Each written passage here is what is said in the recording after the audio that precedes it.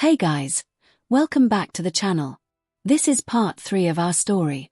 If you like this what if story and want to see part 4, let me know in the comments below.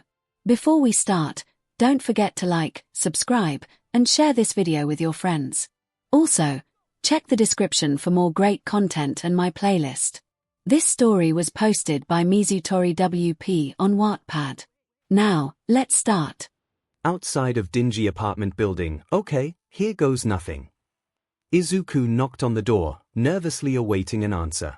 After about 10 seconds with no response, Izuku knocked again, and this time heard a crash and thud from the other side.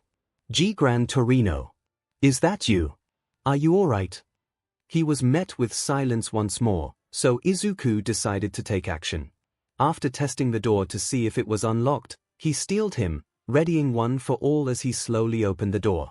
He was met with an old man in a hero costume, face down on the ground, motionless, and what seemed to be blood oozing out from the body. It's honestly sad that at this point I'm already not surprised anymore. 𝗬𝗏's head shot up. What about this for a surprise? Izuku jumped a little and clutched his chest, trying to calm his heart down. 𝗬𝗏. Torino chuckled as he stood up, picking up the plate of sausages he had spilt. How clumsy of me. So, who might you be? Izuku let out a sigh of relief, setting down his suitcase and bowing towards Torino. I'm Izuku Midoriya, sir. F from UA. So, who might you be? Izuku's eyes widened, his curious gaze moving back up to Torino. Izuku Midoriya. You know, you are. Izuku lowered his voice to a whisper. All Might's successor. So, who might you be? Izuku stood up straight, skin through his teeth. No. Toshinori. I. No, that's All Might. Torino cut off Izuku by walking over to Izuku's suitcase and opening it up. Nice costume. It's a bit strange, but decent. Izuku cleared his throat, pulling out his phone and moving back towards the door. Thanks, I need to make a quick phone call. Izuku clicked his contacts app in an internal panic. He knew Gran Torino had to be old, but Izuku didn't expect him to be completely senile. How was he able to live on his own? Then again, with the state the apartment was in, it wasn't that surprising.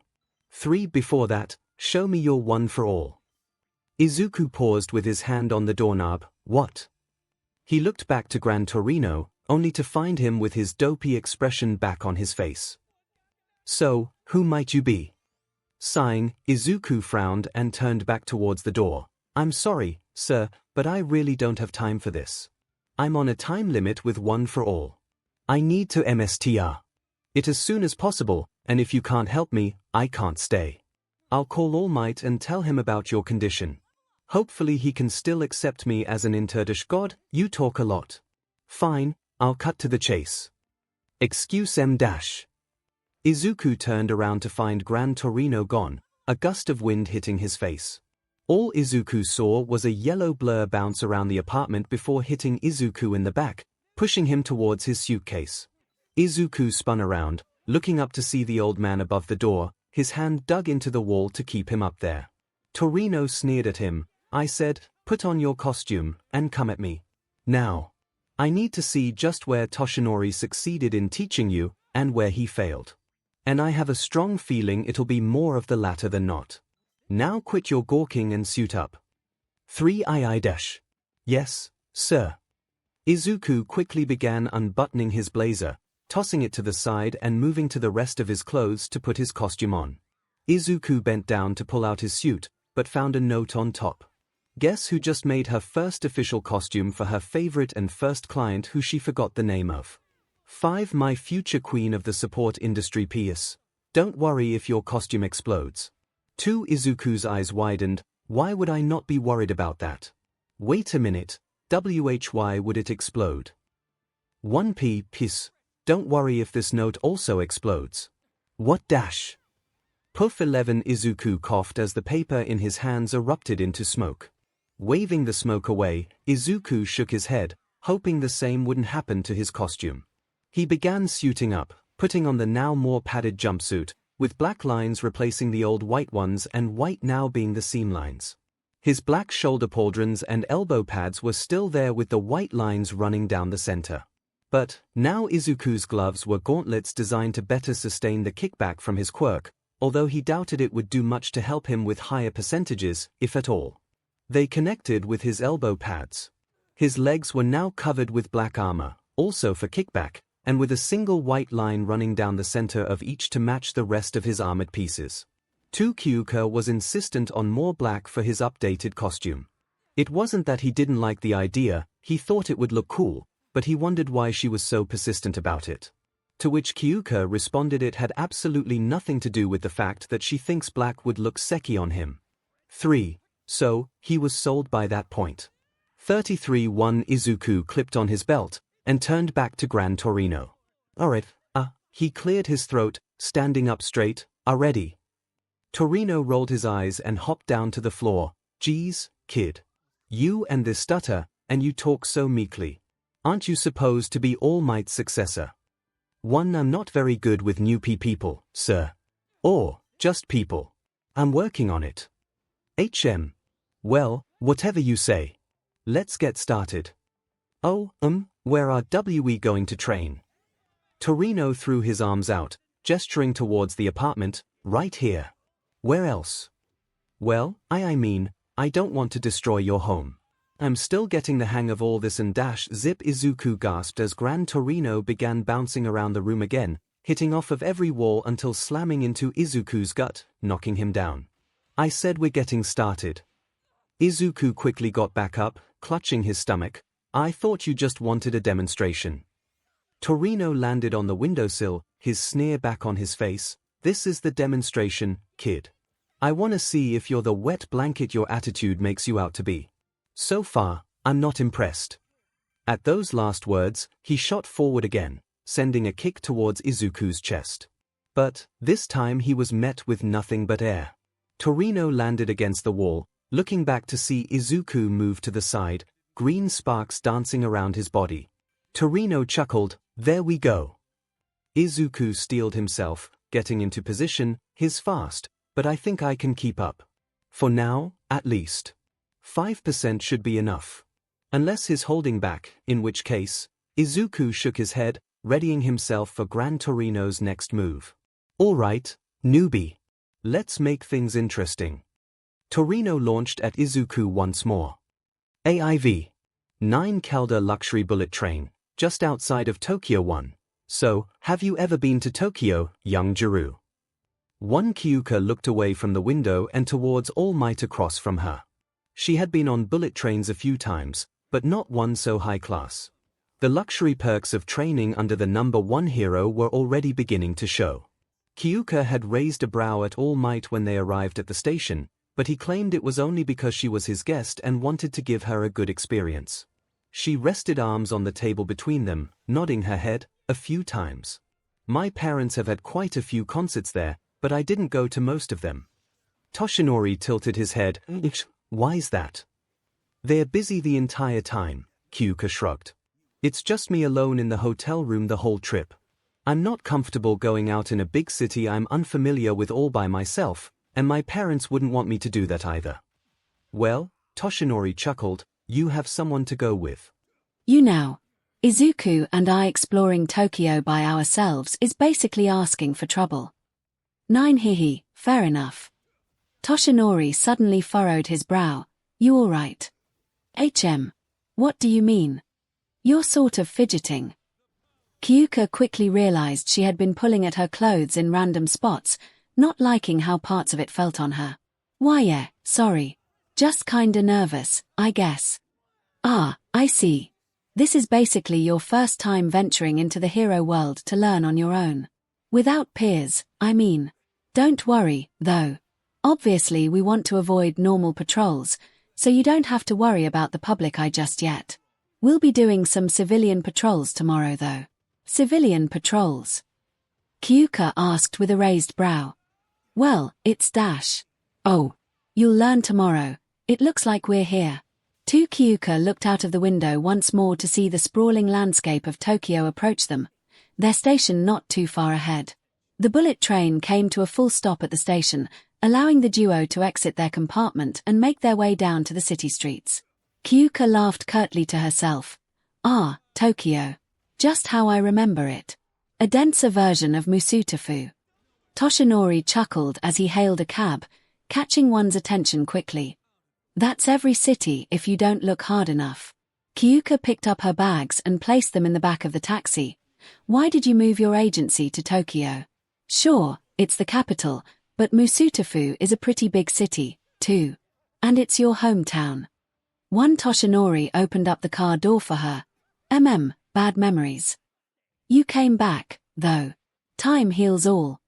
One Toshinori smirked, more like time makes everything numb. 10. AIV. 3 All Might Agency Building, Tokyo Branch. Wow. Kyouka looked all around her as they continued to walk through the main foyer into the building. Crimson walls with gold embroidery covering the pillars. Shimmering pale ceramic tiles, cushy couches, and chairs in the waiting area. It all looked like the main entrance of the priciest hotel in Japan. Trust me, it's not this annoyingly gauche on the working levels. I was told it was for show, All Might said with a roll of his eyes at the decor. He had buffed up in an alley just outside of the building beforehand. You didn't pick out any of this. Oh, God no. Comfort over luxury, remember. Kyouka looked to her left with a raised brow. Even that. Toshinori pursed his lips as he looked over at a giant statue of him fighting 𝗧𝗪𝗏. A man whose quirk turned him into a giant sea monster who tried to destroy Fukuoka about 15 years back. It was a gift. An artist spent 4 years on it. I couldn't just put it in storage. Well, I guess you can give it to Izuku as a birthday present. I prefer my students to not have heart attacks. 2 All Might. Both turned to see a formally dressed, brunette woman with a bob cut come from around the corner. She hurriedly ran up to him, bowing in greetings. I'm so sorry no one was here to greet you. Our receptionists have been helping everyone set up for your arrival. Haha, no matter. I'm no special guest, Ms. Haruko. Or excuse me, it's Mrs. Hana now, isn't it?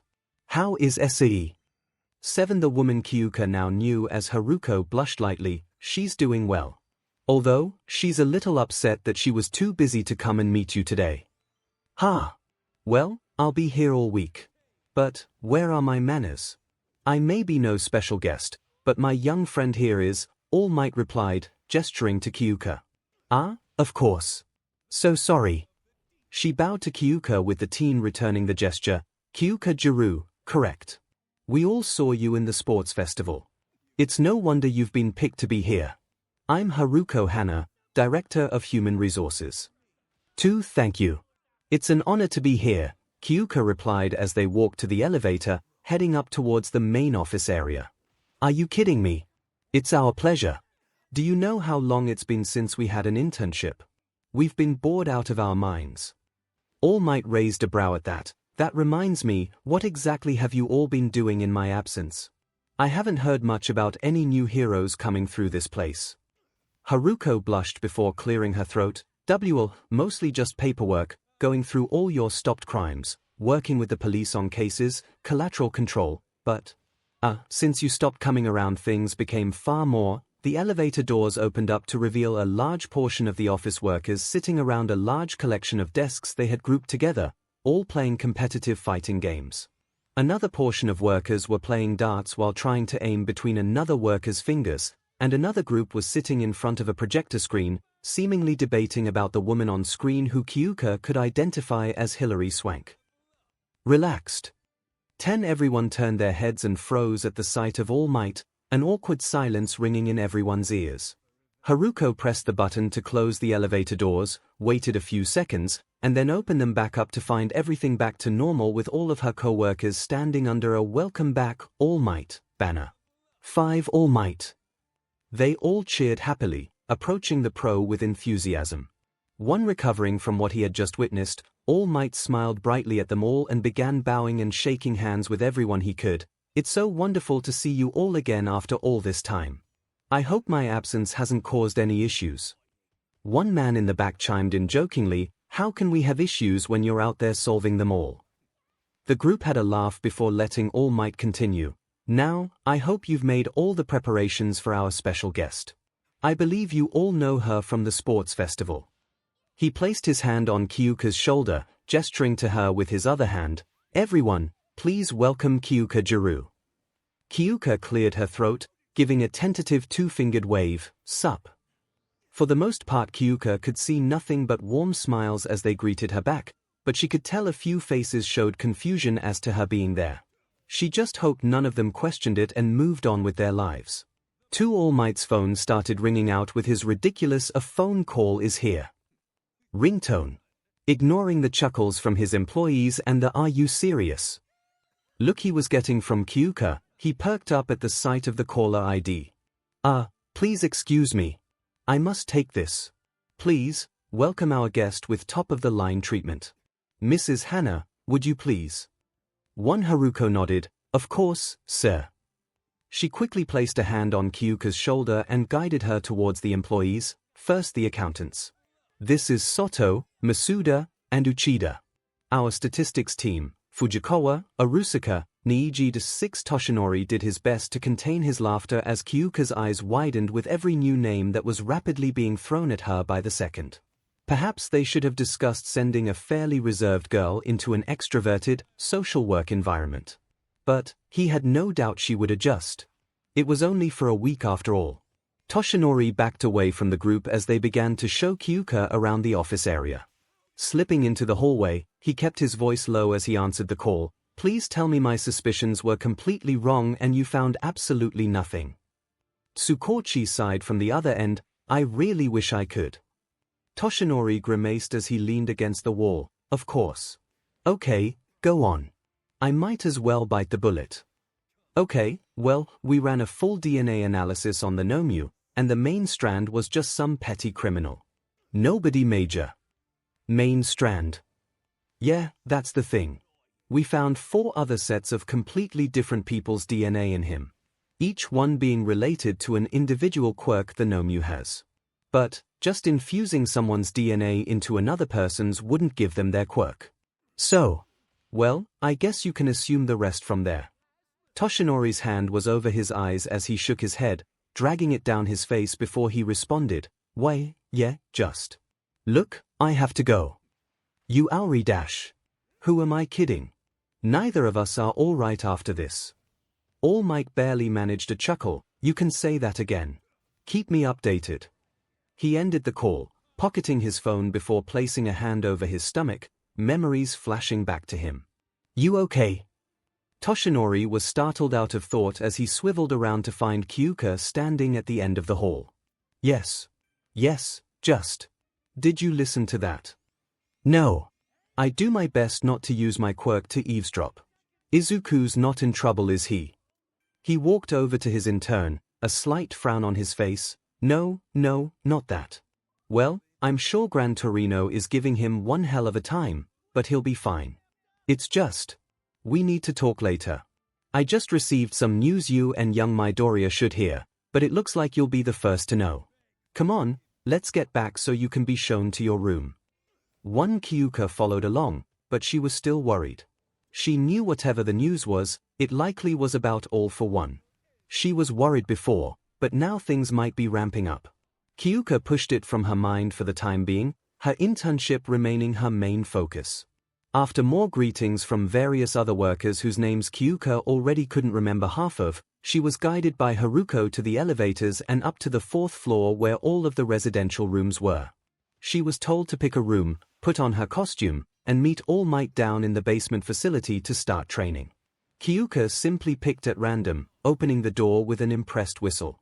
All Might wasn't lying. This was some 5-star hotel material. Kyouka looked around the room from the king-sized bed to the fully stocked kitchen equipped with top-of-the-line appliances, hardwood floors for the bedroom, and dark blue mosaic tiles for the kitchen and bathroom, the bathroom of which being that of Western style with all the appliances in one room. There was a walk-in closet, flat-screen TV, a massage chair. This was getting ridiculous. Wait. Kyouka looked into the bathroom to see that the large bathtub was also a jet-powered jacuzzi with another TV hung up on the wall to watch while relaxing in the tub. 7 okay, now it was ridiculous. Kyouka shook her head, shaking her out of her thoughts. She was being waited on, so she could indulge in this later. Kyouka set her briefcases down on the bed, opening up the smaller one first to find her new costume. It was very similar to her first one, but her jacket had been updated with more padding, red seam lines to separate the sections. And she still had the purple sound wave running down her left arm. After the USJ and the sports festival, Kyouka realized just how much physical combat she was likely to get in, so some armor was important.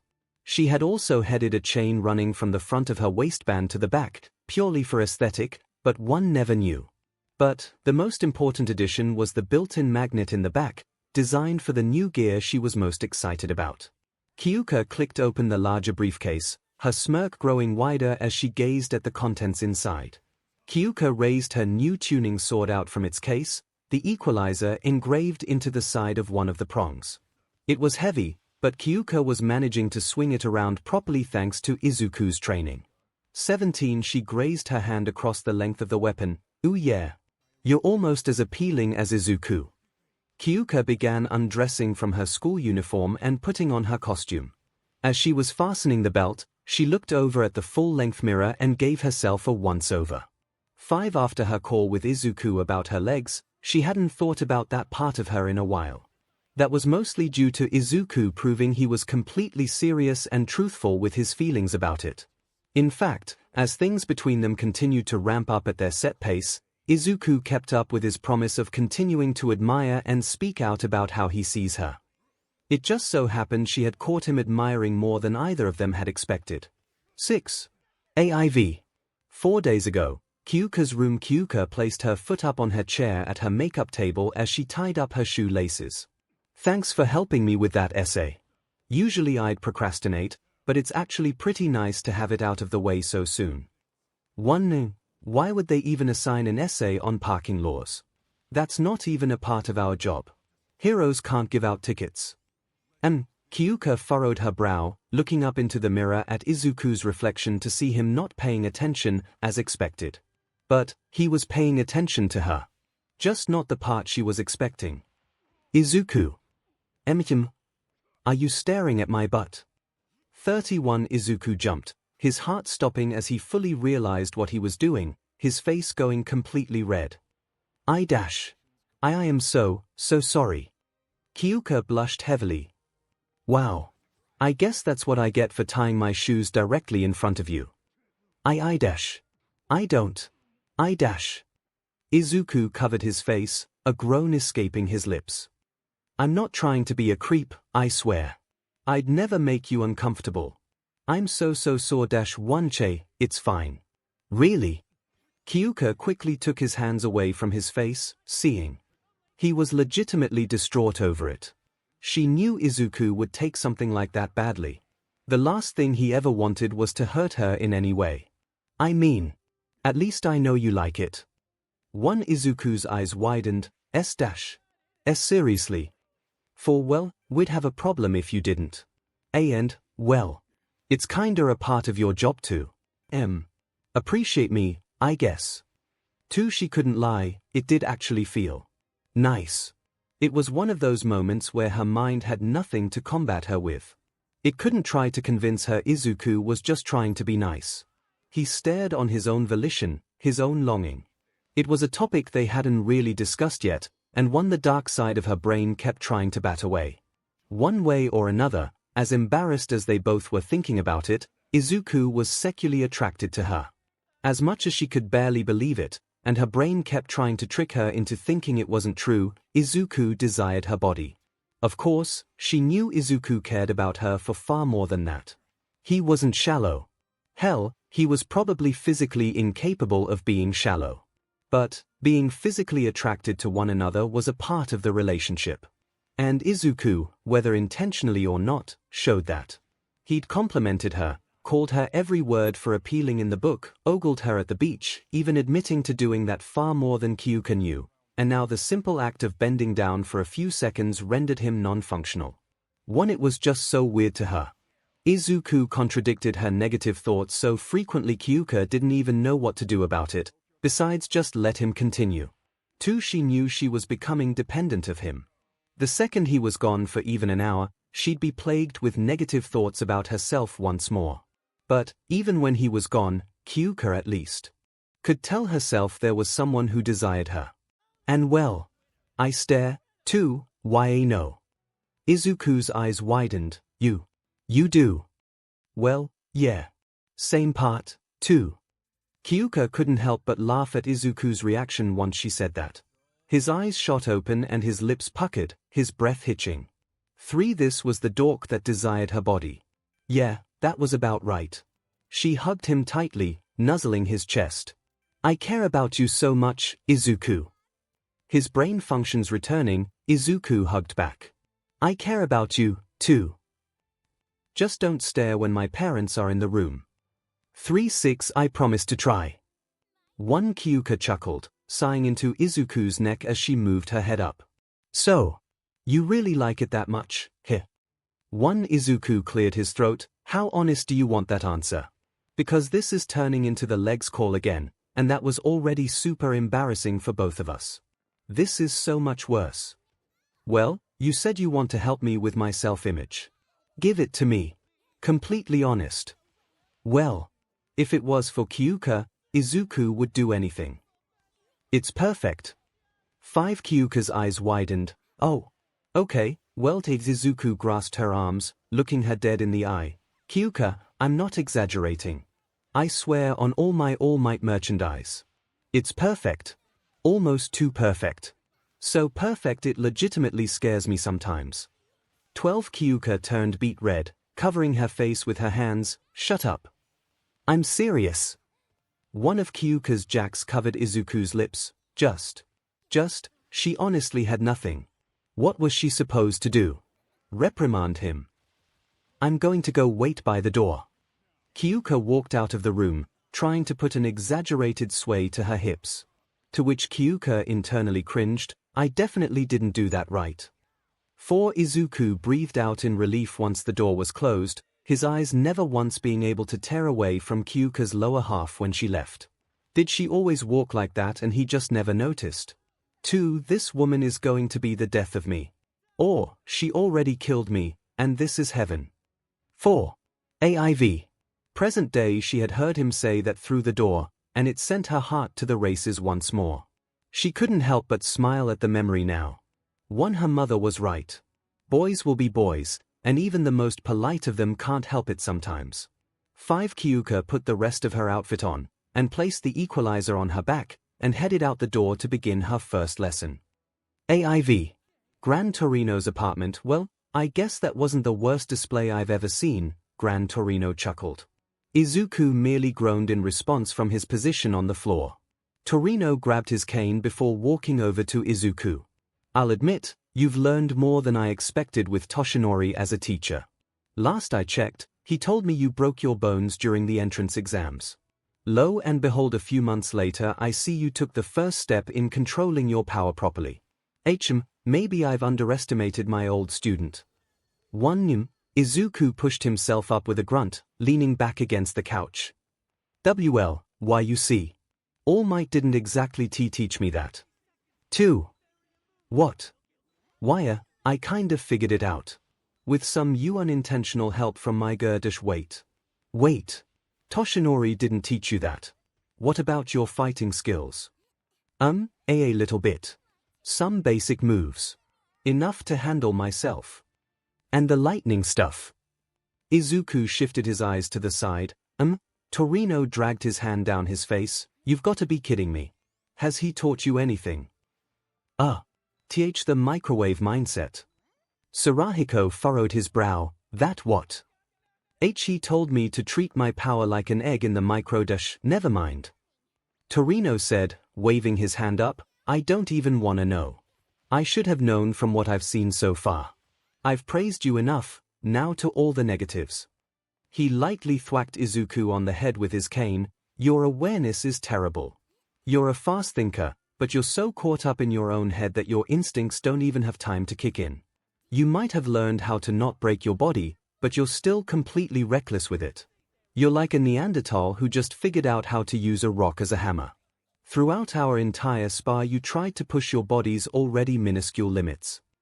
3 can handle anything under 10%. I think. 1 can. You now. Torino lightly poked Izuku's arm, causing the teen to instantly flinch as his entire arm curled and locked up with cramps. Better than breaking your bones.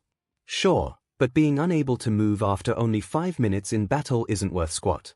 And what percentage were you at just now? Mostly 5, but I went T2 around E7 or E8 at times. 2, that's what I thought. Can you even stand up? Izuku nodded, grunting as pain shot through his body at his attempt to get on his feet. Using the couch for leverage, he made it up onto strained and shaky legs. Good. Torino then jabbed Izuku in the gut with his cane, causing him to clutch his stomach as he fell onto the cushions, his muscles tightening immensely. Now, what about this new ability I saw during the sports festival? Electricity or something? I'm not entirely certain it's electricity, at least not for sure. It's like energy of some kind. I think it's overflow from one for all. Since my body can't handle all of it, I expel extra power. I just learned to control it. Well, to an extent. 𝗧𝗵𝗃 began pacing in front of the couch as he processed the information. You learned to control it, or one for all evolved. One evolved? Izuku asked, perking up in his seat. I've been told you're sort of a quirk aficionado of sorts. Surely you know about quirk evolution. Yeah, Izuku nodded, it's an extremely rare occurrence. There aren't many cases on record, even on a global scale, but extreme, stressful, life or death situations can cause quirks to evolve or awaken as it's sometimes called. The quirks can gain entirely new properties and abilities, even slight changes in function. 𝗧𝗵𝗃 chuckled, look at that. You said all of that without a stutter. You must really be serious about quirks after all. But, can one for all really evolve? You say that like it's not just another quirk. A very unique quirk, but a quirk nonetheless. All quirks have the capabilities to evolve, and one for all is no exception. The fact that it's a quirk that was able to merge with another quirk is already an evolution of sorts. Torino pulled up a seat and sat across from him. When did this power first appear? Would you consider it a life or death situation? It was during the USJ villain attack. Someone very dear to me was seconds away from dying in front of me. My power is what stopped it. Your first true major villain attack, combined with the near death of someone close to you. That checks all of the boxes, kid. Izuku began rubbing his chin in thought, but I always had energy around my body. Even before the USJ.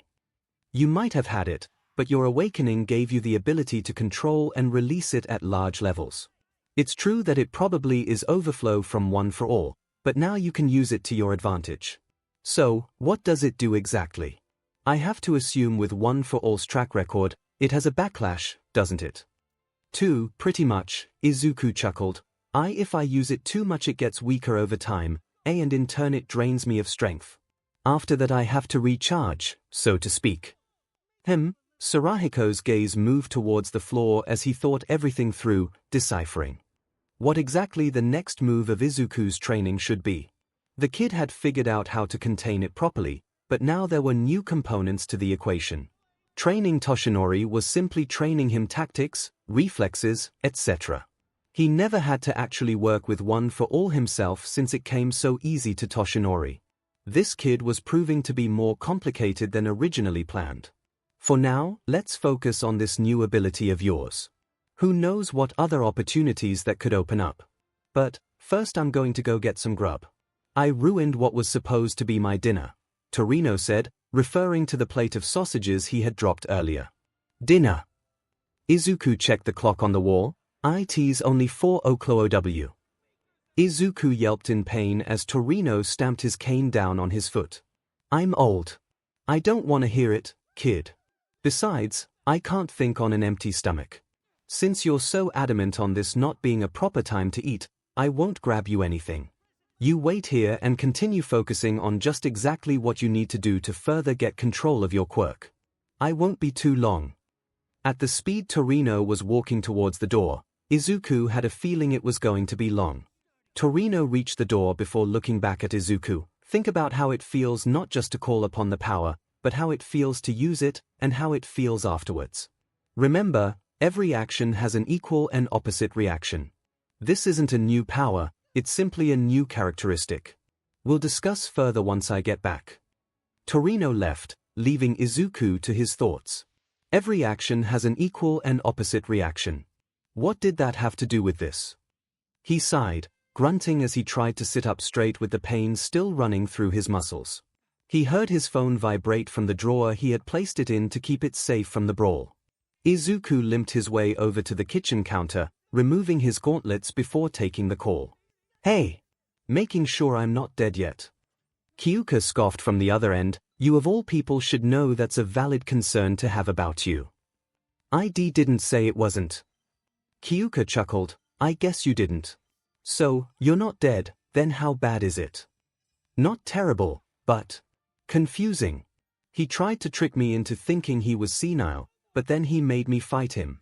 He praised me, criticized me, specifically saying I'm a Neanderthal still learning how to use a rock as a hammer, and just now he left for food. So, things are up in the air right now. What about you?" "I'm in the underground training area right now. We're waiting for the facility operator to come down and set it up for us. Not sure what All Might has planned, but if it's anything like the training regiment he put you under, it looks like I'll be the first one to die." "I doubt it, but if he does, tell him I veto that decision. I'd much prefer you alive." "That makes two of us. There's something else though. All Might got a phone call earlier, and he looked shaken up about it. He said we would talk later about it, and that he would catch you up once he had the chance." Izuku quickly grew concerned, his brow furrowing. "What do you think it means? Do you think it's about All for One?" "With everything that we've learned as of late, I think so. This is the only thing he ever really gets really serious about. But that's all I know. Once he tells me, I'll tell you." Izuku felt his heart beat a few ticks faster. He knew he was on a time limit, but life seemed adamant on making sure his time lessened far faster than expected. "All right, I should go. I just wanted to check in really quickly before I get too busy. Call me tonight." "Of course. I'll text you if that changes. I care about you." "I care about you, too." 13 Izuku hung up, returning his phone to the countertop and moving his way back to the couch. He couldn't think about that now. If anything, this was even more reason to focus on mastering One for All. His body seemed to be recovering quickly, so thankfully One for All's backlash for slight overusage was a little more merciful than using 100%. Izuku slumped back down onto the couch and began focusing his power. How it feels to call upon it, use it, and how it feels after.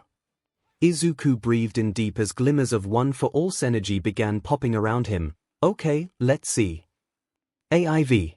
One All Might's Agency Building, Tokyo Branch. Underground Training Facility." Kyouka hung up, walking back to the other side of the room to join All Might. The control room was similar to the control room of ground beta back during the battle trials. However, instead of only security cameras, there was a large window leading towards the actual training area. The lights were off inside, but from what Kyouka could see, it looked like a completely empty room in a grid design. Gray squares covered the walls, floor, and ceiling. It wasn't nearly as large as UA's training areas, this one only about the size of a large gymnasium. "Alright, I'm back. Sorry about that, just checking in with Izuku." All Might, who was now in his hero costume, turned away from the control panel, a smirk appearing on his face. "Didn't you just do that like 2 hours ago? First time apart. Don't judge me." "One haha, fair enough, young Jirou. And, I care about you, heh. First of all, rude of you for listening, especially when I didn't listen to your phone call. Second, I am not going into the inner workings of our relationship with you. That was all I heard, I swear." Kyouka replied unconvinced. "It's very cute." 8 Shut up. 2 Toshinori laughed, leaning against the panel board behind him. "How's he holding up with Gran Torino?" Apparently he praised him for his progress so far. All Might raised his eyebrows in legitimate shock. "Really? That's it," and then immediately berated him for still not really knowing what he's doing, comparing him to a Neanderthal just figuring out what a tool is. "Welp, That sounds about right. Gran Torino has always been a bit of a tough love teacher, so to speak. He just seems to have forgotten the love part. But, if anyone can teach young Izuku, it's him. One Kyouka faltered, turning to the hero with a raised brow. Isn't that supposed to be your job? Toshinori's eyes widened, scratching the back of his head as he tried to explain himself. I just meant as an internship. Once he gets back, we'll begin again right where we left off in his training. Which was when? January. One Kyouka's unamused stare continued to bore into All Might's soul. What were you teaching him? One a man Kyouka had to assume was the operator suddenly came through the door. All right, are we ready? 5 of course. Young Jirou, let us begin. All Might quickly said, changing the subject away from him. Tsukasa, how have you been? One Tsukasa bowed, his long maroon hair sweeping down with him. Even better now that you're back in town. And, of course, with new BLD. He greeted Kyouka with another bow, with the teen returning the gesture. Jin Tsukasa, main operator and co-architect of this facility. I'll be helping set this place up for your training. Good to meet you, Ms. Jirou. 2 likewise. Now, Tsukasa, Toshinori said, I'm thinking small buildings, just a simple basic setting. Tsukasa nodded, sitting down at the control panel. Coming right up. He began fiddling with buttons across the panel, using a touchscreen to adjust certain heights and patterns that Kyouka couldn't discern. The lights inside of the training area came to life. The squares on the floor suddenly sprang up, all of them varying in heights. Some opened up on the inside, looking like extremely basic buildings. By the time he was done, Kyouka gawked at the small little metal town that had been building in front of her. Kyouka whistled, impressed with the display. How'd you make all this? This is nuts. Tsukasa chuckled. I'd still call the massive scale replicas your school has more impressive, but this is a fine work of engineering. We simply make any setting that can fit the inside of the given area. A friend of mine, and All Might's, helped me create this. A man in America named David Shield. Kyouka felt like she had heard that name before, likely someone Izuku would nerd out over, but she had no time to dwell on it before All Might continued on with the lesson. Now, you might be wondering what we're going to be doing here. I call it, hide and beat. Kyouka's eyes widened. Beat. For let's be completely honest here, young Jirou. Even if you were a veteran pro hero, your quirk doesn't exactly give you an advantage in head-on combat against someone like me. You say that like literally anyone else in the hero industry could beat you. Myself aside, there are many opponents you won't be able to face in head-on combat, like your fight with young Todoroki, and your quirk is suited perfectly for taking down combatants without doing so. So, the first lesson is learning how to fight villains bigger, stronger, and faster than you. As you can see, the training area has been set to mimic basic hallways, upper sections and enclosements, and a central open street portion. We'll both begin on opposite ends of the arena, with my goal being to find and capture you with tape, like your first battle trials. However, your goal is simply to hit me. Wait, Kyouka stopped him, her brow furrowed. Hit you? Like, just once. Correct. All you need to do is hit me just once, and you win the trial. But, be wary, I won't make it easy. Now, let's begin. All Might quickly zoomed off down the hallway before Kyouka could even get a word out. 4. Oh boy. Kyouka went through the same hallway, making a right and entering the large arena with the large door behind her. It felt claustrophobic when actually inside of it. The metal cubic buildings were so densely packed together, the spaces between them were barely wide enough for her to walk through. The only wide spaces were what were supposed to be streets through the center of the room. She looked down the main street to find All Might on the other side of the room, his arms crossed and his usual smile dawned on his face. Are you ready? He yelled so Kyouka could hear him. If I say no. Too late. I'll turn around and count to 10, and th-10 seconds. Against you. I need like 20 seconds minimum just to get a good distance away from my starting position. One All Might hummed in thought before finally shrugging and turning around. Fine. 20 seconds it is. Starting. Now. 1, 2, 3, 4, 5. Kyouka scrambled away, sliding in between a couple structures, slipping through to the other side of the alleyway. She kept her jacks raised and focused so she could hear whenever All Might was finished counting. What exactly were her chances of winning this? Slim to none, with a bias towards none. But she only needed one hit. 1. Surely she could manage that. Kyouka entered one of the buildings close to the center of the room just as All Might yelled out, 20. She headed up to its second level and crouched down next to a window looking out over the main street. She peeked outside to see All Might turn into a blue blur and zip around the entire training area, bouncing up and over buildings in search of his student. The wind from his sprint whirled around and slammed into the metal buildings, his footsteps shaking the ground. Kyouka's eyes widened as she whispered, Jesus Christ. That's basically cheating. All Might then suddenly came to a halt directly below Kyouka's window. She quickly covered her mouth and slipped back down out of sight. She was trying her best to ignore the irony in a sound-based hero having to be completely silent. Kyouka peered out of the window once more, seeing All Might seemingly contemplating his next move. Maybe this was her chance. It seemed far too simple. And not to demean All Might in any way, but she doubted she could overthink any plan he had. His battle lessons at UA weren't exactly the most complicated scenarios. So, Kyouka took her chance. Placing her foot silently onto the windowsill, Kyouka raised the equalizer, focusing her jacks towards All Might. Just in case she could hear him about to move his position. I'm starving, Kyouka heard him mutter under his breath, what should I have for lunch? Kyouka deadpanned down at her teacher, using every ounce of effort in her body not to facepalm. Yeah, definitely not overthinking this. Kyouka leaped down, swinging her sword towards All Might. She smiled as she made direct contact with the ground. What dash? Kyouka yelped as she was suddenly raised in the air by her foot, All Might holding her up by the capture tape he had wrapped around her ankle. Well done. In any other setting, you might have caught me. Butte. All Might gestured to the arena around them. We're fighting in a shiny metal neighborhood.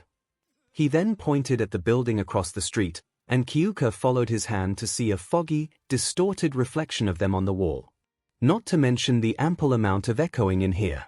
Don't just mind your opponent, mind your surroundings. Kyouka sighed, noted. He dropped her to the floor, cracking his knuckles as he began walking back to his starting position. Let's run it again. Kyouka stared blankly at the ceiling and blew a raspberry. It was going to be a long day. Kyouka just hoped Izuku's training with Gran Torino was going well. AIV. 5 Gran Torino's apartment things were not going well. 11 At this point Izuku was staring at the ceiling completely out of ideas, his head resting on the back of the couch. Practicing using his power anymore was out of the question, as he had already accidentally shut off the power multiple times. He just didn't get it. What was he supposed to do differently? The only thing Izuku could think of was trying to release his excess power at lower levels than a big explosion. He had been kind of successful in that endeavor, but nothing major. What else was he supposed to do? He was a walking EMP. His energy explodes, and that was about it. 1 You're stumped, 2 Izuku swiveled his head towards the front door to see Gran Torino walking through the door with a takeout bag. Oh, sorry. I didn't hear why you come in. Like I said, your awareness is terrible. Always in that head of yours. Closing the door behind him, Torino walked to the chair he sat in earlier and placed the bag on the coffee table between them. There's some pork dumplings in there for you. Oh. Thank you, sir. Torino hummed in response, taking out his own food and digging in. Izuku saw Torino's calm and grizzled demeanor return, clearly signs he was a true veteran of the hero industry. So, Izuku continued after swallowing his first bite of food. You said 2. You see can't think of anything either. It's my job to teach you, which doesn't mean give you all the answers. It's to give you the push to think and learn for yourself, albeit with help along the way. I have ideas. But I want to see what you can do first. Something I honestly thought would be easy for you. What do you mean? Torino peered at the teen across from him, not giving a straight answer. I'm surprised you haven't asked me about my quirk yet, kid.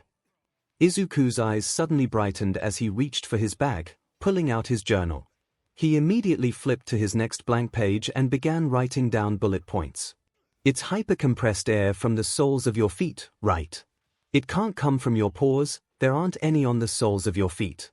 Are there holes on your feet? Do you have a genetic mutation in your calves? Does it relate to your breathing? Izuku paused his question onslaught, leaning forward with a curious squint in his eyes. Are your lungs in your legs? 5 Gs, kid, Torino chuckled, you've got to be kidding me. Alright, sorry. That's stupid. Not that, Well, yes, that last idea was pretty stupid. What I mean is I didn't even tell you my quirk yet, and you can think all this up. You even lost that pesky stutter of yours. You can't do that for one for all. What did I say before? Teach that one for all isn't special. Izuku asked with a furrowed brow. It's a quirk. Nothing more, nothing less. A quirk. And yet you limit that brain of yours when it comes to it. He yelled, thwacking Izuku on the head with his cane. It's fight like all might or nothing. You should know more than anyone that a quirk's potential can be experimented and explored. You want to write about quirks and heroes in your book. Write one about yourself. Izuku looked down at his notebook, his head tilting as he contemplated what Torino said. An entry on myself. B, but my books are for heroes and their quirks. And what the hell are you? 15 Izuku bit his lip as he looked back down at the book in his hands. He had never considered writing an entry on himself. Outside of his general love for quirks, the notebooks were born from his sense of loss and inner turmoil due to his lack of quirk. It was meant for heroes and future heroes. Now that Izuku thought about it, he had never actually fully faced the fact that he was really going to be a hero. He had spent his whole life with his hopes far from high, and everything that had happened since then felt like a dream come true. It was hard to believe it was finally a reality, after all those years, all the pain and struggle. Oh, okay. Izuku cleared his throat, looking back up at Gran Torino. Okay. I will. Torino smiled a little. Maybe there's hope for you yet, kid. I expect a full entry by tomorrow morning. 2BZZD. Izuku perked up at the vibration of his phone, looking down at the message he just received. Sorry, it's my girlfriend. She's just checking in, we've been doing that a lot today. Apparently All Might's training is tougher than she thought it would be. One Torino's face fell into a grizzled yet sad frown. Your girlfriend. 2 Well, she's interning with All Might, actually. Torino's brow furrowed as he stood up and grabbed his cane. So, she knows. Oh, well, yeah. We told her not too long ago. I figured she deserved to know if we were going to end it. Torino began walking away towards the hall, not looking back. I'm sorry. Torino stopped, still not looking back at Izuku. His voice came out low. End things with her. You're going to get her killed. 3 Izuku stood up from his seat. What? No. No, That won't happen. I won't let it. Besides I need her. All Might even encouraged me to dash. Torino shook his head with sigh, then began walking down the hall once more. And when has Toshinori ever been good at giving legitimate advice? Maybe I was right and he did make a mistake. Because that's just DMN selfish. He opened the door to his bedroom and stepped inside. I already think it's a bad idea bringing kids into this. It was bad enough when Nana did it to Toshinori, and now the big oaf has gone and done it again. This life is already dangerous enough, but... He turned around, finally facing Izuku. Our odds are already bleak, kid. Don't drag her down with us. I've watched it happen once. I can't see it again. And if you love this girl, then once you see it, you're not gonna come back from it. He closed the door, leaving Izuku alone. 7. AIV. Kyouka frowned at the now 13 capture tapes still wrapped around her leg. All Might told her to keep them on to keep score, which proved to Kyouka that he was enjoying this far too much. Kyouka was doing her best to evolve and change with every attempt, but All Might was doing the same. Now he had begun to actually enter the buildings and search around inside. At the moment, Kyouka was hiding in a vent as All Might looked around in the room in front of her. Vents are way bigger in the movies. I can barely breathe in here. Then again, she did have a giant tuning fork on her back, which definitely didn't help. Kyouka further backed away from the grate, as All Might stepped past it, keeping her breathing shallow to not make too much noise. Okay, come on, think, Kyouka. What can you do to catch him off guard? Think like Izuku. Think like Izuku. Self-sacrifice until All Might is miraculously hit. 3. Okay, think a little less like Izuku. Think like Izuku's quirk expert brain. What did his notebook say about Kyouka's quirk? The last time she read it was on the beach months ago, and she was more focused on the drawing of her. She remembered the gear ideas, the hand-to-hand combat ideas, but what about the rest? Stealth operations, hostage situations, building hazard situations, anything. Kyouka's eyes widened as she finally remembered one of the bullet points on her page. Her quirk will become extremely useful in power outages as well, or perhaps quirks that can derive people of sight. Maybe suggest further study into echolocation. 1 Izuku, you adorkable genius. All Might finally left the room in search of other locations to scour through. Kyouka slowly opened up the vent and crawled out, backing away in the opposite direction. She slipped through the alleys until she reached the edge of the room and placed her jacks on the walls. She could hear the faint humming of electrical wires behind the metallic wall. Kyouka looked up at the ceiling and grimaced, inwardly apologizing to Tsukasa for what she was about to do. Surely they could afford new lights, right? And wiring. Kyouka plugged in her jacks to the pommel of the equalizer, turning the crank on the base to its highest setting. It immediately began vibrating at an alarming rate as Kyouka sent her jack sound waves into it and did her best to keep hold of it. She had seen videos of large tuning forks and just how loud and intense their vibrations could be, and this was 5 times that size and its supercharged quirk. This should be interesting. Kyouka turned on her sound-cancelling headphones, swinging her sword back and hitting the wall as hard as she could. Twang! The piercing shriek that rang out was somehow even worse than Kyouka was expecting, and the ache in her jacks reminded her to never use her gear at full power unless absolutely necessary. But it clearly didn't affect her as much as All Might. Ah! What the hell? Why? 3 Kyouka's smirk grew even wider as the lights above shook violently and shattered. Covering her head to protect herself from any falling glass, Kyouka breathed a sigh of relief that her plan was working so far. Now, the entire training area was pitch black. The only light came from the control room window up above, and the lights in there were already very dim. She could only see Tsukasa due to his computer screen lighting up his face. Kyouka put on her headphones and cranked up the volume.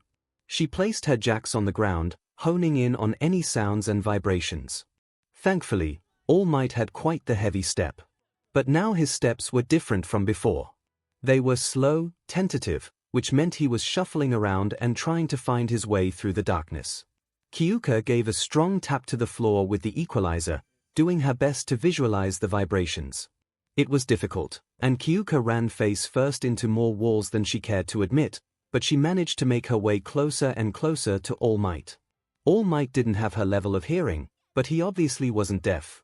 So Kyouka slammed her sword into the ground, causing another high-pitched sound to tear through the room, masking her own footsteps. But she could still hear All Might. Finally, from what she could tell, she had reached a straightaway, and All Might's footsteps were directly in front of her. She couldn't screw this up, and the direct approach clearly didn't work before. So, Kyouka felt around next to her, finding a slim alley to slip into. She waited for her last sound waves to die out, the room now dead quiet. All Might had stopped moving, listening for any movement. Kyouka held her breath as she carefully reached her sword out into the street, and Kyouka barely held her ground as a massive gust of wind blasted through the alleys. All Might had taken the bait. The sound of Kyouka tapping the ground made him immediately take the offensive. Kyouka swung her weapon around the corner, feeling true satisfaction as she felt it connect with her target, and she heard All Might grunt from the impact. Yes. Kyouka jumped out from around the corner, her fists in the air. Gotcha. She pulled out her phone and turned on the flashlight. Finally, Ayu. Kyouka scared in through her teeth as she saw All Might coughing up BLD and clutching his stomach. I probably should have thought about your stomach, sorry. Toshinori waved his hand, trying to keep his smile up. No, you did very well. Well done, young Jirou. 𝗵𝗃𝗧𝗏. So proud. He said with a strained voice. Why don't you just go on ahead to your room and meet me in my office in about 10 minutes? I'm just gonna lay here for a bit. Do you need me to help you back or anything? No, I'll be just fine. Just took a direct hit is all. Go on. Please, I insist. Kyouka rolled her eyes with a smile, grabbing All Might's arm and hoisting him up. Well, as much as she could assist someone of his size. Come on, let's get you to your office. Besides, I can show you off as a trophy proving I beat you. You hit me. Two very different things. They began making their way towards the doors with Kyouka as the guide through the dark. I dunno, I seem to wind you pretty badly. Well, when someone has an injury such as mine, a vibrating club tends to do unexpected things. Sword, not club. But it's a blunt weapon. Sword sounds cooler. 80, you've got me there. 1. AIV. Top floor, All Might's office. Well, at least they didn't turn this into a game room. All Might had returned to his normal state as he slumped into his chair. Kyouka looked around the office, once again impressed by just what being the number one hero got you. There was a small lounge area on one side fit with a bar, and his office area on the other with a very large desk, obviously intended to be up to scale with his hero form. A large rug in the center was half American flag and half Japanese flag. And both of the actual flags were raised prominently on the wall behind All Might. The far wall was made entirely of one-sided tinted glass, the sunset shining its golden light through the cityscape and into the room. One Kyouka sat down across from her teacher. Don't give them any ideas. Good idea. Speaking of good ideas, your final performance today was spectacular. That was quite the plan, despite the final results coming out of our pocket. Kyouka blushed a bit, her eyes shifting to the side. Yeah, sorry about that. I'd offer to pay you back if I had any hope of ever having that much money. Toshinori chuckled. Don't worry about it. Clearly we're well off here. But it wasn't really my idea. I remembered something from Izuku's notebook. Well, did his notebook say to turn off the lights? Did his notebook say to bait me, or to cover your own noise? Well, not exactly, 𝗵𝗃𝗧𝗏, then I'm giving full credit to you. Kyouka played with the hem of her shirt, shrugging her shoulders. Thanks. But what about your phone call earlier? Kyouka said, desperate to get the topic of conversation off of her. She watched Toshinori's face immediately fall. I guess I did say we would talk about that. It's not exactly much of an update, but I received a call from a close friend on the force, someone within our circle of trust. Do you remember that creature from the USJ? 𝗵𝗵𝗃𝗏. Kyouka crossed her arms, resting them on the desk. It's kind of hard to forget, especially after it nearly killed Izuku and I and then stabbed it in the brain. Right, well, apparently that thing used to be a man.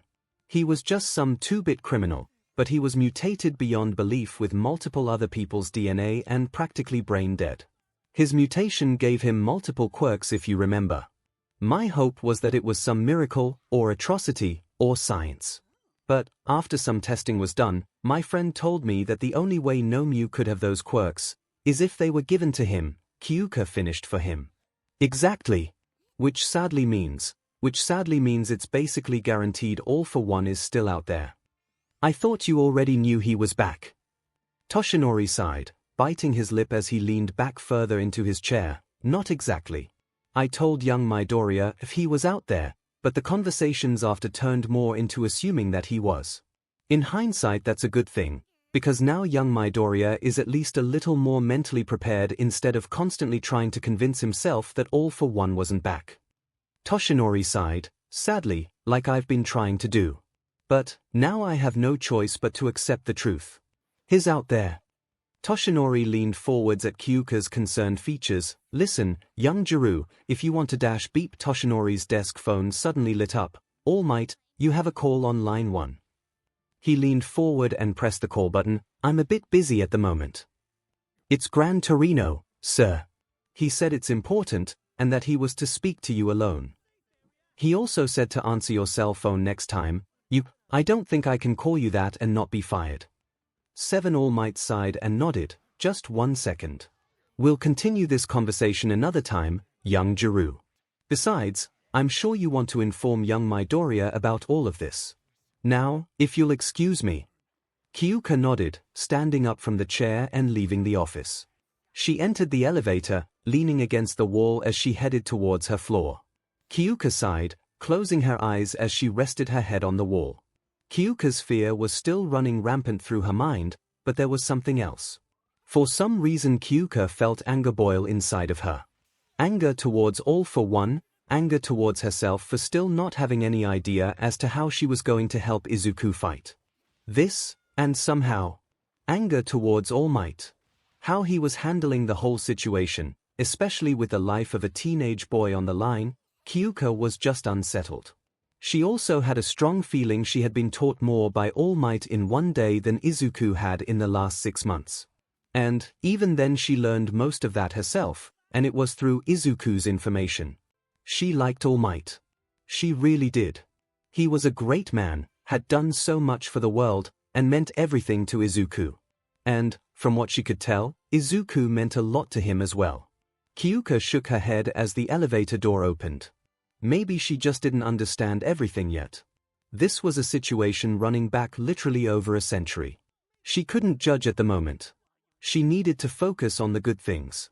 Like the fact that she had actually landed a hit on All Might, she was about to relax in her top-of-the-line room, and she was about to call the best boyfriend she could ask for. One life was perfect for the moment. She needed to enjoy it while it lasted. AIV. 15 minutes later. So, how's it been going over there for you since your last call? Is Gran Torino's place really that bad? Kyouka asked as she sunk further into the hot water of the bath. Her phone sat on a nearby shelf with the speakerphone turned on. He beat me up for 3 hours. I took an ice-cold shower because he used all the hot water, if there was any to begin with, and now I'm sleeping on the couch. You tell me. Izuku sighed, trying to make himself comfortable. But, I'm not complaining. It's been an educational day, if anything. I hope you're being treated well over there. Kyouka's eyebrows slowly rose as she looked at her paused movie, the smoothie in her hand, and the jet-powered bubble bath she was resting in. Nothing too fancy. Just the essentials. 5, as long as you're happy and comfortable. Yep. 1. Kyouka made a mental note to pamper Izuku a little bit once they got home. 3. Enough about me though. You texted earlier saying you had to fight All Might. How'd that go?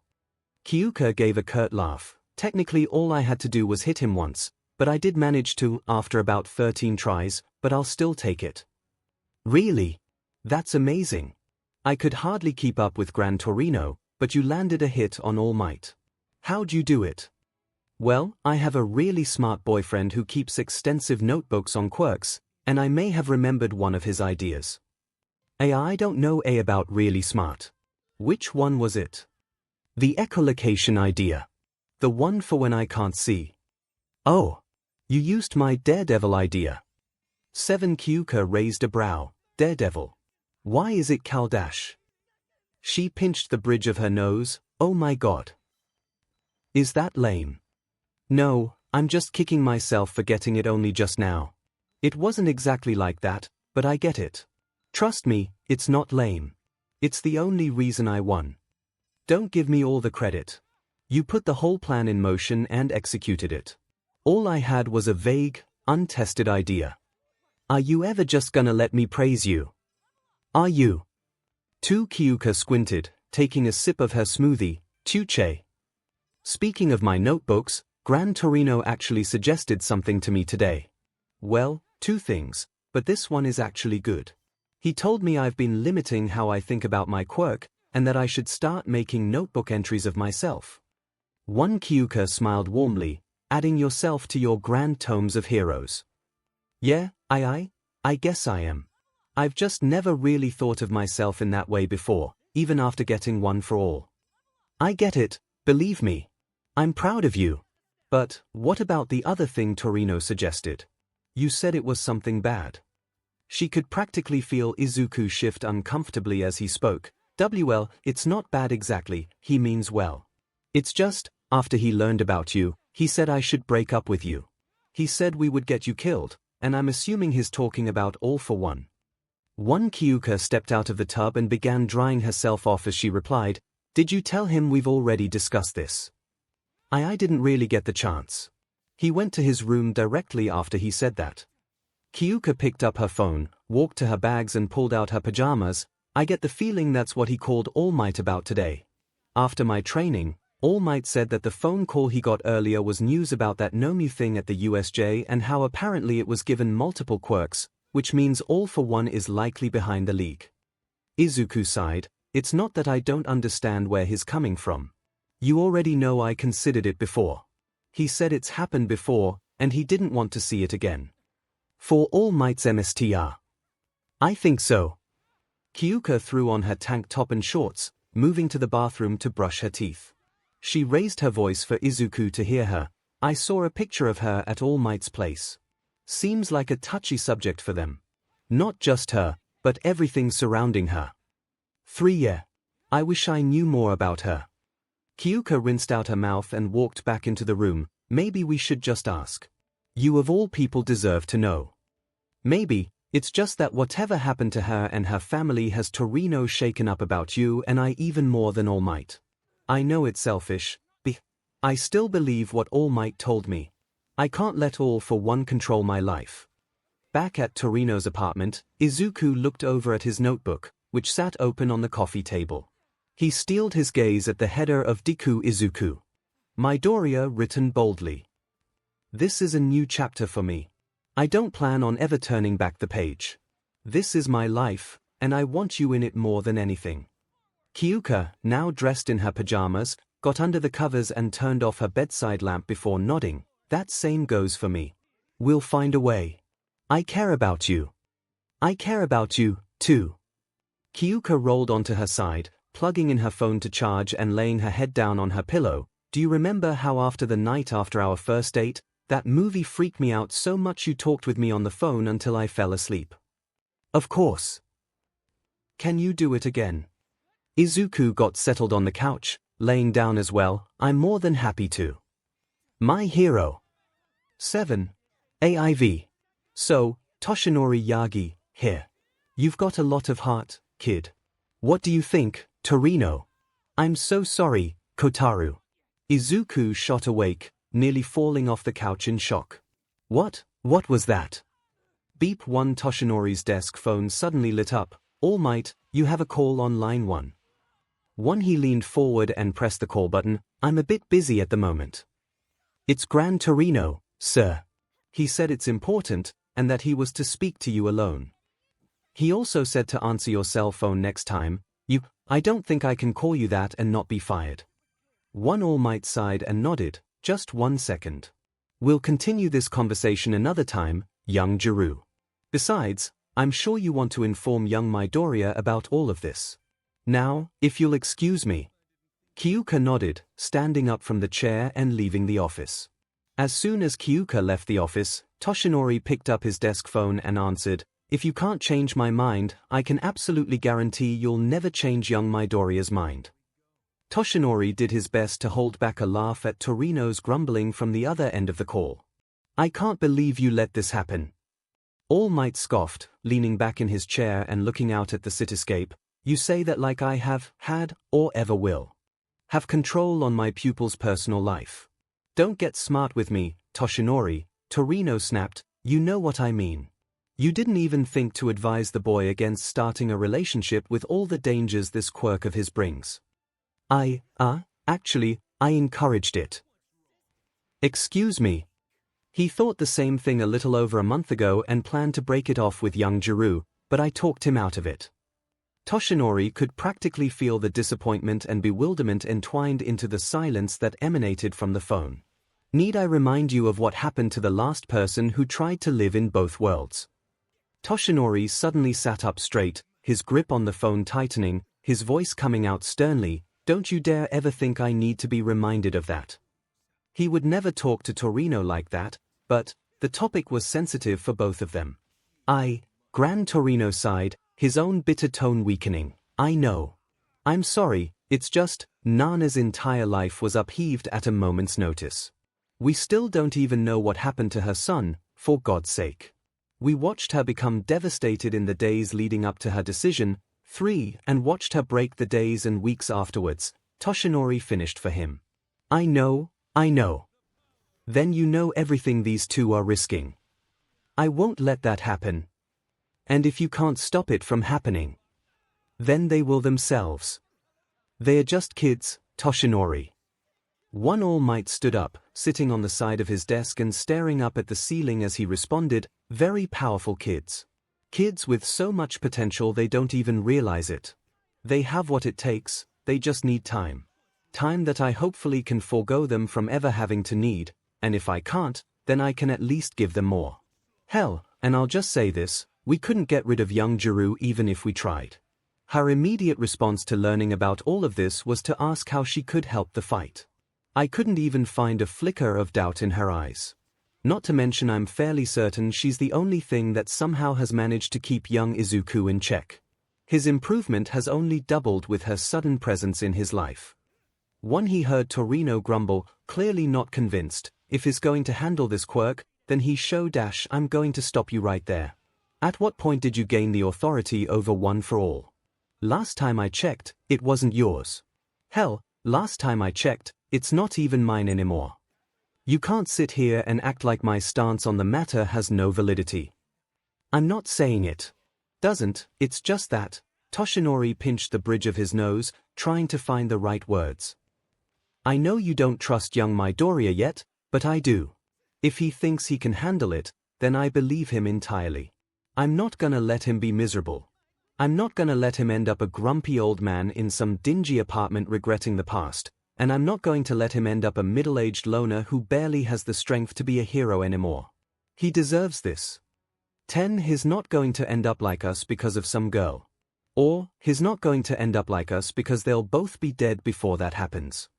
2. Sighing, All Might tapped the desk in thought, trying to come up with some sort of way to convince his former teacher. When are you patrolling next? The day after tomorrow, sometime in the afternoon. Why? Where? In town. No, I'm taking the kid to Hosu. There's been a rise in criminal activity there lately. Sure, probably from the hero killer, but if there's a chance of him seeing some small-time crime going down, it's there. Perfect. We'll meet you there. Excuse me. Young Jirou and I want you to meet her. I mean, how can you make any judgments about their relationship without even seeing it? Besides, it'll be a nice surprise for them. You're kidding me, right? Babysitting 2 love-drunk teenagers. 2, sounds like fun to me. We'll get there early and wait for you at the train station. I never agreed to see you then. Click. Toshinori put the phone down, a proud smile on his face. He's gonna kick my butt for that. 8. AIV.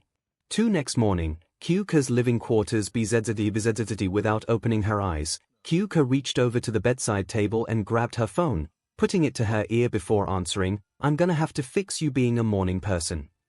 2. Why is that bad? Izuku asked.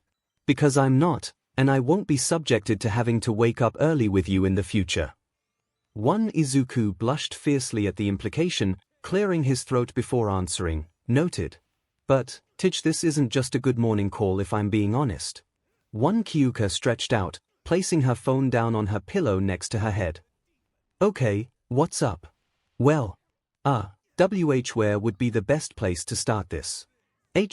Okay, I told you about hearing voices, right? Or, at least one. During the sports festival. So, that gives the implication that One for All is alive or interactive, in some way. Well, I think it heard me again. Kyouka perked up, heard you? Yeah, I'll like how I asked for help during the festival. I said I wanted to know more about All Might's MSTR last night. And, I might have gotten flashes of. Well, I'm not sure. But, it seemed like memories, her memories. 3. You can see the memories of the past users. What the hell is this freaking quirk? 3. I can't confirm what I saw, like I said, they were just flashes. All of them were just small glimpses for a couple seconds, but definitely not like any dream I've ever had. I know I heard her say All Might's name, too. Do you think they might have been All Might's memories? I don't think so. There was another one flash where she sounded really sad. Like she was crying. She apologized to someone named Kotaro. 1. Have you heard that name before? I don't even know All Might's MSTR's name, much less anyone related to her. 1. Kyouka sat up against the headboard. Well, at least now you have even more reason to ask about her and they won't be able to avoid the question. But, do you think One for All is trying to tell you something about, well, us? She could hear Izuku sigh on the other end. Its timing is a bit too spot on to be coincidence. Let's just hope she's on our side and not Gran Torino's. Memories of a tearful apology to someone doesn't exactly give me hope. Izuku rubbed his temples with a groan. Me neither. I'll see what Gran Torino can tell me. If you want, I'll ask All Might, too. Maybe they'll tell us different things. That'd be great, actually. You should know all this stuff, too. Oh, I can hear Gran Torino moving around in his room. I should go. I don't want him being any more grumpy than he already is with the idea of me having a girlfriend. Last I checked, you were ignoring his advice and I want to talk to my boyfriend. Izuku laughed. And I'm happy that you do. But, I'd really like to continue to stay on his good side. Whatever side I'm on exactly, but it's definitely better than being on his bad side. I should teach you to be more punk and break the rules. When was the last time you ever broke a rule? 1 actually. Aren't punks supposed to be anti-establishment, anti-institution, and anti-status quo? I mean, being a pro-hero is basically being a part of all of those things. Did I just deconstruct your entire style? 9. I'll talk to you later. 2. Click back at Gran Torino's apartment. Izuku sat in slight panic. She definitely didn't take that as Izuku intended. Hell, he didn't even intend everything. My DMN ramblings, Izuku cursed himself. Now he wondered if Gran Torino would be happy that he might have just lost his girlfriend. AIV. 20 minutes later, Toshinori's office. Toshinori looked down at Kyouka with a raised brow. Her feet were propped up on his desk. She wore all black, including a leather jacket and spiked choker, and had a cigarette in her mouth. 4. Is that a candy cigarette? Kyouka shifted her eyes to the side. Maybe. What the hell are you doing? Trying to act more punk. Is it working? Kyouka sighed and put her feet down. No. Kyouka hugged herself, looking away slightly embarrassed. Sorry. 2. Toshinori chuckled. Identity crisis. I guess you're around the age where that starts to happen. 9. Kyouka shook her head, taking off her jacket and laying it in her lap. No, nothing like that. It's just something Izuku said this morning. I don't even know why I'm thinking about it, it really doesn't matter. 1. All Might hummed to himself, walking around to Kyouka's side of the desk and leaning against it. He said something about your liking towards punk. Kyouka looked at All Might questioningly. He was really pushing this. And no, not exactly. It was just him going off on his ramblings. He just said I don't really act punk. You want to be more punk? Kyouka waved him off. No, not really. It's nothing. She began picking at her clothes and shifting uncomfortably in her seat, not liking the spotlight being so focused on her and her interests. It doesn't seem like nothing, young Jirou. Please, I promise my intentions are only to help you. It's kinda what I do for a living. For she looked back up towards All Might, internally berating herself for even trying to explain herself in the first place. But there was no way out of it. Half-truths would have to do. I don't really care about acting punk. It doesn't really fit me. Truth. It just got me thinking about how I look. No, my style and all, how people see me. I was just trying something out. Like I said, not a big deal. Half-truth. You're right, it's not a big deal. That was not the answer Kyouka was expecting. Well, at least it shouldn't be. Just be whoever the hell you want to be, young Jirou. How you look is up to you. If you love your style, then you keep it. Hell, it's obvious young Izuku likes it, eh? All Might finished with a wink. Kyouka deadpanned at him, but a blush dusted her cheeks. I guess so. Toshinori gazed at Kyouka, unconvinced he got through to her. He walked back around to his seat, leaning back and looking up at the ceiling as he spoke. Did young Izuku tell you about my past? At least, what he knows of it. Kyouka's eyes widened, not expecting that topic to pop up at all. She remembered Izuku telling her All Might found it to be a very private topic. Yeah. You mean about the quirk marriage thing, right? One All Might nodded. Yep. Did he also tell you what I told him directly afterwards? Kyouka shook her head, not remembering anything like that. I told him that while helping and saving others was and still is my main priority, a part of me wanted to be a hero to make something of myself. I didn't want to be some forgotten kid, never known to exist, unwanted by his own parents. That's how I thought the world would see me. I didn't even want the world to know me by my real name. A name given to me by a mother and father who didn't care. I realized that the only way to change that was to make my own identity.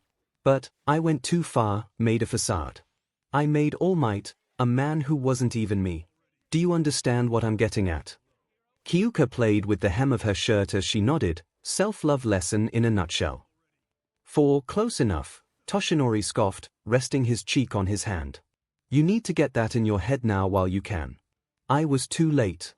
I wanted to be so far away from who I was, I became someone else entirely. I don't even know why I kept my name. Toshinori Yagi. I could have changed it to anything.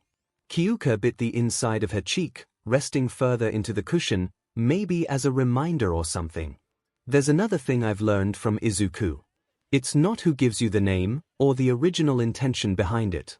It's what you make of it. It's how you present it to the world, not how the world presents it to you. Toshinori hummed to himself, looking out the window. If my memory serves me correctly, it's more like young Midoriya learned that from you. You're the one who changed the meaning behind his name. Nah. Izuku is stop selling yourself short. That's a bad habit you and him share. But, you're right. It's how you yourself make the name. It's how you present yourself to the world. And, now, it seems to me it's time you learn that lesson for yourself. Kyouka was about to retort, but she knew he was right. She basically just answered her own problem about her style with Izuku. Yeah, I guess. Toshinori sipped his morning tea. Toshinori Yagi doesn't mean anything to anyone. All Might. Now that's my real name. It's the only one that matters. It matters to Izuku. And me. Even I only knew you as Toshinori for a bit. All Might sighed. Maybe, but you both still call me All Might. Part of that is due to keeping my real name a secret to the public for privacy and security. Kyouka lifted a brow. But, if you didn't have this threat over your head, would you have still kept it secret? I don't know.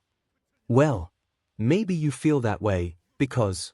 Okay, you told Izuku that deep down, one of the reasons you became a hero was to make something of yourself. Right. To get rid of those feelings of being a tool, of being nothing that your parents made you feel when they left you. Yet, you separated yourself. So, it's not really making something of yourself.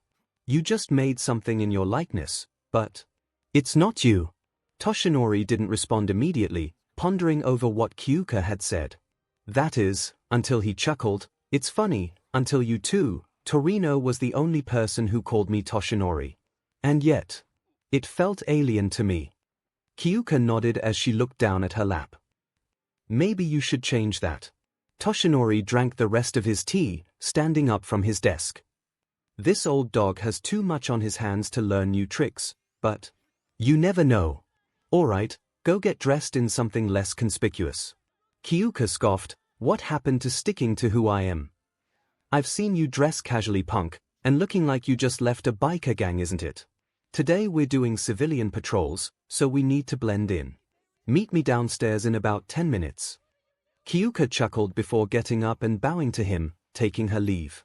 Once she was gone, Toshinori picked up the tea tray, walking over to the counter to set it down. As he began turning off the lights, he looked over at his desk, his nameplate sitting at the edge. All Might was engraved into the gold, shining bright for all who entered the room to see. He looked at it for a bit longer before shutting off the main lights and closing the door. 𝗳𝗲𝗄𝗧 Gran Torino's apartment. Izuku sat in silence with Gran Torino at the kitchen table, his notebook in one hand and coffee in the other. He had spent a good portion of his time writing his hero entry as he talked to Kyouka on the phone the night prior. He looked down at it and read it over once more. Hero name, Deku. Real name, Izuku Midoriya. At the time of writing this entry, Izuku Midoriya is merely a student. His journey to professional heroics is still underway, but his improvement is admittedly moving along at a much quicker pace than originally expected. Deku's quirk, Strength Surge. Note: ask Kyouka for help later with creating a better fake name for One for All, just in case someone else reads through this. Also, erase this note later, is an interesting 110. He seems to pull from an inner well of energy in his body that can be called upon in the form of an extreme boost in strength. This well of energy seemingly can also be expanded and grown through physical training, increasing his levels of strength even more. However, as of right now, he cannot handle all of his power. His exponential strength completely destroys his body when used at full power. He has lessened this effect by spreading a small amount of his power evenly throughout his body, named Full Cowl, but using that method with all of his power would prove fatal. His quirk side effects can also be lessened due to physical training and longer exposure to the quirk as it gets used to his body. It is possible to use 100% of his power in specific parts of his body. For instance, he can restrict his power to individual fingers, creating large shockwaves. Maybe research uses for focused air in combat. But it leaves him vulnerable and lessens his available time in combat. Due to extreme circumstances, Deku underwent what was later learned to be a quirk evolution or quirk awakening according to official research sites that allows him access to the excess power that overflows from his body when using his quirk. His control over this is minimal, only allowing him to burst it from his body rather than any form of direct control. This, too, also has drawbacks. It cannot be used in quick succession, nor can it be used too many times in a short amount of time. Doing so strains and locks the muscles, rendering him useless in combat, a sad trend of his quirk. Combat practicality, D at 100%, A using full cowl to support, B depending on the situation. Mostly wreckage and debris clearing. Side notes: more combat training is absolutely necessary. The senses are boosted to compensate for the increased physical strength and speed, but that does not mean reaction time is automatically better. Perhaps use reflex training techniques used by professional race car drivers to improve reaction time. Yorozu and Uraraka should pick up some martial arts from their internships. Asking them for tips could prove useful. I believe Itsuka Kendo of Class 1B has a martial arts background, but first the improvement of my social skills is required to approach her. For when it comes to combat ability for his quirk awakening. 5. And that's where it ended. Izuku was still figuring out how exactly he was supposed to improve his methods of doing things. Gran Torino apparently didn't particularly have any real ideas either, as Izuku was far more complicated than Nana or All Might ever were. Izuku was really wishing he wasn't such a problem magnet for himself. Cold. Izuku looked up at Gran Torino as the retired pro tried to eat his breakfast of taiyaki. You know these things have to be heated up, right? I put it on defrost. Did you cram it all onto one big plate? That's what I thought. The plate won't spin if the plate's too big. Only one part of the food gets cooked. Sorry, sir. Izuku watched Torino grumble as he walked back over to his microwave, cold food in hand. Is my suffering funny to you, newbie? No. Not at all. I was just laughing because it reminded me of how I figured out full cowl. Except my comparison was a piano. You have the weirdest analogies for yourself, kid. Torino walked back over to the table. As he sat down, he saw Izuku still reading through his notes again. Still having trouble? Izuku looked up at Torino, shrugging his shoulders. It's different trying to look at myself from the same perspective as I do other heroes. A third-person point of view makes analysis much easier. Torino flipped through his newspaper with a sigh. No one knows their own quirk better than themselves. Izuku bit the inside of his cheek, thinking about how to approach the topic. That's not exactly true for me, is it? Sarahiko raised a brow before folding his paper back up. In the beginning, yes. But all of your approaches to one for all have differed from Toshinori. He already didn't know how to handle you in the first place, but now you've added entirely new traits to it. And maybe. But what about the other past users? Sorry to break it to you, kid, but in case you haven't figured it out, they're all dead. Entirely. Torino peered at Izuku. What are you talking about? Izuku closed his notebook, leaning forward in his seat. Last night, Kyouka and I were talking with Kyouka. Oh, and my girlfriend. We were actually talking about, well, what you suggested I do about her and I. And the topic of why you feel that way came up. So, we started talking about All Might's teacher. Torino grunt, putting his paper down and shaking his head. Kid, I'm not exactly in the mood to reminisce about Nana right now. Nana? So, that's her name. Torino looked up, his brow furrowed. You didn't even know her name. No, I don't really know anything about her. But I think she wants me to. Pardon? When I fell asleep, I had dreams. Or, in actuality, I think they were memories. Brief flashes, but I heard her voice. I know it's her voice, because she spoke to me at the sports festival. In the memories, she said All Might's name, Toshinori. Then she asked you a question. And, finally, she said a name I don't recognize. She was crying, I think. She was saying sorry to someone named Kotaru. Gran Torino sat in silence for a minute. Soon, he sighed and leaned back in his seat. What do you want to know? 6. What happened to her? AIV. 3 Tokyo, downtown cafe. Kyouka watched as Toshinori hacked and coughed on his coffee, doing her best to convey to people passing by that he was okay. They were seated outside, under the awning of the cafe. 7 They were on what All Might explained to her as a civilian patrol. He had said that you cannot be running around in costume 24/7, nor is there always some major villain to fight. Plenty of crime took place down below, on the streets, completely hidden in plain sight. Pickpocketing, drag running, and DLVY, a whole wide array of suspicious behavior to look out for, even when not on the clock. Well, that was what Kyouka was supposed to be learning, but then she decided to drop the bomb and told All Might about Izuku's dreams. He what? Kyouka shoved her hands into her jacket pockets, burrowing herself further into Izuku's jacket to block the early morning chill. She really hoped a girl with purple hair swimming in a green jacket that was clearly intended for a muscular teenage boy was casual enough for civilian patrol. He had visions of who we think was your MSTR last night, Kyouka whispered so passerbys didn't hear. There wasn't anyone else in the sitting area, but one couldn't be too careful. Why am I seemingly the only user she doesn't want to talk to? Izuku is literally the only person to come after you. Still. Kyouka shrugged her shoulders exasperatedly. How am I supposed to know? I'm still trying to grasp the fact that any of this exists.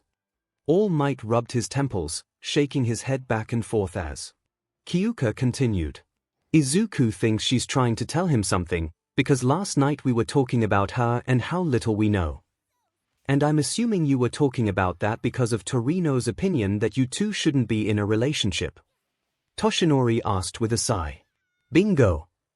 Toshinori nodded as he crossed his arms. I guess I should have told young Izuku a long time ago. I intended to, but, time makes everything numb. For I get the feeling you're going to use my own words against me a lot, aren't you? Kyouka smirked. I'll do my best. It also didn't help that young Midoriya had just entered a relationship and had just received a quirk, and was scared shitless of both. And my MSDR's story wouldn't help him with either of those problems.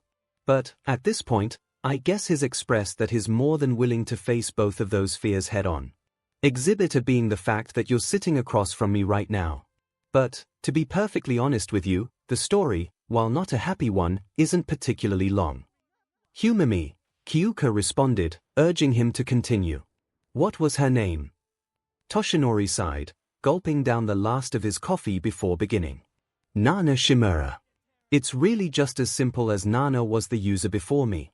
We met, she saw something in me, and decided that I would be her successor. She lived a fairly normal life as a hero. She was happily married, had a child that meant the world to her, and found time to be a hero and, well, take care of me. Years go by, everything seems fine, but all of a sudden we don't hear from her one day. I got worried, but Torino told me to stay put and train. Eventually, we learned that she didn't show up, because 𝗳𝗍𝗲. Gran Torino's apartment, her family was murdered, weren't they? Torino grumbled, you're half right. Her husband. Izuku looked back down at the table. Oh, what happened to her son? Where is he? I have no idea. Nana was devastated after her husband's death. But things kept becoming worse with her mood, nothing shook her out of her grief. I told her to take some time off, and that I would train Toshinori for a while. I said she should focus on her and her son, Kotaro. But saying that just made things worse. Torino looked out the window, not with a sad look, but a tired one. She began to cry after I said that. Then, she told me she couldn't do that anymore. Of course, I had no idea what she meant until I took her home and saw Kotaro's room completely empty. Wait, did she? She gave her son away to a foster family. She did it in secrecy, so that Toshinori and I wouldn't go looking for him, nor could we give the information away if forced to, whether by means of torture or even lie-detecting quirks. We don't know who he was given to, or where they live. Nana didn't even know. She asked for the family's information to be kept secret from her, so she wouldn't be tempted to get him back. It was to keep him safe, Izuku finished, a frown on his face. He couldn't explain it, but something deep down in him felt sad.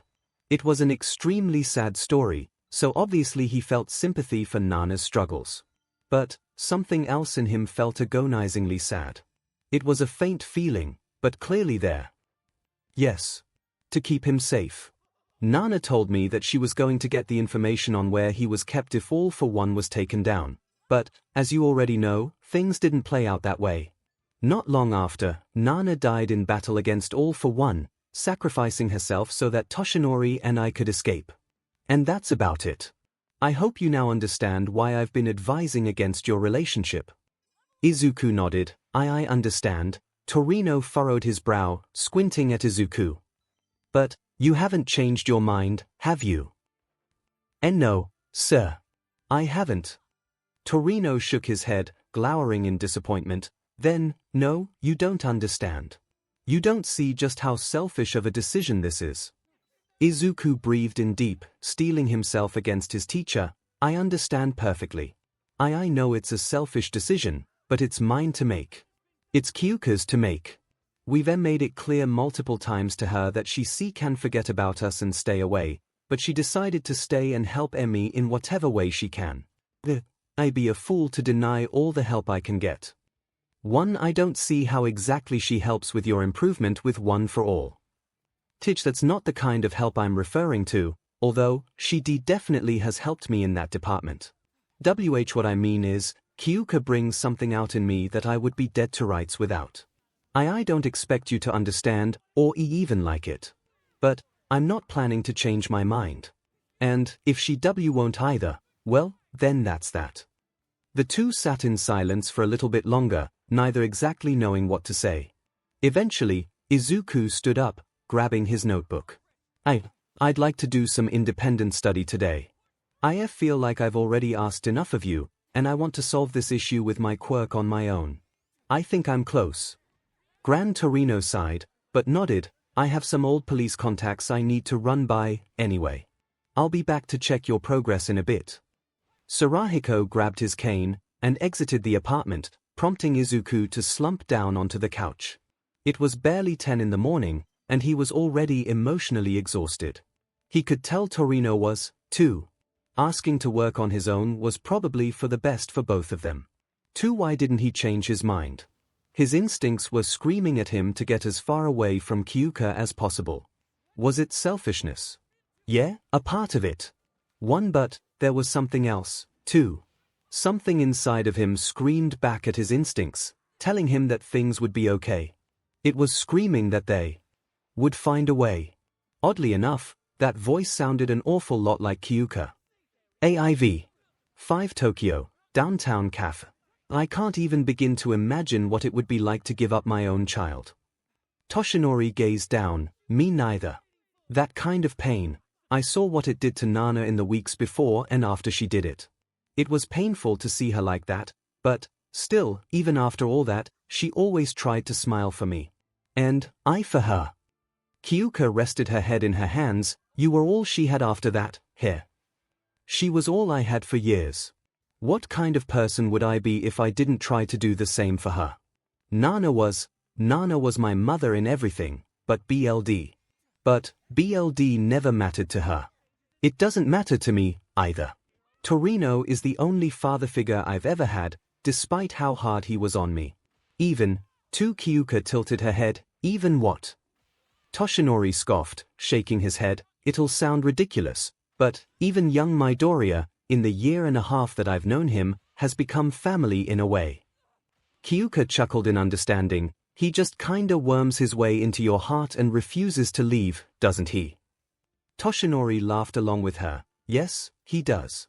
And, well, I've already expressed how finding a life partner was never a part of the plan, so he's like the son I never had.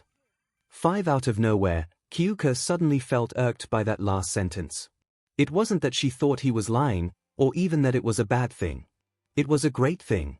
But Kyouka couldn't help but find some contradictions in his words, even if he didn't realize they were there. She felt another bubble of anger inside of her. It was the same bubble she felt last night. 3 Kyouka pushed it down, continuing on. After that, I'm assuming Toshinori sighed, yes, she died. Some time later, Nana died. Afterwards, I moved to America to make my debut and finish my training. I came back, fought all for one again, lost my stomach, and now all my drinks are decaf, Toshinori finished, raising his coffee cup as an example. So, have you changed your mind about being a part of this yet? One very funny. She wasn't messing around. She meant it. But, Kyouka couldn't deny that Nana's story didn't shake her up a bit. Well, a bit was putting it lightly. She was standing her ground, though. She had more than just a sneaking suspicion as to how Nana died, but she would worry about that later. That's what I thought. You're a stubborn one, you know that. Kyouka leaned back and threw an arm over the back of the chair. Izuku says it's a part of my charm. But, he's even more stubborn than you. It's a part of his charm.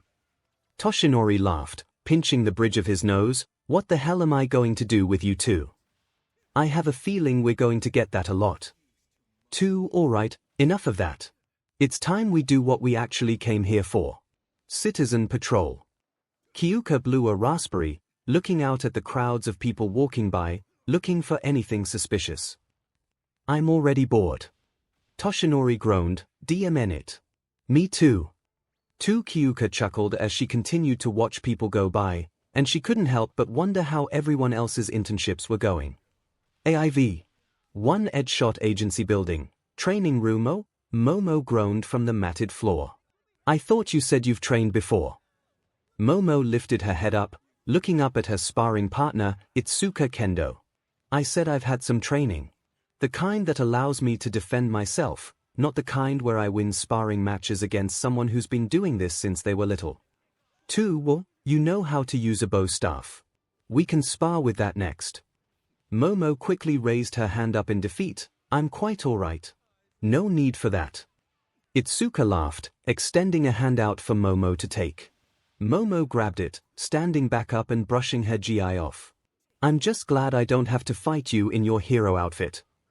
Momo raised a brow. What's wrong with my hero outfit? 1. Never mind. 7. Well done, you two. From the side, Headshot approached his newest students. Great form from both of you. Next time, we're going to see just how well you can use your quirks, combined with your techniques. Go ahead and take a break for now. We'll come back in a couple hours. Kendo bowed and took her leave. But Momo stayed behind. Headshot, sir. You're still wondering why I chose you, right? Momo's eyes widened. How did yo dash? 𝗧𝗏 began counting on his fingers. You've looked uneasy the entire time you've been here. Every time you even slightly slip up, I can practically hear the self-beratement in your mind. I literally heard you ask, "Why am I here?" to yourself. Do I need to continue? 𝗵𝗃 cleared her throat. No. No, your point has been made. It's just that, even now I don't stand a chance against Kendo in our matches. I believe I'm just missing the point. 𝗧𝗏 leaned back against the wall, crossing his arms. Well, for starters, have you even stopped to consider that this is only the second day of this internship? I'm not expecting perfection. Hell, I'm not even expecting a good performance. What I'm looking for is where to begin. And self-evaluation from you. Well, I have 𝗵𝗃𝗫. Hold that thought. I said self-evaluation, not self-deprecation. There's a massive difference between the two. A difference I'm not so sure you understand. Momo raised a brow. I know the difference, sir. By definition. Sure. In theory. Maybe. In practice. Well, he saw Momo sigh and looked down at the floor in response. Okay, look. You want to know why you're here. You think your performance wasn't good enough to warrant you being here. To be perfectly honest with you, you're right. Under normal circumstances, your performance in the festival isn't what most heroes would tend to be drawn towards. But that's exactly why I picked you. Statistics in a competition don't equal your potential. And I saw a girl with a hell of a lot more potential than almost anyone I've ever seen. You've got more potential than most professional heroes. He reached out, poking Momo in the forehead. You've just got to get out of your own demon head, because it's clearly not doing you any favors.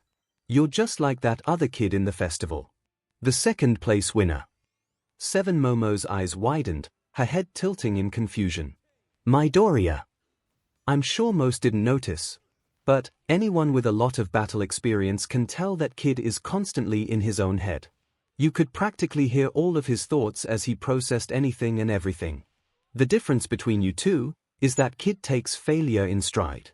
Every move he made, every slip-up, even when he finally outright lost in the end, he just kept going.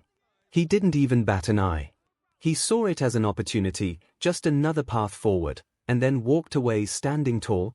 I mean, he left on a gurney after passing out, but still. You get my point.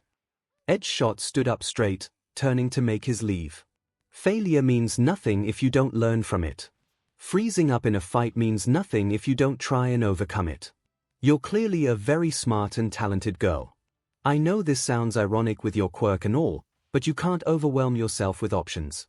By the end of this week, you'll know how to evaluate a situation, immediately see the best course of action, and strike.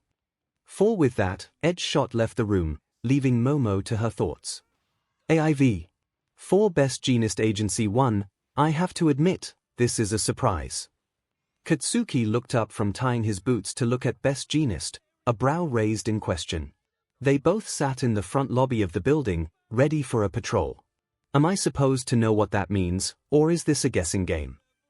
Ignoring his attitude, Jeanist continued, I'm surprised by how you're acting. To be perfectly honest with you, I'm not a fan of yours. Katsuki's eyes widened, his confusion growing, but you chose to draft me. And you chose to be here because I'm in the top 5 heroes. My point is, you're not the type I usually see. But that's not a surprise to me. What's shocking to me is that I picked you because it's my job to reform people like you, and yet when you finally arrive you're oddly subdued. I don't think need to be reformed. Well, sort of subdued. What happened during your last fight? The hell does that matter? Because for the entire festival, I saw an arrogant, rageful young man with a loud mouth. But, somehow, even after winning the sports festival, he walks off the field with his hands in his pockets and a scowl on his face. Then, he rejects the first-place medal from All Might twice. And, even when you finally accept it, the paparazzi apparently claim you were seen leaving both the Colosseum and the school with no medal in sight. Now, you're here. Still, you're a rageful young man. But, now your rage is quiet, boiling under the surface. And, your arrogance is now unsure of itself. You still have an aura of confidence, but it's almost as if you're not certain if it should be there. Even the smallest drop of doubt isn't a part of your code, is it? A strike to your pride, perhaps. They simply stared at one another, with Katsuki's expression unmoving from the beginning. It was true he had only picked best genist for his ranking. He honestly didn't give much of a SHT about him, ranking or not. But it was the best offer he received. All he wanted was to get the internship over and done with. If lectures about his feelings and SHT were all he was going to teach him. Katsuki refused to let Deku's stupid little speech after their fight drag him down. As much as admitting it made Katsuki want to vomit, he had to work constantly if he was to remain above all of the other weaklings in his class, especially Deku. For I'm still missing the point of this conversation, or why I need to be reformed. Do I look like a bad guy to you? Well, I'm sure that depends on who you ask. Katsuki's stomach dropped for a split second. What do you mean by that? Heroes and villains are two sides of the same coin, and I have a feeling the line between the two, for you, is blurrier than you care to admit. Or, possibly even know. Katsuki's scowl deepened, his brow furrowing in anger. Are we going to go on patrol? Or are you going to continue to insult me by calling me a villain? I didn't call you a villain, but, as you wish. Genist turned around, walking towards the exit with Katsuki in tow. On his way out, Katsuki couldn't help but wonder which side of the coin Izuku thought the blonde fell on. Which led him to wondering just how much the nerd had progressed in only one day of internships. 1. 𝗳𝗏𝗃 Gran Torino's apartment. Izuku was absolutely stumped. He paced back and forth across the apartment, reading through his notes over and over again as he tried to think of things he had missed. His two goals were to improve his combat prowess without having to resort to using one for all at a percentage above his body's very small limit, and to figure out how to get better control of his energy. Both of which he had no idea what to do about. Izuku groaned, dragging a hand down his face as he tossed his journal down onto the coffee table. His eyes hurt, and his headache continued to grow as he continued to think about it. He had been reading his notes again and again and again with no results. He then felt his stomach growl, his eyes shifting towards the kitchen. Izuku didn't eat with Torino, because the thought of eating frozen taiyaki for breakfast wasn't exactly the most appealing to him. But, after looking through Torino's pantry and fridge, it looked like his options were limited. With a sigh, Izuku walked over to the leftover plate of taiyaki, and took it to the microwave. As he was about to put the plate in the microwave, he paused. Oh, right. I need a smaller plate or it'll only cook in 1 SPO-. Izuku's eyes widened as he put the plate back on the counter and rushed back over to his journal, reading back over a specific portion of his notes. It is possible to use 100% of his power in specific parts of his body. For instance, he can restrict his power to individual fingers, creating large shockwaves, but it leaves him vulnerable and lessens his available time in combat. Well, I guess a step back can be the way forward. His realization all came from a partially cooked taiyaki. Wow, I do have bad analogies for myself. Izuku placed his journal back down, sliding the coffee table against the couch to get more room. Everything has an equal and opposite reaction. Izuku's arms began to glow, one for all surging through his veins as green energy crackled against his skin. Every push has a pushback. 4 crack. Izuku fired off his power, the energy striking the far wall, and Izuku flew back and hit the opposite wall. Hitting the wall and falling down to the floor, Izuku looked up and saw a black mark on the wall where 1 for all had struck. Yes. Izuku stood back up, a grin plastered on his face. Step 1 was complete. 3. He could now release 1 for all success power from different parts of his body. The next step was to use it for mobility. He needed more speed, but his body couldn't handle higher percentages of 1 for all for more than a minute.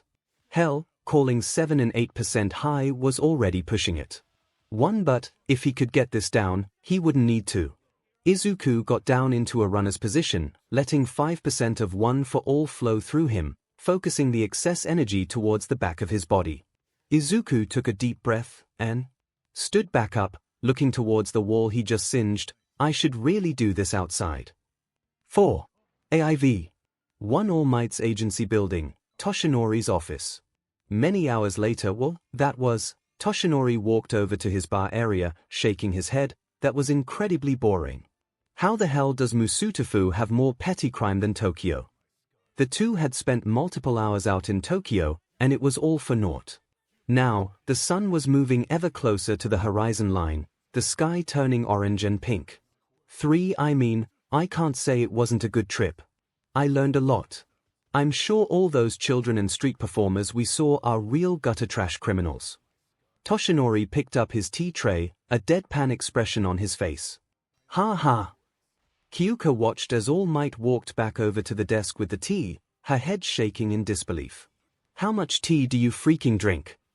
Toshinori set the tray down on the table with an exasperated look. You're the first guest I've had, ever. All I know about hospitality is giving them a room, food, and refreshments. Do you want tea or not? Fine, Kyouka shrugged. Toshinori poured 2 cups, placing one in front of Kyouka as he sat down. You know, I have to agree. It was a good trip. It's been a while since I talked about Nana. Sharing her story might not be a happy trip down memory lane, but it's therapeutic nonetheless.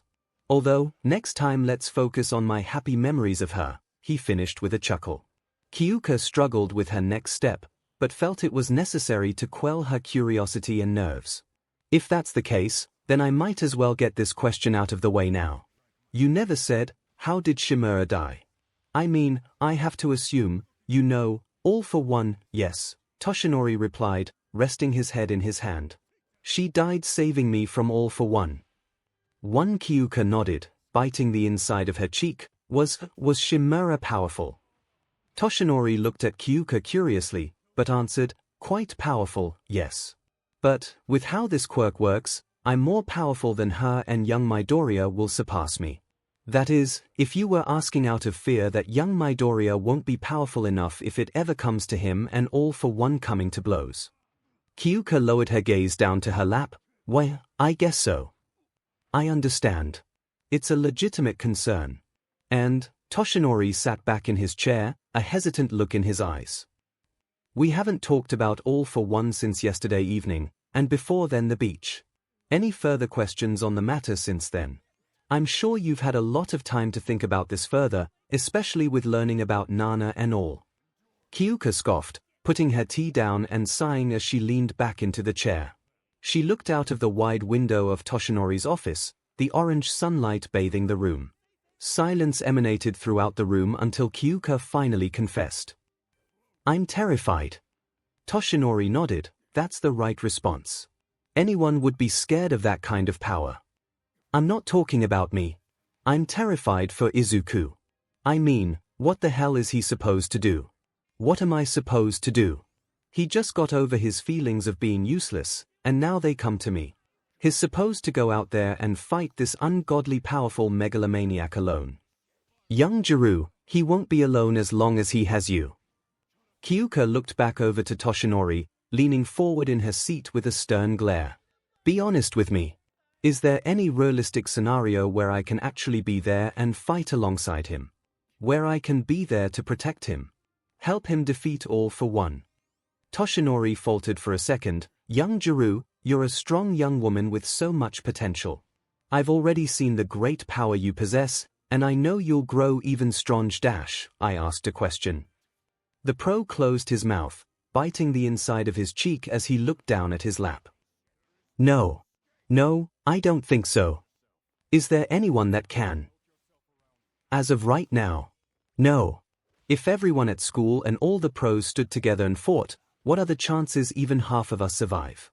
What are the chances most of us, besides you and Izuku, survive? Slim to none. Kyouka put her head in her hands. And I'm supposed to just sit here and accept that.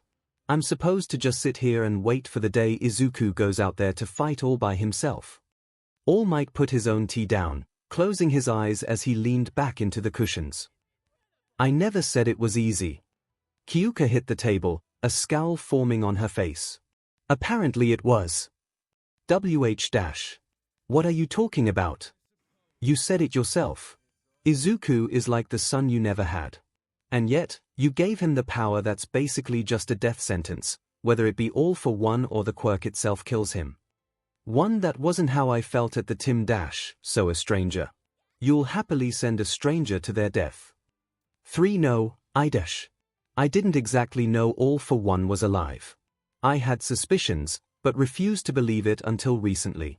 Please don't think I put this burden on young Midoriya lightly.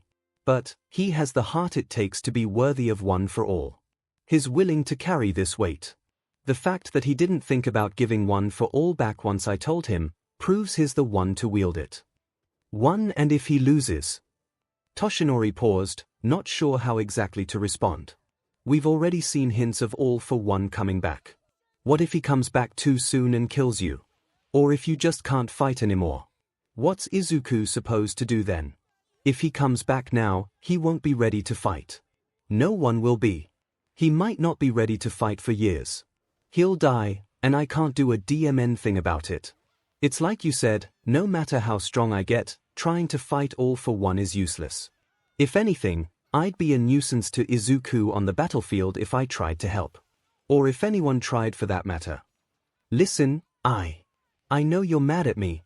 And I understand why. But I'll do everything in my power to make sure young Midoriya never has to face 𝗧𝗵𝗏.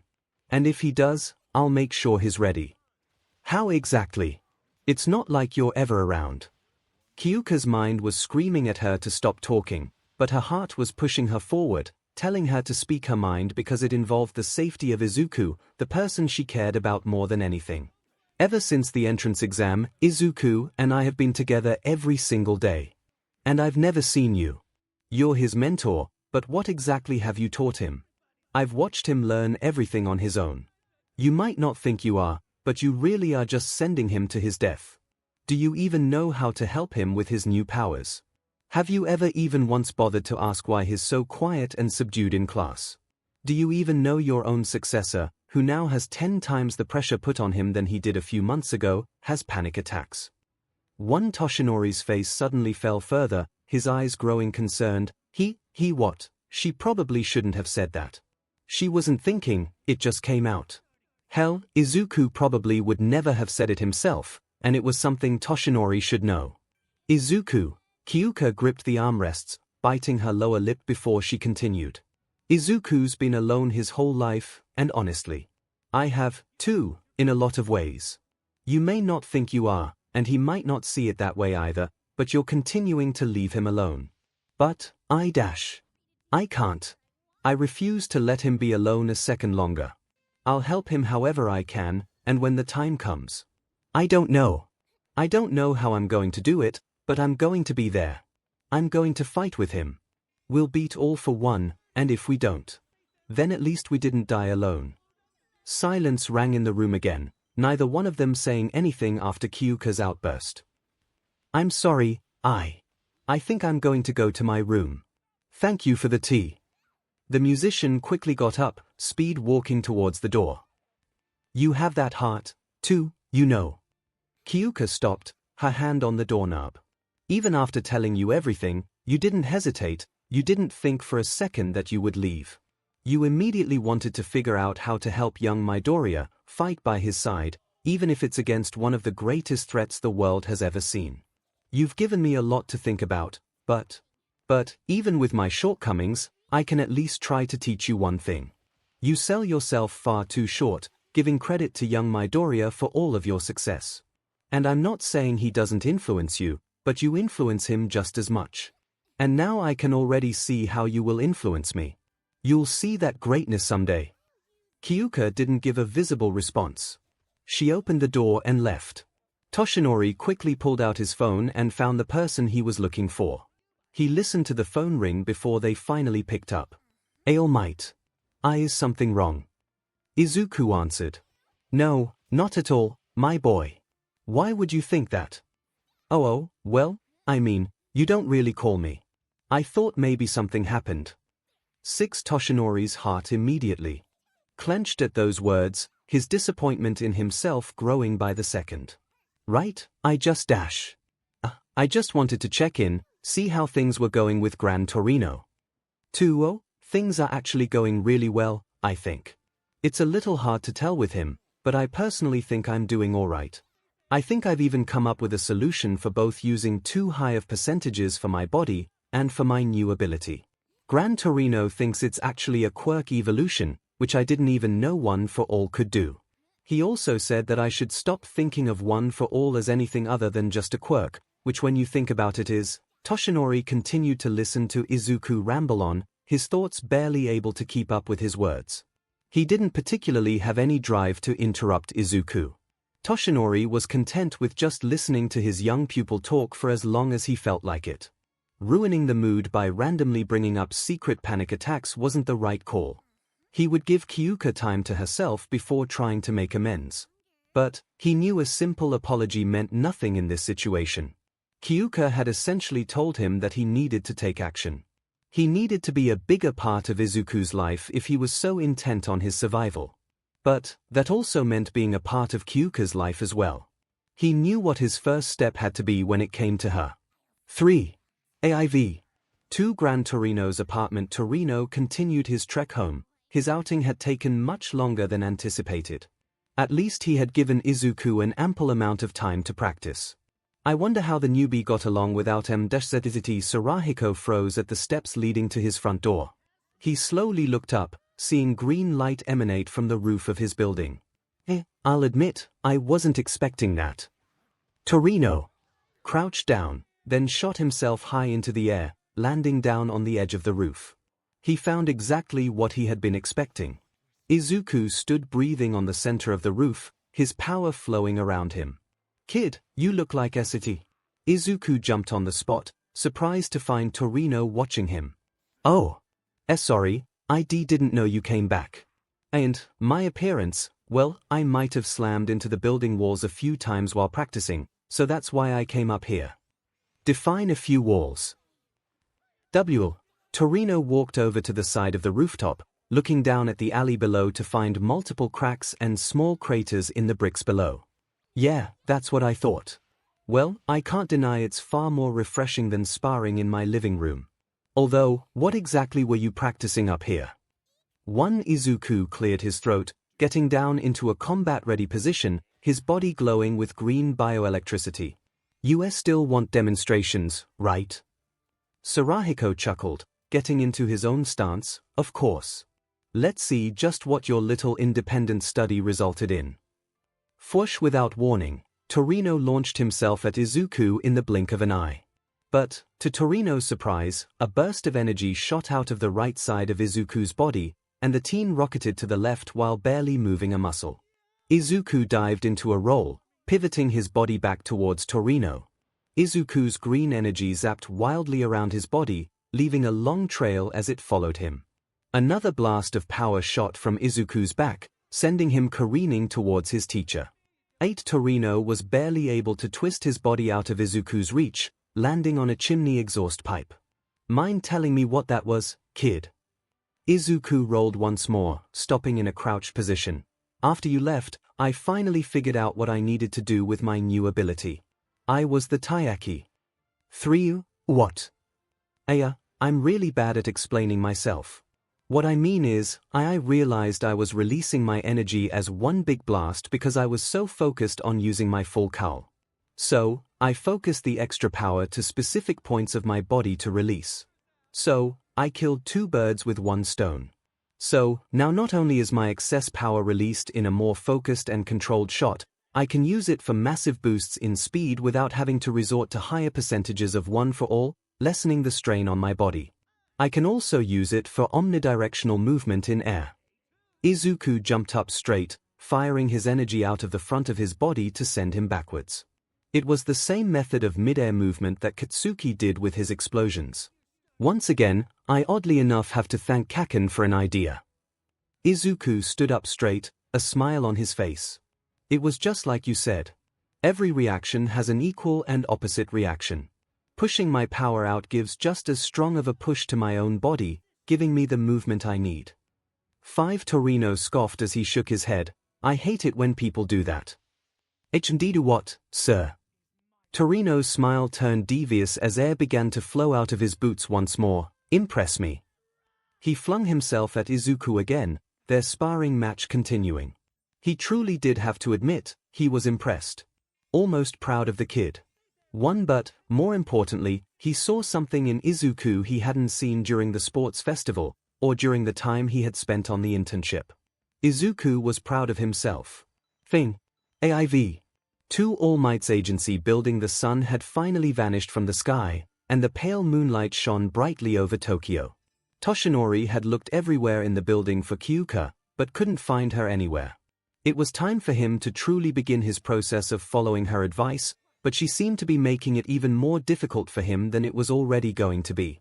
Especially since he had been walking around in his hero form looking for her, and his body was getting awfully tired. Most of the employees went home, but there were a few stragglers, and Toshinori didn't want to take any chances. He sighed as he stepped into the elevator for what felt like the 1,000th time in the last 2 hours. Why the hell did I approve of making this building so damn big? Alright, Toshinori, think. You've seen hundreds of films. What's the most cliché place a teenage girl would go to when she's feeling down? 7. He then immediately clicked the button for the highest floor. Exiting the elevator, he found the nearest roof entrance and made his way up. He was immediately hit with cold winds and the sounds of the city echoing into the night. But his sole focus was on the girl sitting down near the edge of the roof. Toshinori made his way over to her, putting his hands in his pockets. Nice night. I think I'm tapped out of talking about all for one for the day. Kyouka immediately responded. I'm really sorry about how I snapped at you. I don't know, I understand. Believe me, I do. We don't have to talk about it right now. And, don't apologize for speaking the truth, young Jirou. Unfortunately, I'm beginning to learn I'm a bit of a hypocrite when it comes to doling out harsh realities. But, if you wouldn't mind, I'd still like to talk to you. Toshinori waited for a response, but was given nothing but silence. He looked down at his student to find her lost in thought, fidgeting with her clothes. Young Jirou. Kyouka quickly snapped out of it, turning towards All Might. Oh, CRP. Sorry, I was just thinking. Toshinori furrowed his brow in contemplation before nodding, looking out towards the lights of the city shining brightly against the dark night sky. Toshinori sat next to her, deflating from his hero form. May I ask you something very personal, young Jirou? Sure, I guess. Wait, do you mean Izuku and I's intimacy? 'Cause I'm not sharing any details about that. No, not that. But, it is still uncomfortable. Alright, Kyouka responded hesitantly. After a few moments of All Might preparing for the conversation ahead, he finally spoke. You don't like your body, do you? Kyouka's heart stopped, her breathing halting, and her eyes widening. She didn't respond, or even look at Toshinori. It's okay, really. Well, not hating yourself. That's never okay. I mean it's okay, as in I just want to help. At least, the only way I know how. For why are you asking me this? Toshinori shrugged. Like I said, I want to help. And, because I was thinking about everything you said in my office. You want to be there for young Midoriya. You want to help. Well, you need to help yourself first, and I think I've not been involved in my pupils' lives long enough. You want me to take action, so that's exactly what I'm going to do. So, we'll consider this another lesson. 5. How did you know? Kyouka's voice came out hoarse. Everything she never wanted to talk about was being brought up by All Might of all people. She expected this conversation maybe sometime down the line with Izuku or her parents. But, this. Now of all times. Toshinori gave a dry chuckle, lifting up his arms to emphasize how big his suit was on him. When you look like how I do after my injury, you tend to not like how you look. And, then after a while, you pick up on certain things. Like, for instance, losing yourself in thought while trying to pick at every spot of your clothes until it hides your body the way you want it to. But, it never looks, or feels, right. Getting so worked up over a comment about your style, even when it came from young Izuku. Someone who can ramble about nothing and everything for minutes without breathing, not to mention someone who adores your look. Listen, I know this makes you uncomfortable, so I'll keep this as short as I can. Kyouka brought her knees up to her chest, hugging her legs as she tried her best to hide herself. Just get it over with. The pro nodded, looking out into the city again. I know that no matter what I say, it won't change how you view yourself. The power the dark side of our brains wields over us is mastered by very few. Sometimes, people are strong enough to do it themselves, but those are rare. It's usually other people that help us escape ourselves. Nana saved me once, but I lost the battle to myself again. But I was rescued once more by you-know-who. 𝗵𝗃. Even when he doesn't realize it, Izuku can't help but save people. Very true. That goes for you as well. You're rescuing that boy from a darkness I think you and I don't even know a fraction of yet. He saved me, and he can save you, too. Kyouka rested her chin on her knees. Izuku is amazing, he helps a lot. But, at this point I don't think even he can help me with this. He can't change my body. Nor should he, nor should you think your body needs changed. Are you even letting him help you? Does he know? Kyouka went quiet once more, signaling Toshinori to continue. If he doesn't, then no, you're not letting him help you. He tells you things he doesn't even tell me, or his parents. You're helping him, because you know the roots of the issues he presents to you. You give him nothing, leaving him in the dark trying desperately to help you. He may make you feel better, but he's not saving you. Not yet. You should tell him. Kyouka bit her lip, a tear sliding down her cheek. I can't. Because you're afraid. We're all afraid, young Jirou. Hell, in our conversation about All for One, I asked how you felt. But I never said how I felt. I am terrified. Yet, I know what must be done. For the world, for you, for young Midoriya, everyone. You need to do this for both of you. For your parents. For your future children when they need confidence and strength from you. What are you even afraid of? What if it's all for nothing? Kyouka raised her voice, more tears slipping out. I get it, okay. Izuku is pure, kind-hearted, honest, but I don't give a sht what people say. To this world, looks do matter. He may like me for me, but my body is an entirely different thing. What if? What if he finally sees everything, here? What if he doesn't like what he sees? He's too kind to lie, but he can't hurt someone's feelings on purpose. So, what? Then we spend years together with him lying about what he thinks of me. And young Jirou, forgive my language, but you and I both know the only thing coming out of your mouth right now is complete and utter bullshit. You do know who we're talking about, right? This is what I'm talking about. This isn't what you really think. This is what the darkest corner of your mind is torturing you with. Fear. Even when it's impossible, the mere thought of something happening shackles you. You know as well as I do that young Midoriya, as innocent as he may be, feels lust and longing like every other human in history. You may not be ready to hear this or say it to one another, but he loves you. Goddamn, does that kid love you with all his heart. And, believe it or not, even if he tries not to, he loves your body, too. I mean, come on. Do you see how much he stares? Half of the time when I call on him in class, it's to get his attention off of you. Kyouka wiped a couple tears away, a small smile appearing on her face. He admitted it once. I caught him, and he said he just does it constantly. One you see. You know. It's just your mind telling you otherwise, and you believe it, because you're the only person in your life you've completely trusted. The same goes for young Midoriya. Neither of you have had people you completely trust except for yourselves. And, now that you have someone who you trust more than anything, you don't know how to react. You've pushed him out of that space, that comfort zone, but you still haven't left it. All because you haven't truly let young Midoriya in like he's done to you. Kyouka knew he was right. She may have shared a little bit during their talks, but Izuku did most of the sharing. Young Jirou, you and young Midoriya have a very special, yet very dangerous trait in common. You both can give all the love you want to others, but none of it to yourself. Toshinori stood up, his hero form coming back to life. You want to save the world. How are you going to do that if you can't save the one person closest to you? The one looking back at you in the mirror. You both need to learn that. Kyouka said nothing, merely looking out into the city again. I understand if you want to be alone.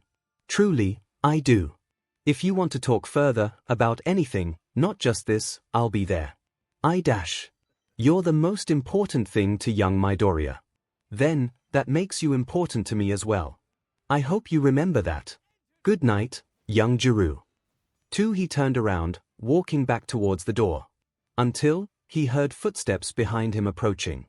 Turning around, he was met with warmth on his chest, and arms wrapping around his back. Kyouka hugged tight, quietly saying, "Thank you." Toshinori processed what was happening before placing a hand in her head. "I know it's a long road to walk, and you'll face more than just these issues along the way. Just don't forget the people you have by your side." They separated, both walking towards the door to head to their respective rooms. Once he realized all of the agency workers were gone and the floor they were on was empty, he popped back down to normal. As Kyouka opened the door to her room, Toshinori stopped her. "Why no, one of the reasons I decided to teach at you was to be a job scout. See if anyone there was good enough for one for all. I had an option in mind, but I wanted to give everyone else a chance first. So, what I said about you having that same greatness young Midoriya has, I meant it. You would have been a great choice." 15. I mean, we wouldn't have gotten to know each other like this if not for Izuku. But, thank you. Toshinori nodded. "I just want you to know that's how highly I think of you, how much potential I see. With future heroes like you and young Midoriya. Well, it just helps me rest easy at night when I think about the day my power finally leaves me. Good night, All Might." "Good night. Good luck telling him tomorrow." She went into her room, out of sight. Toshinori walked down the halls smiling to himself. So far, he could mark this internship as a resounding success. Kyouka closed her door, but then her brow furrowed in confusion. Tomorrow. 7. AIV. 3. History won't repeat itself, kid. Not this time, I promise. Not to you and Kyouka. Izuku, once again, bolted awake with his head slightly throbbing. But all he could focus on was what he had heard. Kyouka's name. That wasn't a memory. The next day, Toshinori's office. "You did what?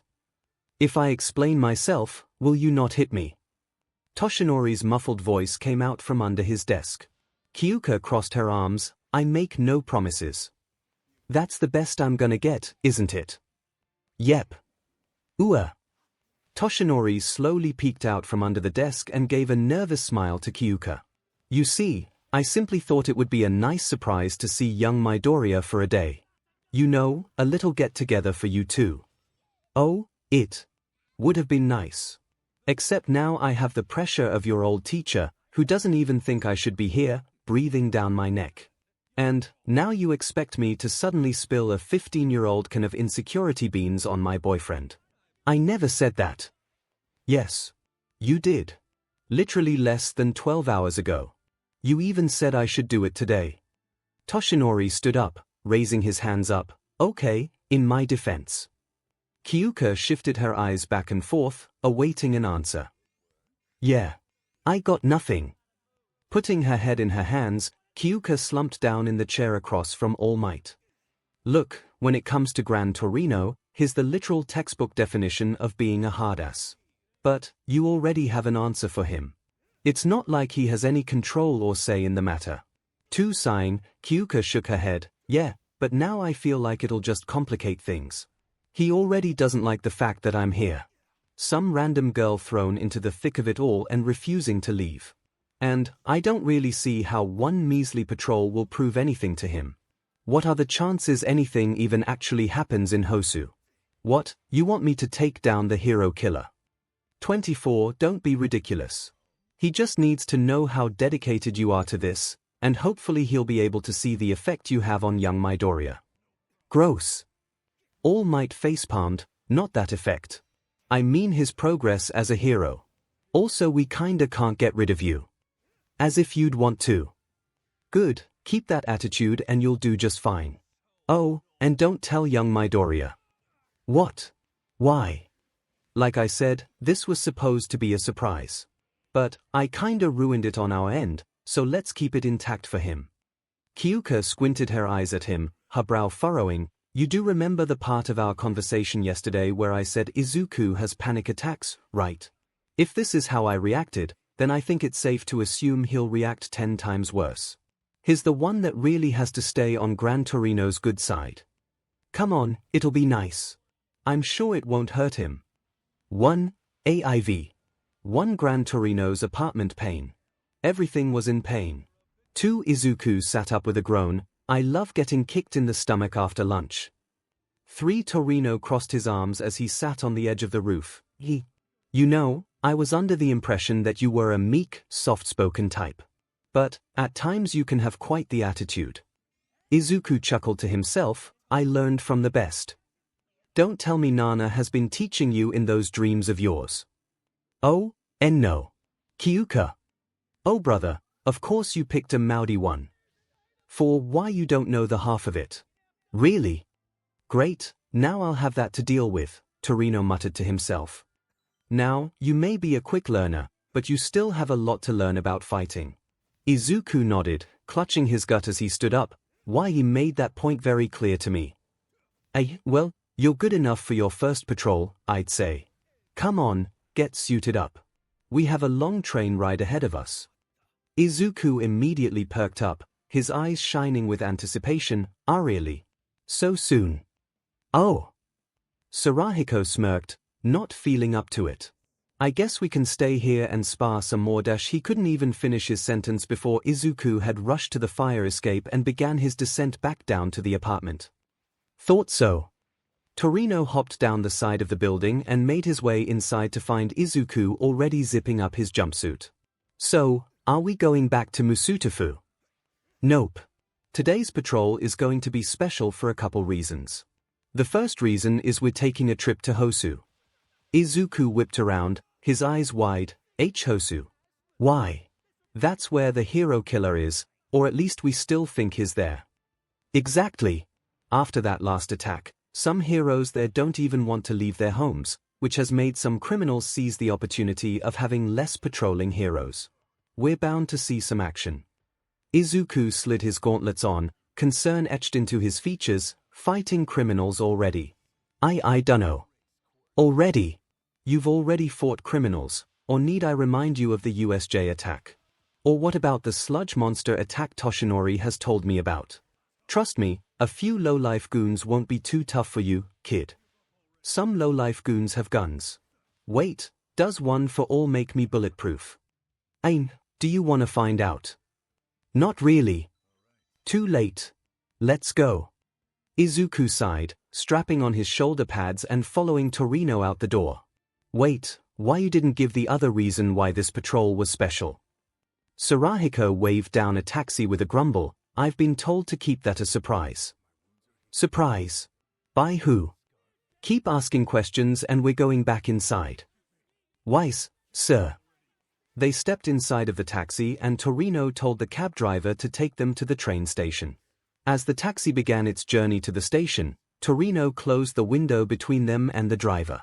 He turned to his student with a brow raised. So, any more memories last night? Not exactly. Torino raised his brow, meaning.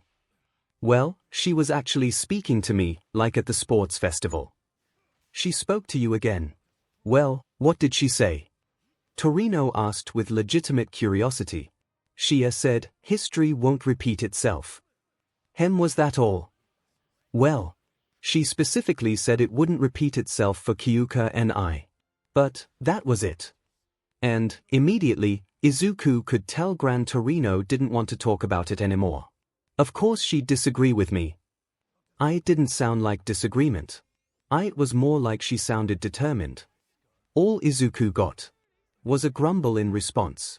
Clearly he still wasn't too keen about bringing in another person to their efforts. Did Nana ever mention anything about talking with past users? Izuku asked, quick to change the subject. Not from what I can remember.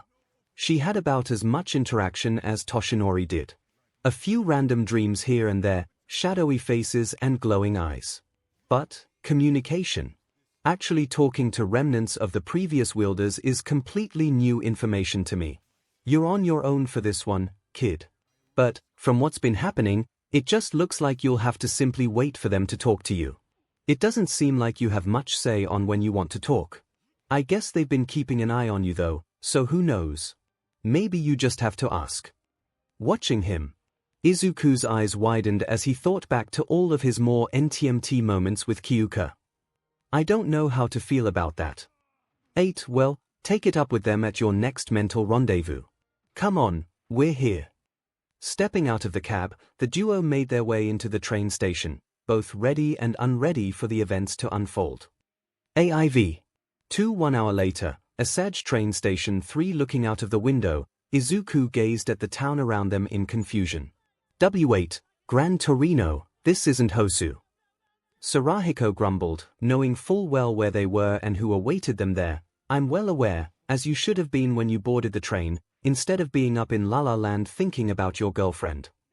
I wasn't dash, yes, you were. I just thought we were going straight to Hosu. We have to make a detour. Just a quick stop before we head to Hosu. Oh, what for? Do you want to go on patrol or not? Wise, sir. Izuku quickly stepped off the train, leaving Torino to gaze on tiredly. 2 teenagers. I can barely handle the one. Toshinori, don't make me regret this. He followed Izuku outside of the compartment, leading the teenager through the station towards another train line. We're getting on the next train for this line. It goes right to Hosu. Izuku squinted his eyes in confusion, but what about the detour? Aren't we here for a reason? This is the detour. It's the second reason this patrol is special. Izuku became even more confused as he looked around to find nothing out of the ordinary. I'm sorry if this is a lesson, sir. But I'm really not understanding what's so special about this. I dunno about you, but I'd say I'm pretty special. Izuku gasped at the voice coming from behind him, spinning around with wide eyes. He was met with perfect violet eyes and an iconic smirk. Well, special is a bit of a weak word, don't you think? Maybe like, one of a kind, or whoa. Kyouka couldn't finish her remark as she was swept off of her feet in a strong hug from Izuku. I missed you. All Might chuckled as he approached them. For the love of kids, it's only been 2 DMN days. The pro quickly stopped talking as Kyouka shot him a quick glare before returning the hug with full force. Right. Love and all that. Kyouka pointed at both men. Turn around. This again. Come on, it's not a big dash round. All right. Toshinori turned his back on the teenagers, grabbing Torino's shoulder so he would follow his former student's example. Kyouka kissed Izuku with as much passion as she could muster, leaving him with a final kiss on the forehead before hugging him again. I miss you, too. Do you like your surprise? Izuku backed out of the hug, a wide smile. I would have been disappointed if it was anything else. You're getting really good at your smooth talk. Oh God, are they always like this? Torino sighed. Toshinori smiled. You have no idea. But it's a whole lot better than if we had to watch them pine after one another for way too long. 6. Kyouka turned to finally meet Gran Torino. She steeled herself, already deciding on how she wanted this to go down. At first, she was just going to be as respectful and polite as possible, but then she reconsidered. All Might said to keep her confident, stubborn attitude, and well, Gran Torino might as well understand exactly what he was getting into. So, Gran Torino began, you're my Doria's lady friend. And you're the old man that keeps hitting him when he does something reckless and stupid. My job, by the way. 𝗧𝗏𝗧𝗧𝗍's eyebrows rose for a split second, Kyouka's heart rate suddenly skyrocketing. But then he gave a small smile. Well, I guess I can't say I don't like your attitude. Newbie said you were a moody one. And 𝗵𝗃𝗁 said you were stubborn about this whole thing. Toshinori deadpanned. 𝗵𝗃𝗁. Really? Quiet, 𝗵𝗃𝗁. I'm speaking to the lady. 3. Toshinori raised his hands up in exasperation and walked away towards his protégé. I'm happy you like the surprise. Izuku's eyes lit up in realization. This was your idea. Are you kidding me? The second you accepted a separate internship from her, I could tell you already missed her. 12 more hours and you two probably would have died from separation. Besides, I figured Torino should at least meet the girl before immediately writing her off. Prove that we couldn't get rid of her even if we tried. Pretty much, yeah. You think he stands a chance? Not even a little bit. And, thank you, All Might. This is great. Toshinori nodded, his hand coming up to rustle the boy's hair. Of course, my boy. One soon enough, the bullet train to Hosu entered the station, and the four of them all boarded. To Izuku's surprise, he was led to the luxury compartment of the train where their own private room awaited them. Plush seats were placed on both sides of the compartment, with a table in the center. Holy crp. A luxury compartment. I never thought I'd ever ride in these. He turned to Kyouka, a brow raised as he remembered their call from the first night of internships. Nothing too fancy, here. Just the essentials. Kyouka pouted her lips and shrugged. I might have downplayed my living conditions at All Might's agency just a little bit. You're living like a queen over there, aren't you? I didn't want you to feel bad. Izuku shook his head with a chuckle. Like I said, as long as you're happy. He lowered his voice and leaned in towards her. Really, I'm just happy that I finally have some fresh air and not rotting wood and old man smell. Thwack oh. Izuku rubbed his shin where Gran Torino had smacked it with his cane. I may be old, but I can still hear you. Toshinori chuckled. Yeah, I bought him top-of-the-line hearing aids. 2/7 All Might grunted as the cane now connected to his shin instead. Sit down, and shut up, Tsuruhiko growled. Kyouka and Izuku sat down on one side of the compartment, with the former leaning against the latter, and the adults sat on the other side. Soon, the train took off, and silence rang throughout the compartment. It wasn't too long before Torino finally pulled the pin. Let's address the elephant in the room while we can. I can hardly breathe through all this tension. I'm not going anywhere, Kyouka put bluntly, not even hesitating with her response. She had been practicing what she was going to say in her head all morning leading up to the train ride. The stakes have been explained to me, and I've accepted them. Honestly, from how you and All Might put things, it sounds like I'm dead anyway if All for One beats All Might and Izuku. So, as far as I see it, staying and helping in any way I can is better than running away. It wouldn't be running away, Gran Torino argued. One, if I didn't know about it, sure. But, now I do. Now I know everything that's at risk, so leaving now would be running away. I want to be a hero, so that's out of the question. And, most importantly, I'm not leaving Izuku. It's just not happening. Believe it or not, I kinda want to go the distance with this one, Kyouka replied, pointing at Izuku, causing him to blush. Ignoring my feelings for him, I wouldn't leave a friend behind either. Especially not when facing a superpowered madman. They're not asking for my help, but I'm going to give it to them. 1C. Toshinori laughed. I told you we can't get rid of her. Besides, she's grade A pro hero material. All Might suddenly puffed up into his hero form. Giving help, even when it's not asked for, is what makes a true hero. A voice was suddenly heard from outside the cabin. Whoa. I think I just heard All Might. Toshinori deflated instantly, opening the compartment door and yelling, No you didn't. 10 I know my parents are affected by this, too, Kyouka continued, and I'll tell them in time, but honestly, even if they told me the same thing you are, I wouldn't leave. Gran Torino stared at her for a few moments before turning towards the window. I guess that's that. The other three all widened their eyes, looking at one another before turning back to Gran Torino. That's it? Kyouka asked. Yep. You just accept it now. I can't convince you to leave, so what can I do? The group once again sat in silence, and none of them were convinced that was the end of the conversation. But Kyouka didn't push it. She would just have to wait for a better opportunity. For now, she would just do her best to prove her worth during the patrol. So, Izuku began, turning to his girlfriend, do you think we'll see Ida while we're there? Kyouka shrugged, hopefully. If not to just see how he's doing, then to keep him from finding trouble. All Might scoffed, young Ida finding trouble. I doubt it. He tried to report someone for taking an, and I quote, unauthorized picture with one of the heroes as they were leaving campus. Izuku nervously chuckled. I'm sure he was just trying to protect their image. She was 7. 7-I-. Izuku raised a finger to try and defend Ida, but lowered it with a defeated sigh. Kyouka chuckled. What we mean is, Ida's brother was attacked by the hero killer. When we were leaving for our internships, we noticed that Ida got on a train for Hosu. And, well. I see, Toshinori sighed, rubbing his chin in thought. You really think young Ida would actively search for the hero killer?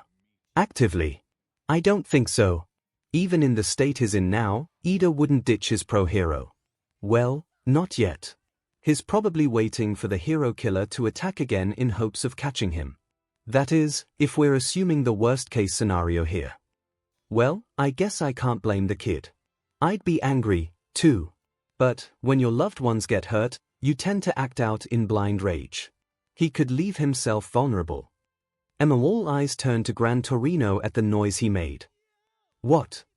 Something to say, Torino. No, why? Toshinori deadpanned at his former teacher, because it sounded like you were making a disgruntled noise at the fact that I brought up loved ones getting hurt and being left vulnerable. Sounds pretty similar to a conversation we had not 5 minutes ago. Not at all.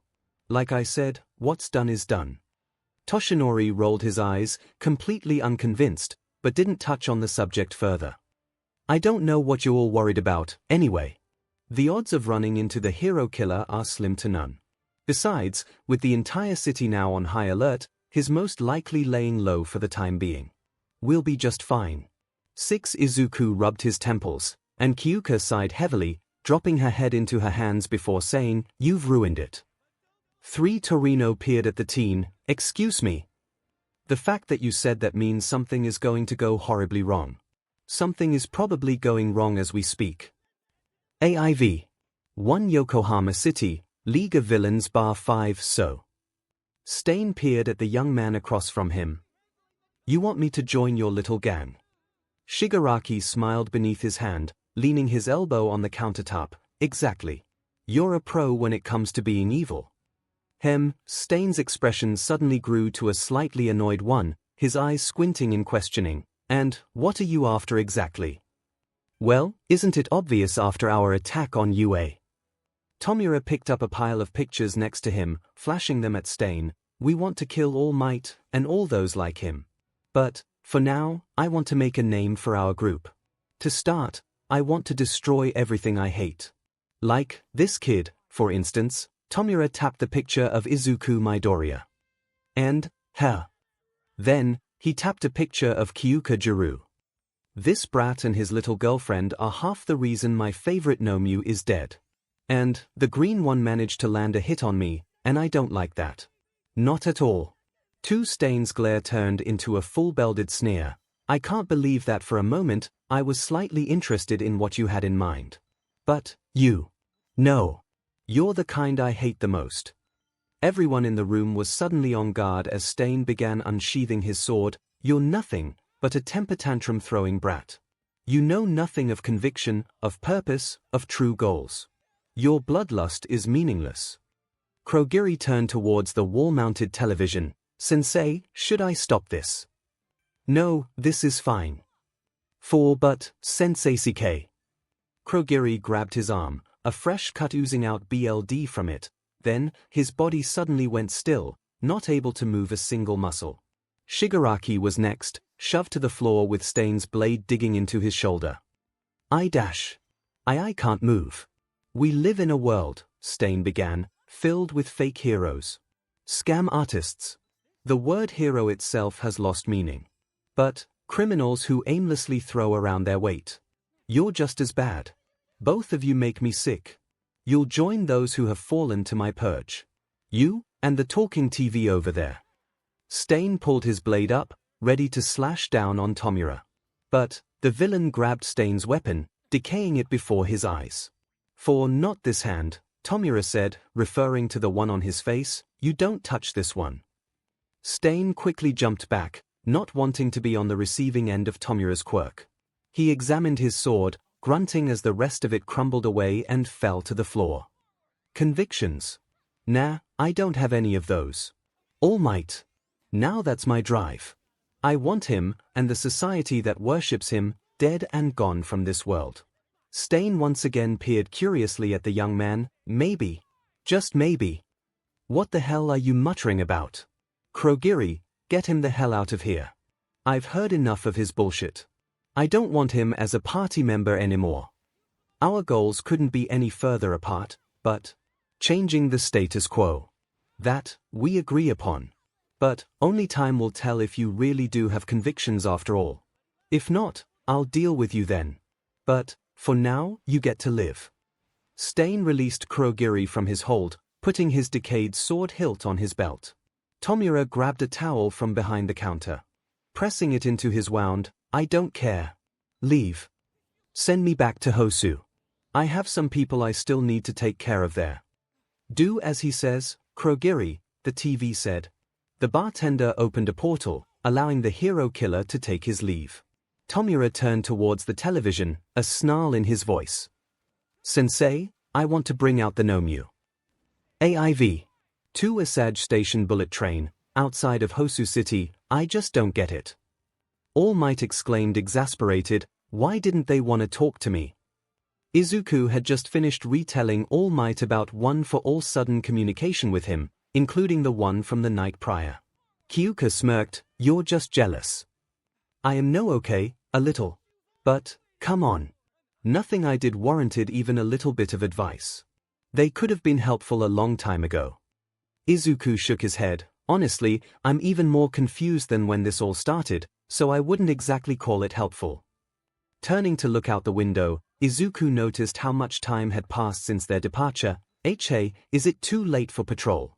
The sun is already setting. Are you kidding? Gran Torino chimed in. Night's perfect. There are sure to be more incidents at night. More action, and way more fun. We're doomed, Kyouka muttered to herself. Ah, great, All Might groaned as he looked down at his phone. My intern has just informed me that paparazzi spotted Endeavor patrolling in Hosu. No doubt, he's hunting for the hero killer. What's the big deal? Kyouka asked. It's not like he'll recognize you like this. It doesn't mean I want to cross paths with him. Besides, he knows you too, and I don't feel like raising any questions. Izuku nodded in agreement. It would be nice to see Todoroki, too. But Endeavor and I didn't exactly get off on the right foot. Kyouka crossed her arms, leaning back in her chair. I'm not too keen on meeting him again either, especially after what Todoroki told us. Although, I'm sure he's not enjoying himself all alone with the man. Maybe we should just bite the bullet and dash. Kyouka suddenly sat up straight in her seat, her eyes widening. Does anyone else hear screaming? And screeching? And both getting closer at an alarming dash for she was interrupted as they all lurched forward, the train coming to a halt. The intercom suddenly buzzed in overhead. Passengers, please remain seated. We're making an emergency crash 3. The train car shook violently, and screams could be heard from outside their compartment. They all jumped up and ran out to see a pro-hero had crash-landed inside of the train. And, standing just at the massive hole in the train car, was a four-eyed, gangly 𝗵𝗵𝗄. Izuku and Kyouka shouted at the same time. It didn't look the same as before, but it was definitely related to the USJ 𝗵𝗵𝗄. Toshinori quickly pushed the teens back into the compartment. Stay here. You're not ready for these things. Torino. Already on it. The old man's air jets activated, and he rammed straight into the 𝗵𝗵𝗄, sending them both flying out of the train and into the city. Toshinori looked through the hole and saw bright orange lights on the cityscape, with pillars of smoke coming from them. It. This thing has been busy. All Might ran towards the train bathroom as quickly as possible to transform out of sight. Kyouka turned to Izuku. We really staying? Is that even a question? Thought not. They both ran from the train car, the conductor yelling after them to come back. Hang on. What do you mean? Izuku grabbed onto Kyouka, picking her up and jumping from the rail line, bouncing off the side of a building and down to the streets below. As soon as they came to a halt at the main road, Kyouka left Izuku's arms and punched him hard in the shoulder. How about a little warning before you grab me and jump off a building? Izuku rubbed his shoulder and winced in pain. Sorry. Kyouka sighed. I repeat, you're so lucky you're cute. Come on. They rushed around the corner to the city plaza, their eyes widening at the chaos ensuing before them. Not one, but 3 Nomus were wrecking the city. Pros were everywhere, doing their best to take them down, but most of their efforts were fruitless. I thought we told you two to stay put. The teens looked up to see Gran Torino on a light pole, scuffed and covered in dust and debris. You really do have a problem with recklessness, don't you, kid? I can't help it. Whoa. Izuku grabbed Kyouka and ducked them down as a large chunk of concrete was thrown their way. We thought you'd need backup. Scree. They all turned to see the Nomu from the train charging in their direction, effortlessly batting other pros out of the way to reach them. They readied themselves for a fight, just before. I am here. In a flash of red, white, and blue, the lanky, 4-eyed Nomu was sent careening into a nearby building. As the backup, All Might stood before them, his fist smoking and outstretched. You two. Just stay back. We'll handle this. Suddenly, erupting from inside a nearby cafe, a large Nomu whose only facial feature was his bottom jaw and was about the size of the Nomu from the USJ, jumped at Toshinori and threw a punch. Except, unlike the USJ Nomu, All Might caught the fist with ease. The creature tried to pull out its fist, but All Might's grip was too strong. Oh, I see. You're not as strong as your big brother, 𝗬𝗵𝗃. Well, I guess that means. Toshinori winded back his arm. This should be a lot more fun. Crack. Smash. The Nomu rocketed down the street and straight into a wrecked semi. Torino landed next to his former student with a roll of his eyes. Show off. Been a while since we fought together, Torino. What do you say, 2 on 3? And here you ramble on with your stupid phrases. Ah, what the hell? Why not? Yep, Kyouka said, emphasizing the P at the end. I think they got this covered. Izuku and Kyouka watched as the battle raged on, neither sure how they could help. It seemed like All Might had everything handled. That was, until they heard normal hero, Manuel yell out near them, Tenya! Tenya! Ugh, where the hell did he go? Why would he run off at a time like this? Izuku's heart dropped at Manuel's words. Ida, of all people, running off from his hero in Hosu. Turning to Kyouka, Izuku looked at her with a less than optimistic face. Why you don't think Ida would? I don't think you want me to answer that. DM it. Come on. The couple took off into a sprint down the street. 60% of the hero killer's victims were found around blind corners in deserted areas. Manuel's agency was right at the center of chaos, so Ida couldn't have gotten far. We need to check all the back alleys. Izuku, what's my quirk? One Izuku furrowed his brow. What? What's my quirk? I don't understand. Izuku skid to a halt, turning around to face Kyouka with a deadpan expression. Where is he? Gimme a second. Kyouka turned up her headphones, trying to block out all of the sound from the Nomu attack and focus purely on any voices she could hear in the other direction. Evacuate the area. There's someone trapped in that building. You're still the criminal who hurt my brother. Got him. Izuku crouched down, his body glowing brightly. Hop on and point the way. Kyouka jumped on, and the two began weaving their way through streets and alleys. Izuku began running through all the details in his head before coming upon an unfortunate possibility. If Ida found the hero killer during the Nomu attack, why you don't think he's working with the League, do you? Izuku, I'm begging you, please use that undying optimism of yours right now, or else I'm the one who's going to start having panic attacks. Alright, I'm sure it's just a coincidence. But... Izuku! Sorry. Kyouka pointed to her left, around that corner. Izuku jumped up and bounced off of the wall, looking down the dark alley to see a figure looming over Ida, preparing to finish the teen off. Izuku leapt from the wall, focusing excess power into his hand. Smash! Izuku fired one for all out of his hands, shocking the villain and sending him back down the alley. Midoriya! Jirou! WH-. What are you doing here? Leave. This is my fight. Kyouka scoffed as she hopped down from Izuku's back. A fight you're clearly winning. How could we assume anything else? For this is not the time for sarcasm. Kyouka bent down to lift her friend up. Never tell me that. Just let us save you. To save him, here. Pretty good line. Izuku's eyes widened as the assailant turned back around, rubbing the cheek that Izuku punched. Izuku fully realized who they were standing across from. He had expected it, but he was really hoping it wasn't going to be true. Oh. SHT, Kyouka finished. The hero killer cracked his neck, his eyes boring into the heroes in training. But, you're both interfering with my work. It's my job to kill these two fakes. You've given me no reason to kill you just yet, but you've also given me no reason to keep you alive. So, if you force my hand, then. He raised his sword, pointing at the two new arrivals. Your fate will match theirs. Your fate will match theirs. Izuku and Kyouka were rooted to the spot, Stain's eyes burning with an inner flame unlike any other they had ever seen. The look of murder, and unwavering will to do so. The low-level thugs at the USJ were nothing compared to this. They knew then and there, this was truly their first test as heroes. Oh, this is all kinds of bad. Kyouka got down, grabbing Ida by his uninjured arm and trying to lift, but she struggled, his heavy armor and dead weight not helping in the slightest. Hey, Ida, a little effort, please. Tenya grunted as he struggled to move even a single muscle, but nothing happened. I'm sorry, but I can't move. I'm paralyzed. Once he cut me, I was completely immobilized. I think it's his quirk.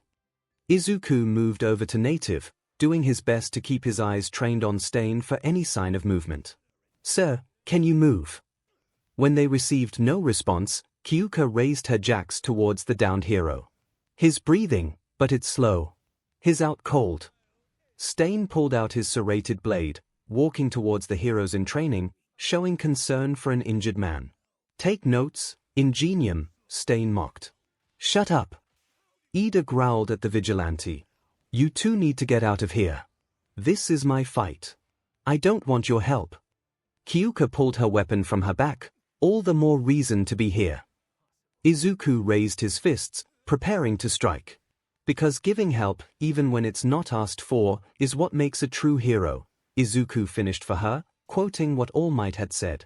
The trio of teens were shocked, and a little creeped out, as Stain suddenly stopped in tracks, gasped and smiled widely. Kyouka shivered. Okay, I'm gonna have to ask you to not do that. Kyouka, Izuku whispered, attracting his girlfriend's attention. She looked down to see Izuku holding his phone behind his back. Take my phone, call for help. I'll keep him distracted. Kyouka aggressively whispered, oh no, you're not doing the whole, I'll hold him off while you get help. I'm not leaving you alone with a psycho killer.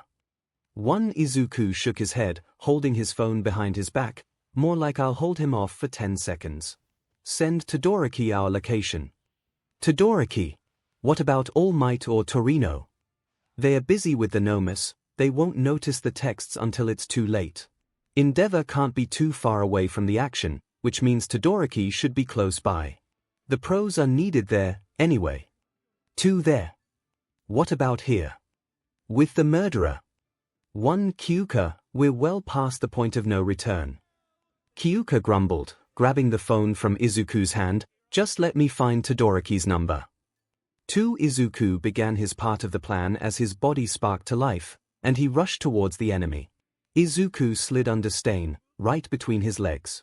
The killer swung around to slash at the teen, but Izuku redirected power to his back, firing a scattershot of energy behind him. The blast hit Stain directly, and the kickback from the pulse sent Izuku the opposite direction.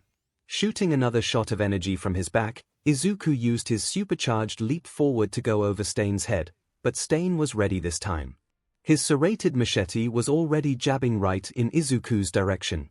Izuku panicked, blasting his excess power towards the sky, sending him back to the earth and allowing him to uppercut the killer and gain more distance. But, not without feeling the blade drag across his arm. Izuku had expected at least a few seconds to recover, but quickly had to sidestep as a throwing knife flew just past his cheek. Stain lowered his throwing arm, mumbling to himself as he waited for Izuku to attack again. Is he waiting for me. Izuku then thought about the knife that was thrown at him. 𝗧𝗵𝗲 was clearly a trained killer who had taken down multiple heroes much more experienced than a 15-year-old. That knife thrown went to the left of his head, clearly aimed for the cheek. Izuku then looked down at where the machete had cut him on his right arm, finding that it had fortunately only sliced through the outer fabric and just about halfway through the armored weave underneath. He would have to thank Kyouka for insisting he asked for armor. And, by insisting, he meant she said he had no choice in the matter because she refused to have him dying on her.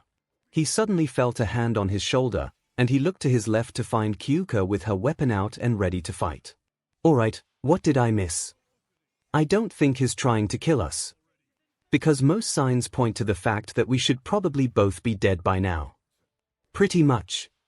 Because you two are worth keeping alive.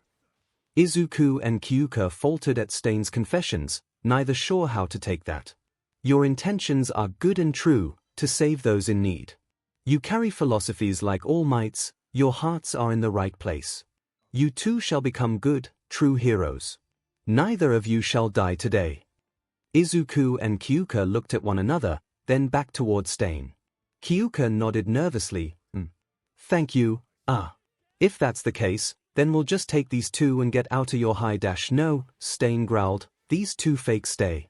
They need to die. Kyouka rolled her eyes, getting back into a fighting position, then we still have a problem. 3. We're not going anywhere until they're safe, and you've been stopped, Izuku agreed. 𝗧𝗵𝗲 chuckled, oh, I really like you too. 𝗧𝗵𝗲 charged this time, his curved blade brandished. Give him no ground to stand on. Izuku shouted. On it. Kyouka slammed her equalizer on the ground, cracking and shaking the pavement below them. 𝗧𝗵𝗲's pursuit didn't stop, as he opted to jump up and run the short distance on the wall before vaulting towards his opponents. Izuku bounced off the opposite wall, meeting 𝗧𝗵𝗲 halfway in a clash. 𝗧𝗵𝗲 swung an axe kick, and Izuku had no time to dodge. He did the best he could by allowing the blow from the spiked boots to hit his shoulder pauldron. But 𝗧𝗵𝗲's reach with his long blade swiped just at Izuku's jawline and drew 𝗬𝗲𝗎, Izuku thought. He hit the ground, turning to see 𝗧𝗵𝗲 raise his blade up to his lips. Thwack, the side of 𝗧𝗵𝗲's head was bashed by Kyouka's equalizer just before he could take in the BLD. He grunted in pain, slashing down at Kyouka. The musician gasped, dodging to the right, and bringing up her weapon as 𝗧𝗵𝗲 slashed again. She caught his blade in between the prongs of her sword. She twisted her weapon in her hand and brought both blades towards the ground. 𝗧𝗵𝗲 brought his other hand up, knife at the ready, but Izuku latched onto the criminal's back and grabbed his wrist. Using the opportunity, Kyouka sent strong vibrations through the equalizer, violently shaking both 𝗧𝗵𝗲's arm and his blade. The weapon shattered, the blade, along with Izuku's BLD, lost in the process. 𝗧𝗵𝗲 threw Izuku over his shoulder and into Kyouka, both teens tumbling to the ground. Looking up, Izuku saw a dagger coming right for his leg. He got ready to evade, when suddenly, 𝗬𝗧𝗔𝗲 was pushed back as large shards of ice enveloped the alley. Shoto stood at the entrance of the alley, frost and flame billowing around his body. You two should really be more specific with your messages. You're lucky I could interpret your sudden location as a call for help. Kyouka groaned, but was relieved to see more help. As you can see, I was in a bit of a hurry. Next time I'll be sure to send a nice, long text to you when we're being attacked. Izuku helped Kyouka up, training his eyes back on 𝗧𝗵𝗲 as the killer examined his new combatant with irritation. You saw what he was about to do after he cut me, right? The part where he tried to eat your BLD. Either it's a part of his quirk, or he's even more insane than we expected. Or both. It explains the knife collection, Shoto added as he walked up and stood next to his classmates. I can give you guys support from here, keep him off balance, and be able to keep him away from 𝗧𝗪𝗎. 𝗫𝗫 shouted from the ground, still struggling to move. All of you, stop. None of you should be here. Kyouka turned around to her friend with an aggravated growl, 𝗎𝗧. We're well past that. Even now. 𝗧𝗵𝗲 started from the other end of the alley. After your friends show up to save your pathetic life, you still are hell-bent on nothing but revenge. You make me sick. Kyouka shook her head in disbelief, He makes you sick. You're a psychotic murderer. 𝗧𝗵𝗲 scoffed, pointing his sword towards the still paralyzed native. Your friend here didn't even give this other faker a glance, more than happy to let him die if it meant getting his revenge. He's no hero. Izuku clenched his fists. Ida is a hero, I know it. He's just hurt. He's going through so much pain that you put on him. One true heroes must endure pain. 𝗧𝗵𝗲 snapped back. Heroes are meant to endure. To take that pain and use it to fuel their heroism. Not to use it for their own selfish gain. If his brother was even half the hero and inspiration that fate claims him to be, then he would know that already. His brother was weak. He jabbed his sword towards Ida. He is weak. A fake. And now he must die like one. Open your eyes. You're smart kids, I can tell. You have to be able to tell how different you are from the rest. How many of your fellow students, who aren't even pros yet, have selfish and delusional goals? Money. Their minds immediately flashed to Okako, who they both knew needed money for selfless and admirable goals. But it still couldn't be ignored that if she achieved her goals, it would only benefit her and her family alone. Foolish ego and pride. Todoroki's mind moved to his father, but Izuku instead thought of Katsuki, both hell-bent on being the best with saving the lives of others merely being an afterthought. Hell, or simply even just a work requirement. 𝗧𝗵𝗲 pointed at Tenya, idiotic wish fulfillment, trying to live up to some pathetic legacy. You didn't become a hero to help the world, to save lives. You became a hero so your 𝗬𝗵𝗲 brother would be proud of you, in turn just so you could be proud of yourself. It's all about you. 𝗧𝗵𝗲 pulled out 3 talon knives, slipping them between his fingers while his other hand grasped one of his short swords. Ingenium fell to my blade once. And, now he shall do it again. 11 𝗧𝗵𝗲 advanced again, his blades at the ready. Remember, he paralyzes you by ingesting your BLD, Izuku reminded them. Shoto sent more ice, and while it didn't harm 𝗧𝗵𝗲, he kept him at bay if only for a little longer. Izuku ran up the angled ice and bounced from wall to wall before throwing a punch at the criminal. 𝗧𝗵𝗲 swiftly dodged to the side, leaving Izuku to punch the wall instead, leaving cracked bricks behind. You've got some power in you, kid. 𝗧𝗵𝗲 slashed at Izuku, with the teen barely dodging, losing a few hairs in the process. The two began trying to trade blows, but neither were managing to hit the other. Izuku jumped back, his hands firing out energy as he pushed off the wall to drop-kick the criminal, but 𝗧𝗵𝗲 slipped under him. Just as he rolled away from the attack, 𝗧𝗵𝗲 heard a yell from up above. One Kyouka had run up Shoto's ice and leaped with her sword above her head. Base drop. 7. Her leg was grabbed mid-fall and she was thrown into Izuku for the second time that evening, causing the teens to fumble to the concrete. That went so much better in my head. Rah! 𝗧𝗵𝗲 launched at the teens, preparing to strike. Izuku quickly tried to fire out more power, but in true one-for-all fashion his quirk backfired. Izuku had used his new ability too much. His arm locked up, his muscles contracting when he needed them most. His forearm was cut, and his BLD consumed before they could do anything about it. Izuku froze, his body unmoving. No! Izuku! Kyouka tried to run to him, but unfortunately 𝗧𝗵𝗲 decided she would be the next target. Kyouka jumped back, 𝗧𝗵𝗲's blade hitting the ground where she was standing. Shoto sent ice their way, but 𝗧𝗵𝗲 dodged and hopped over the ice spikes, throwing small daggers in Shoto's direction. The blades embedded themselves in Todoroki's right arm, causing the teenager to clutch his arm in pain. Using his small window of opportunity, 𝗧𝗵𝗲 slashed at Kyouka's cheek. She managed to dodge out of the way, her left jack quickly wrapping itself securely around 𝗧𝗵𝗲's wrist and yanking him forward. 𝗧𝗵𝗲's other hand shot out, a blade popping out from his wrist, and this time Kyouka wasn't fast enough. The knife stabbed into her shoulder, but she kept 𝗧𝗵𝗲 at bay by moving the equalizer and trapping his arm in between the prongs of the weapon and vibrating it at dangerous speeds. Grah!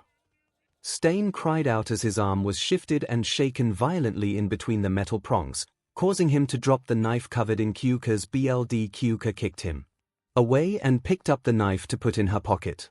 𝗧𝗵𝗲 grunted as his arm shook on its own, his control over the limb near impossible.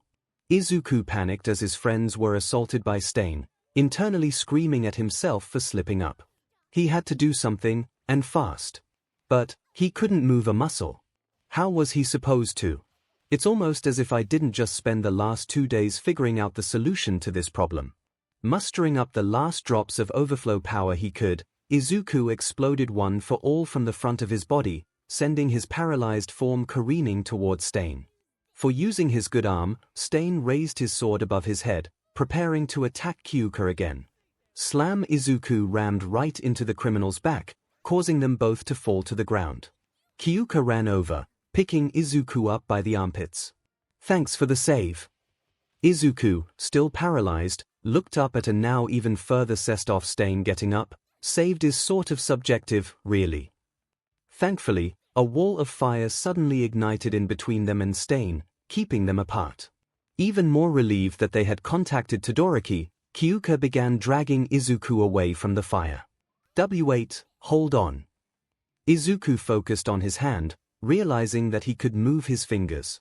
Help me stand up.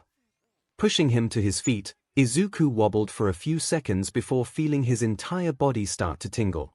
It was slow at first, but Izuku began to move around like normal. It wore off. Maybe the more people he uses it on at once, it becomes weaker, Kyouka responded with a shrug. It's only Ida and I. He has no reason to keep using it on native, he's unconscious. What about BLD type? Izuku. Kyouka pointed at the fire as 𝗧𝗵𝗲 jumped through the blaze. I really don't think it's important anymore. Fair enough. The teens got ready for more, the battle continuing on. Ida seethed in anger on the ground, desperation in his voice. All of you, stop. Please. I can't take it anymore. I inherited the 𝗵𝗲𝗄𝗻 name. I have to be the one to do this. Todoroki blasted another inferno in 𝗧𝗵𝗲's direction, doing his best to keep him at bay. Last I checked, 𝗵𝗲𝗄𝗻 didn't act like this. Guess you've got your dark side, too, here. Ida looked up at Todoroki, confusion on his face. Ida, I'm going to tell you the exact same thing that was told to me not so long ago. Never forget who you want to become. Kyouka punched one of Shoto's ice stalagmites with her speaker, shattering the formation and pelting 𝗧𝗵𝗲 with shards as Izuku attacked from behind. You want to stop this? Then stand up. Fight for your brother as the hero he would have wanted you to be. Your own hero. 𝗧𝗵𝗲 had quite enough of Todoroki's incessant ice and fire annoyances. Ducking under a right hook from Izuku, he grabbed the teen and chucked him at Kyouka. Kyouka fell to the ground with Izuku on her stomach. Stop throwing us into each other. 𝗬𝗏 leapt through the flames, his sword aiming for Shoto's left arm. Let's free you from your fraud of a father's flame now, shall we?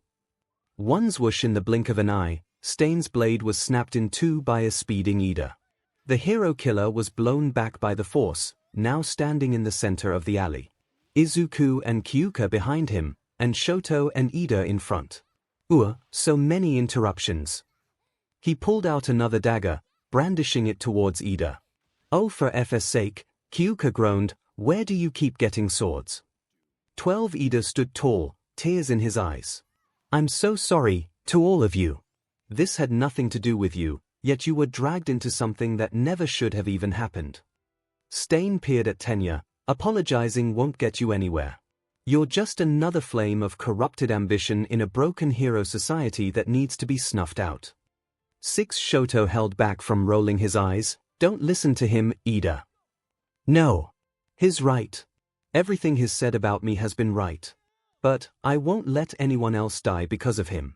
I refuse to let my friends shed their own BLD due to my own foolish mistakes and pride. For tonight, I am Ida.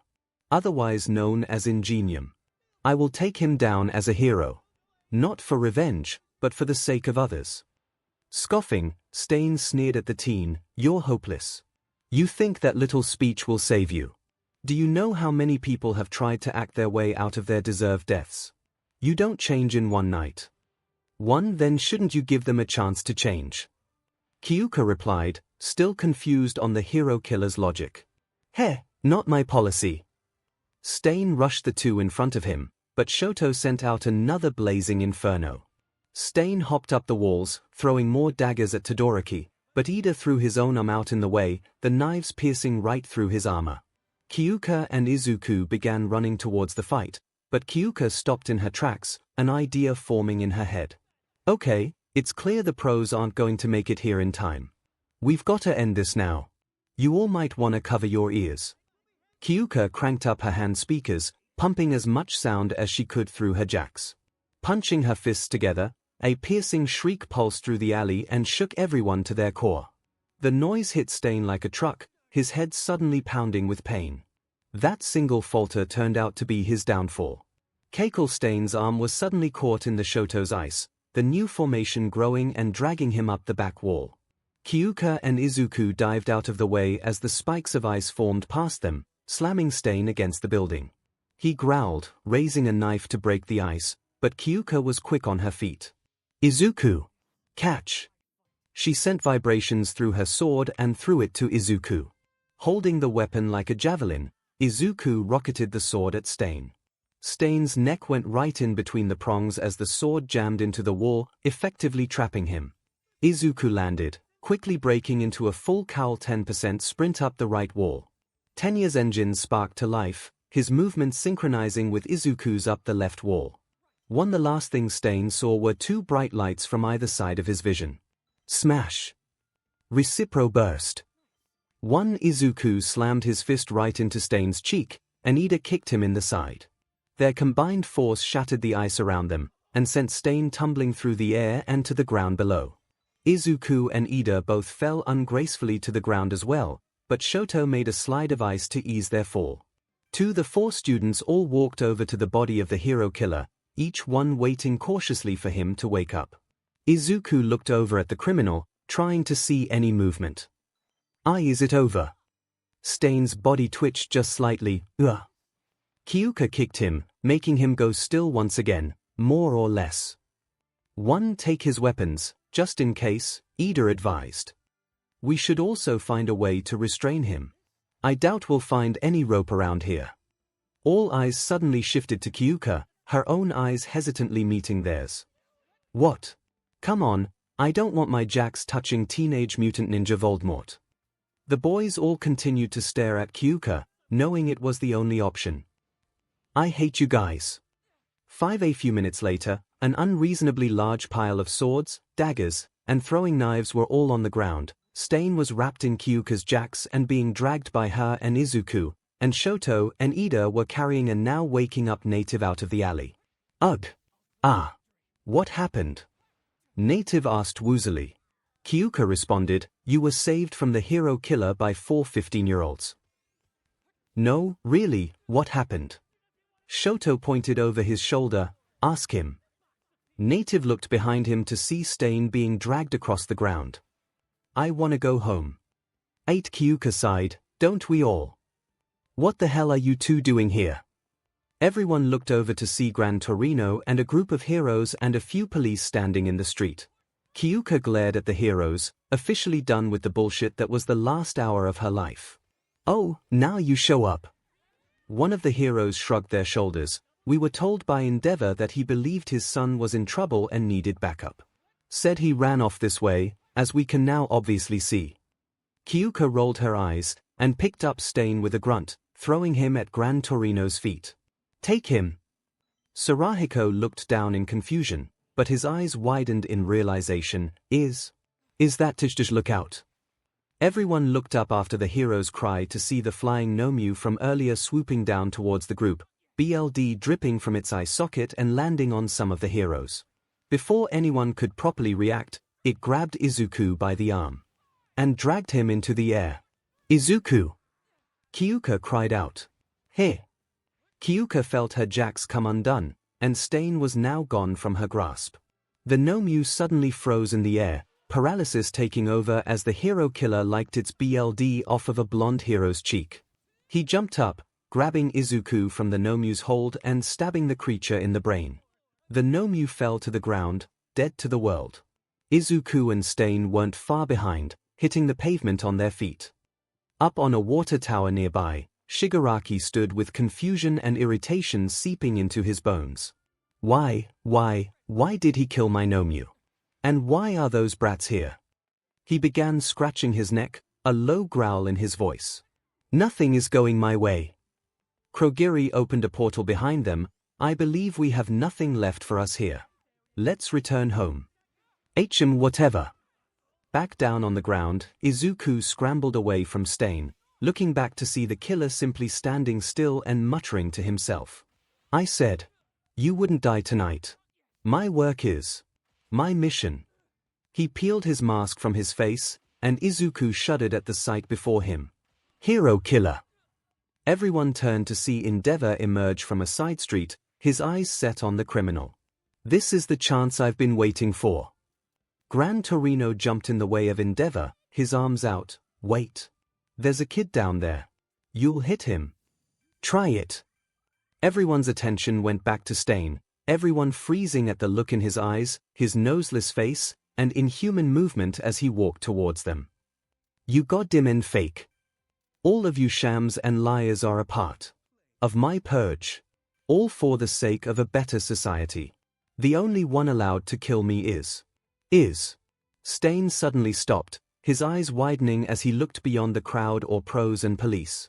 Everyone turned at the sound of footsteps, their gazes shifting to All Might walking towards them from behind 𝗵𝗏𝗏. Sorry about that, everyone. I would have gotten that last 𝗵𝗵𝗲, but someone got a little uppity about my presence here. Toshinori said, nudging 𝗵𝗏𝗏 with his elbow. It's okay though, I can tell he likes me. Anyway, who's that over there who took it down? Making his way through the group, he stopped once he was in the front. Toshinori's smile suddenly faded as he saw who he was facing. Him, the hero killer, I presume. Stain dropped his blade, taking a few steps towards All Might.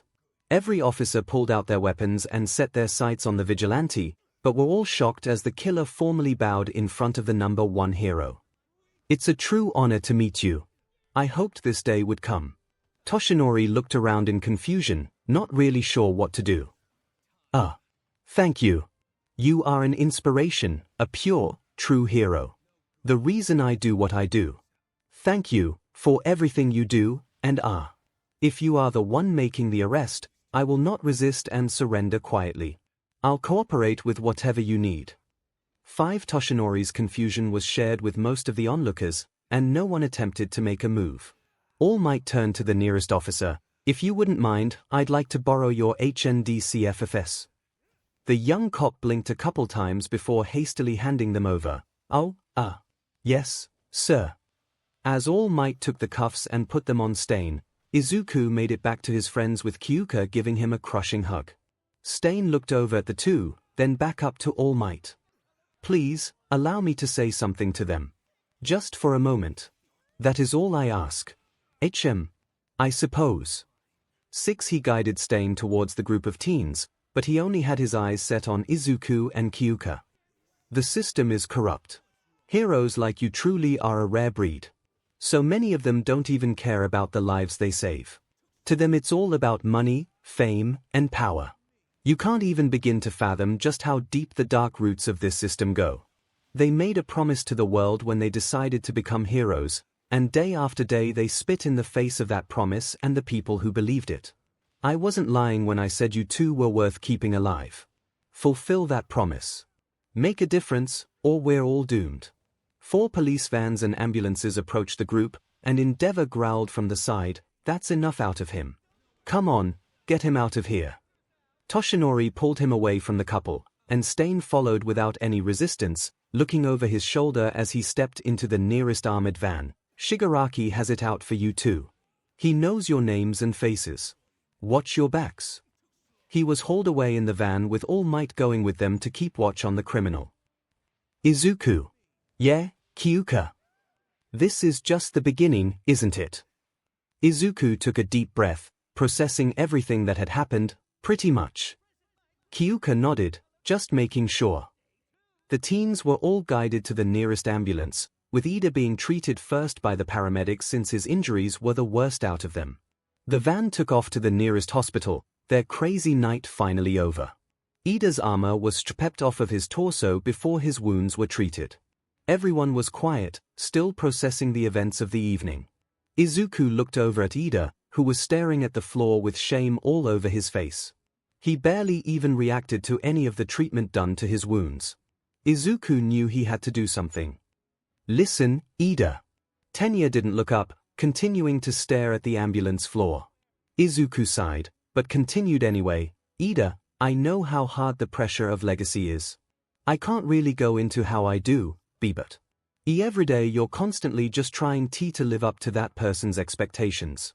Why you feel like nothing you do is ever good enough, and how time keeps moving faster and faster and.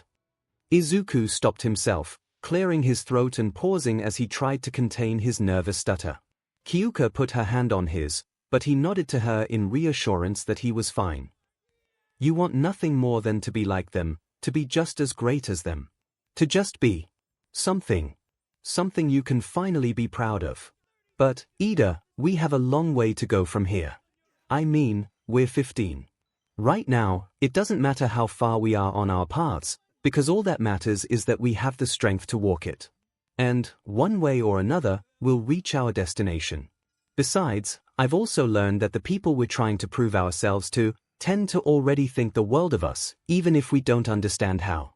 Izuku squeezed Kyouka's hand before finishing with, I know your brother is already proud of you, 𝗧𝗪.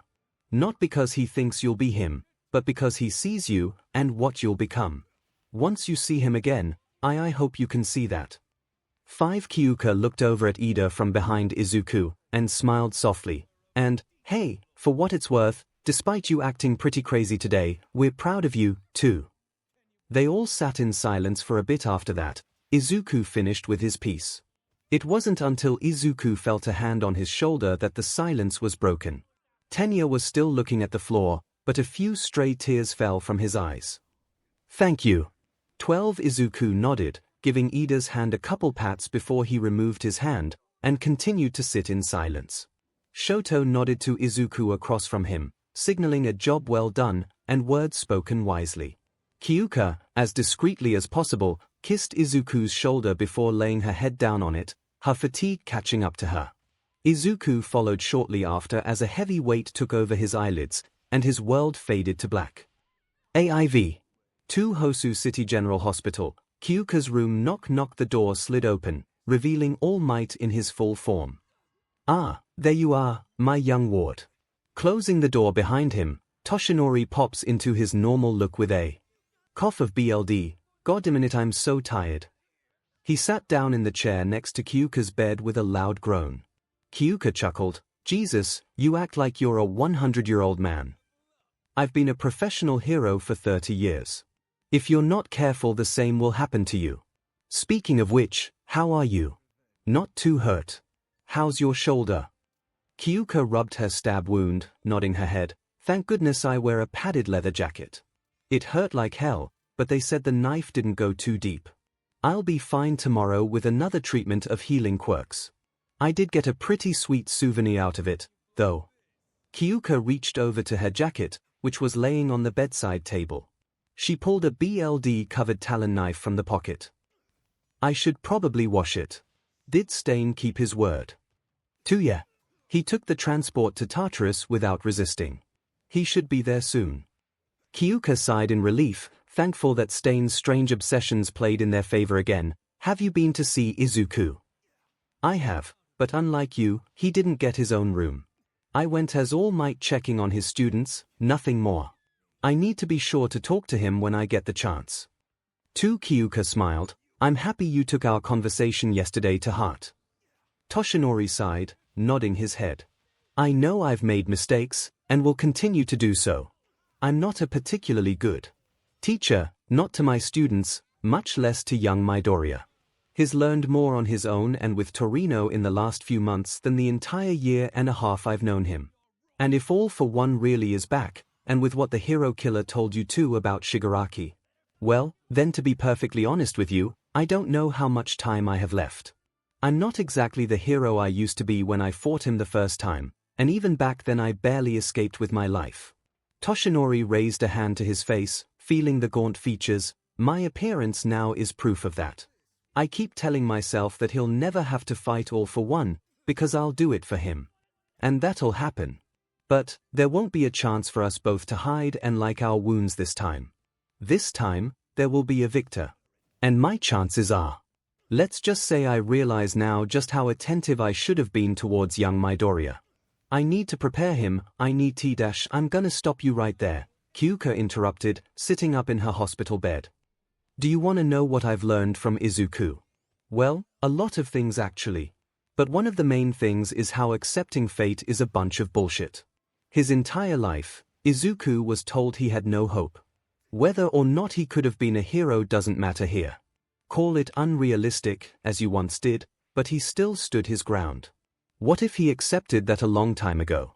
Studied other subjects, went a different direction. But he didn't. And here he stands, with you and I. If you accept you're going to die, then you will. No matter how I acted yesterday, I definitely don't want that. Izuku obviously doesn't either. Japan, and the rest of the world don't. So do us all a favor, and don't just fight for the world. Fight for yourself, too. 1. It's my job to put others before myself. I never said put yourself first, just. On equal ground. Do you think Izuku would want you to just accept death? Or 𝗵𝗃𝗄𝗵𝗃? Now that's a cheap shot. A cheap shot for a good reason. 2. Toshinori took in every word, letting it all sink in before nodding. I'll make no promises, but I will try. 4. Young Midoriya. And you. Good. Besides, who else is going to have a bias towards me in class? Aizawa. Like hell. Toshinori chuckled. If I'm going to learn how to be a better teacher, then favoritism is going to diminish from this point forward. The purplet smirked, squinting her eyes. Completely. Okay, not entirely. There we go. But, when it comes to teaching young Midoriya alone, I'll need some help from you. Keep his spirit alive, just continue to be by his side. Always. Kyouka sighed, idly playing with her fingers as she stared at her lap. Besides, I'm not the only one who took our talk yesterday seriously. I need to have a long overdue conversation with him. 1. Now. Young Jirou, you've just gone through a great ordeal. And, he and I are parting ways again tomorrow. I already stepped onto this roller coaster of a day, I'm going to see it through to the end. Tonight was just another reminder that he and I are in this, whatever it is, together until the end. No matter what that end is. He's laid his cards out on the table, I'll do the same. Honestly, after last night I can't stop thinking about it. I need to just steel myself and say, no hesitation. I've hesitated enough. 1. All Might nodded, understanding the seriousness of the situation. He put a comforting hand on her arm. I'm proud of you. Very proud. But, are you sure you've got this? There's absolutely no shame in waiting. Kyouka still felt queasy at the prospect of finally unleashing everything she had been feeling for so long, but she nodded to her mentor. I've got this. 1. AIV. A few hours later Kyouka looked out her window and at the full moon high in the sky. Her text to Izuku was sent only a few minutes ago. Her lights were already out, the doctor recommending she go to sleep quite some time ago. But, despite the clear fatigue she felt, she couldn't sleep. Not yet. Knock knock. Kyouka looked over at the door as it opened, thankful that it was Izuku and not a doctor or nurse. Izuku smiled, closing the door behind him. Hey. You wanted to see me? Kyouka chuckled, propping herself up on the pillows. I always want to see you.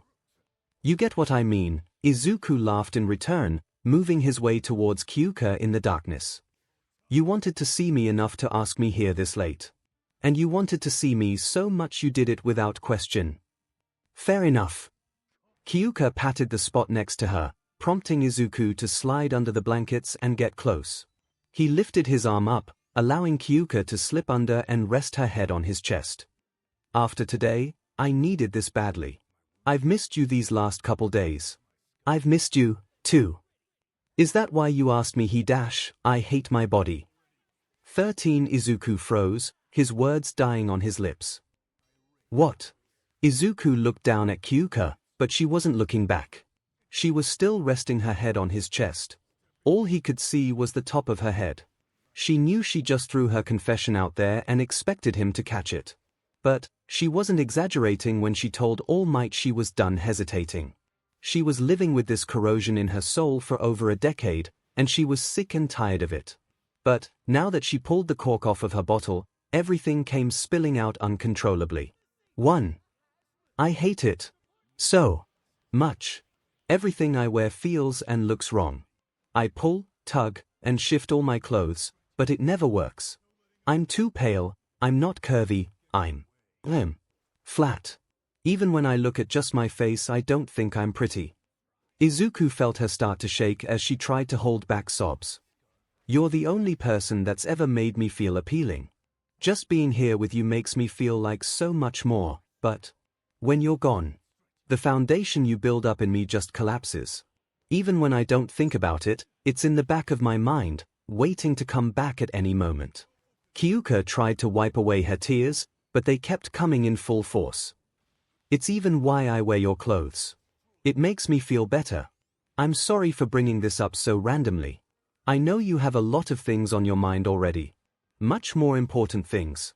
6. Izuku suddenly pushed her off of him, laying her down on the bed as he hovered over her.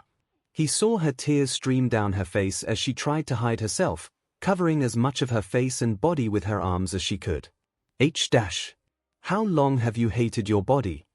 4. Kyouka brought Izuku down to her so she could hide in his shoulder, a really long time. I should have.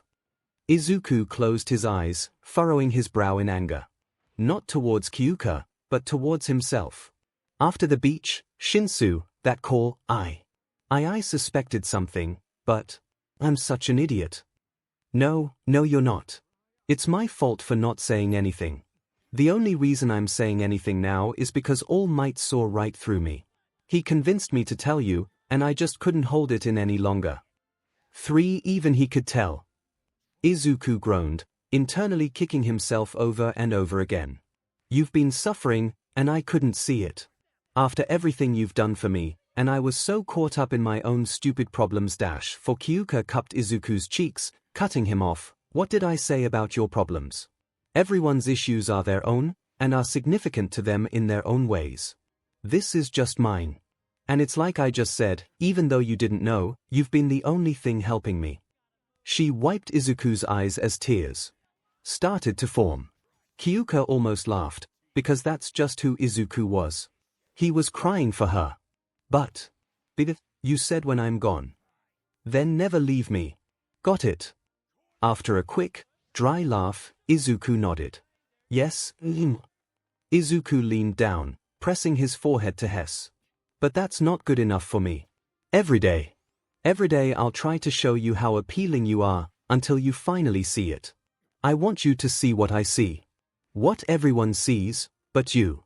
Okay. 5. Kyouka nodded, pressing her forehead to Izuku's. Okay. I care about you. Izuku hugged Kyouka close. I care about you. More than anything. And thank you for telling me. I know I can be kind of dense, but I have you to get through to me. Why you and I? We kinda both have problems with bottling up, here. 4.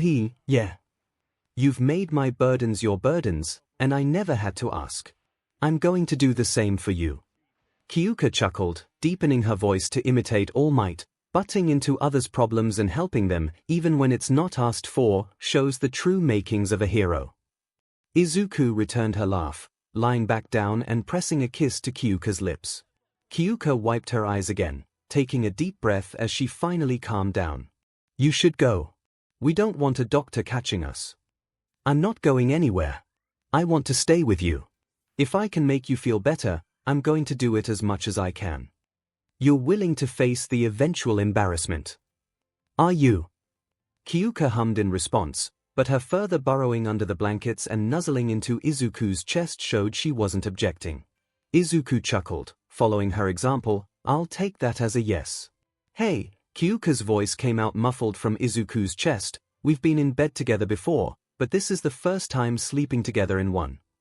Kyouka hugged Izuku tighter, basking in the warmth and tangle of their limbs, and it's somehow even better than I expected it to be. As her eyelids grew heavier by the second, Kyouka's heart and body felt lighter. After so many years, someone else finally knew. Someone she trusted, someone who wanted to share the burden and help her through it, someone who wanted to shower her in affection and show his belief in her. It was more than she could have ever asked for. It was more than she thought she deserved, but Izuku probably was.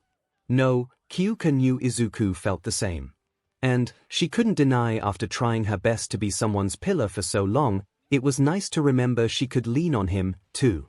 She still had a long way to go, but Izuku was here for her. What more could she need? Knock knock. Ida opened the door with Shoto behind him. I'm so sorry to disturb you so late, Jirou.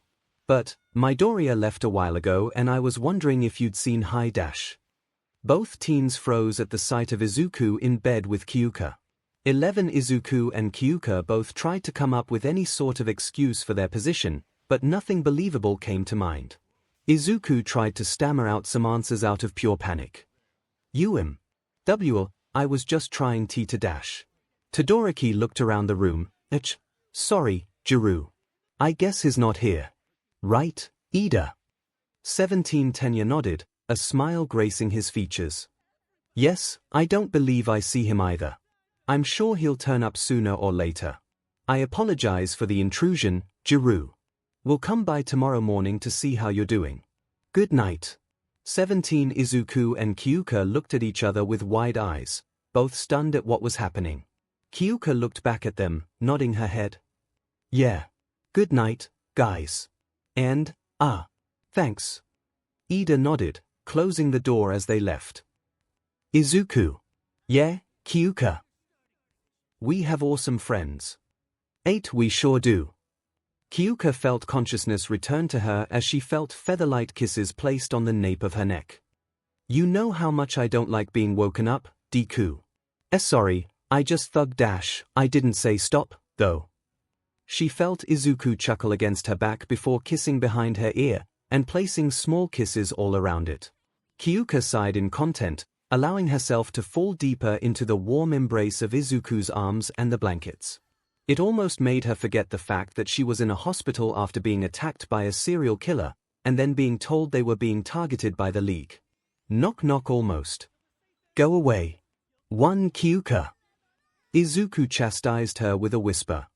Go away, please. 2 𝗳𝗏𝗏. Close enough. Toshinori's voice came from behind the door.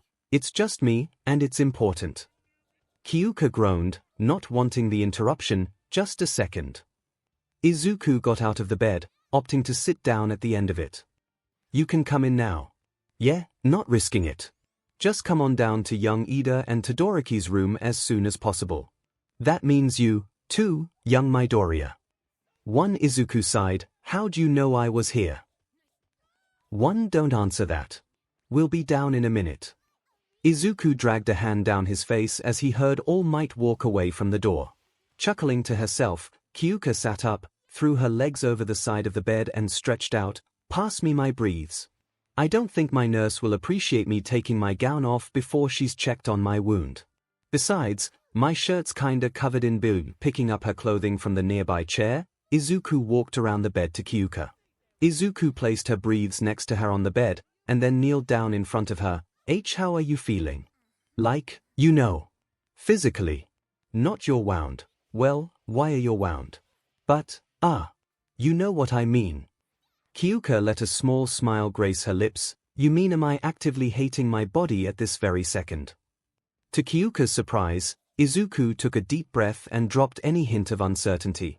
He took her hands into his, bringing them to his chest. Yeah. Do you need me to do anything? Does anywhere feel uncomfortable, or are you thinking of anything? Just tell me what to do, and I'll do it. Anything at all. Kyouka blushed, her smile widening. She took her hands out of his, cupped his face and brought him in for a deep kiss. Why did I ever hesitate telling you about my problems? She kissed him again, smiling. Against his lips, you're too good to me. There's nothing too good for you. 3 I'd say flattery will get you nowhere, but you've proven that wrong dozens of times over. They laughed just before Kyouka placed one last kiss against Izuku's lips. To answer your question, I'm doing just fine. Like I said, when you're around everything is perfect. which in of itself is a problem, as I shouldn't have to be here. Baby steps. How are we gonna handle finishing our internships? Kyouka chuckled, same way we've been doing it. Same way I've been doing it since before I met you. She kissed his forehead, then turned him around so she could slip on her breathes under her gown. I'll be just fine for 5 days. You don't have to worry about me. 4. Okay, that was stupid. Worrying about other people is practically one of your default emotions.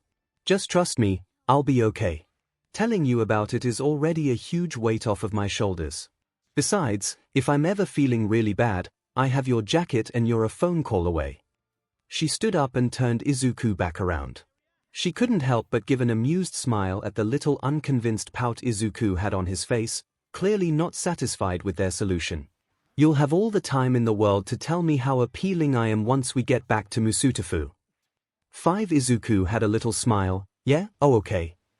He took her hand as they left the room, heading down the hall to where Todoroki and Iida were roomed. They stepped through to see All Might, fully bulked up in his hero state, Gran Torino, Manuel, and a tall dog-headed man standing on one side of the room while Iida and Todoroki sat on their hospital beds. Kyouka's eyebrows slowly rose up as she leaned towards Izuku and whispered, "This has all the signs of us being reprimanded. I say we make a break for it." "I wouldn't recommend that," the dogman said. "Right, dog ears. DM it." 3. Shut the door behind you, Torino grumbled. After doing what he said, Sarahiko began. "Now that we're all here, we can start bringing this whole shitshow to a close. Everyone, this is Mr. Kenji Tsuragami, Hosu's chief of police. He'd like a word with you." "So, these are the students that put a stop to the hero killer, woof. Very interesting. I recognize all of you from the sports festival. And, you."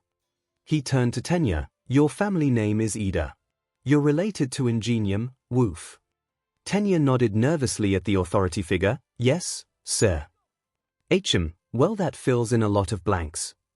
The chief put his hands in his pockets, taking a deep breath before continuing. "I need you all to listen carefully. At the start of this superpowered era, the police felt the need to prioritize leadership and maintain the status quo. So, they opted to not use quirks in their endeavors, woof. That's where heroes came in. The authorization of such dangerous powers to enforce the law with heroes eventually garnered public support, but rules must be kept and followed. Those without permission, who inflict harm without explicit instruction from the police and/or the higher-ups, even if facing one like the hero killer, would represent a stunning breach of the law, woof. Everyone in this room must be dealt with strictly and impartially." "Hold up, wait a minute," Kyouka and Todoroki spoke up respectively. 7. Shoto went first. "If Iida hadn't shown up, Native would be dead. Then, if Midoriya and Jirou hadn't shown up, both of them would be dead. Nobody even knew the hero killer was still lurking around in Hosu." Kyouka then chimed in, "And there was no way we could have grabbed Iida and Native and run. We'd be dead, too.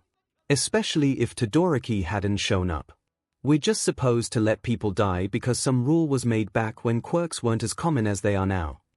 The chief grumbled, "So, because everything turned out fine this time, the law can be ignored. Isn't it a hero's job to save people?" Shoto shot back. "You clearly still have much to learn." Kyouka furrowed her brow in frustration. "About your laws, or about people? What if a mother saw her child was in danger and attacked the assailant to protect them? You gonna arrest her? There's a difference between vigilantism and saving a life. If you can't see that, then that's the real problem. Or, maybe it would be bad for your publicity if the serial killer you've been hunting down for months was stopped by a few teenagers and not the professionals. Some job you were doing." 6. Young Jirou. All Might warned. Kyouka turned to her friends. "I mean, come on. I can't be the only one to feel this way." Izuku nodded. "No, I agree. Do you expect us to say we regret breaking the law to save our friend's life? Or Natives? Do you expect us to say that we're sorry for what we did? You can punish us, it won't change anything. I have enough hope in the world that I have no choice but to believe the public would be on our side." 1. Shoto nodded. "We'd do it again in a heartbeat." Everyone, just stop. Ida interjected. Please. All of my friends did this because of me. I'm the one who sought after the hero killer with the intent to attack him. I had no intention of saving anybody. My only goal was revenge, and they don't deserve to suffer for this. I do. If they could have taken me and ran, I'm sure they would have. But my idiotic actions got me paralyzed, and Native was down as well. They had no choice but to fight for not just their lives, but for mine. They fought in self-defense, but I didn't. Please, this is my fault. 𝗧𝗏 the chief raised his hand, hearing enough and silencing Ida. Enough. I think we've all had enough stress to last us a week, so I think an argument isn't necessary. Listen, all of you. It's not that I don't understand or sympathize with your plights, woof. It's not even that I completely disagree with you. But the law is the law. And, unfortunately, the situation at hand isn't as simple as we hoped it would be, woof. We were hoping to simply leave you four out of the story and tell the public that the hero killer was stopped by Endeavor and All Might, woof. His burns and broken bones fit the description of a fight with those two. However, there were some complications, woof. Kyouka's eyes widened. Wait, we were gonna get off scot-free. Unfortunately, someone recorded the entire arrest. A bystander from afar. We've been trying to take the videos down off of social media, but they're spreading too fast. And now people are getting suspicious as to why exactly we're so adamant on taking the videos down. Even worse, it doesn't even end there. The public has now seen the hero killer save someone, woof. The chief said, referring to Izuku. And his speech was loud enough to be heard on the video. His entire public persona is being put into question, and now we're being blamed on trying to hide something, woof. Well, we kinda are. All eyes fell on Toshinori, and the pro scratched the back of his head. Sorry. We're going to use the story that you all were attacked first, fighting back in self-defense. The chief continued. That takes care of any vigilantism charges, and unlicensed quirk use can be excused for this instance. Then, All Might and Endeavor showed up to finish the fight.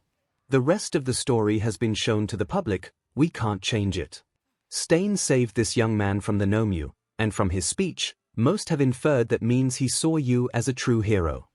He then turned to Kyouka, and, since he spoke to you as well, you're being examined under the same assumption. Kyouka shrugged, people thinking. We're good enough heroes to not be killed by him.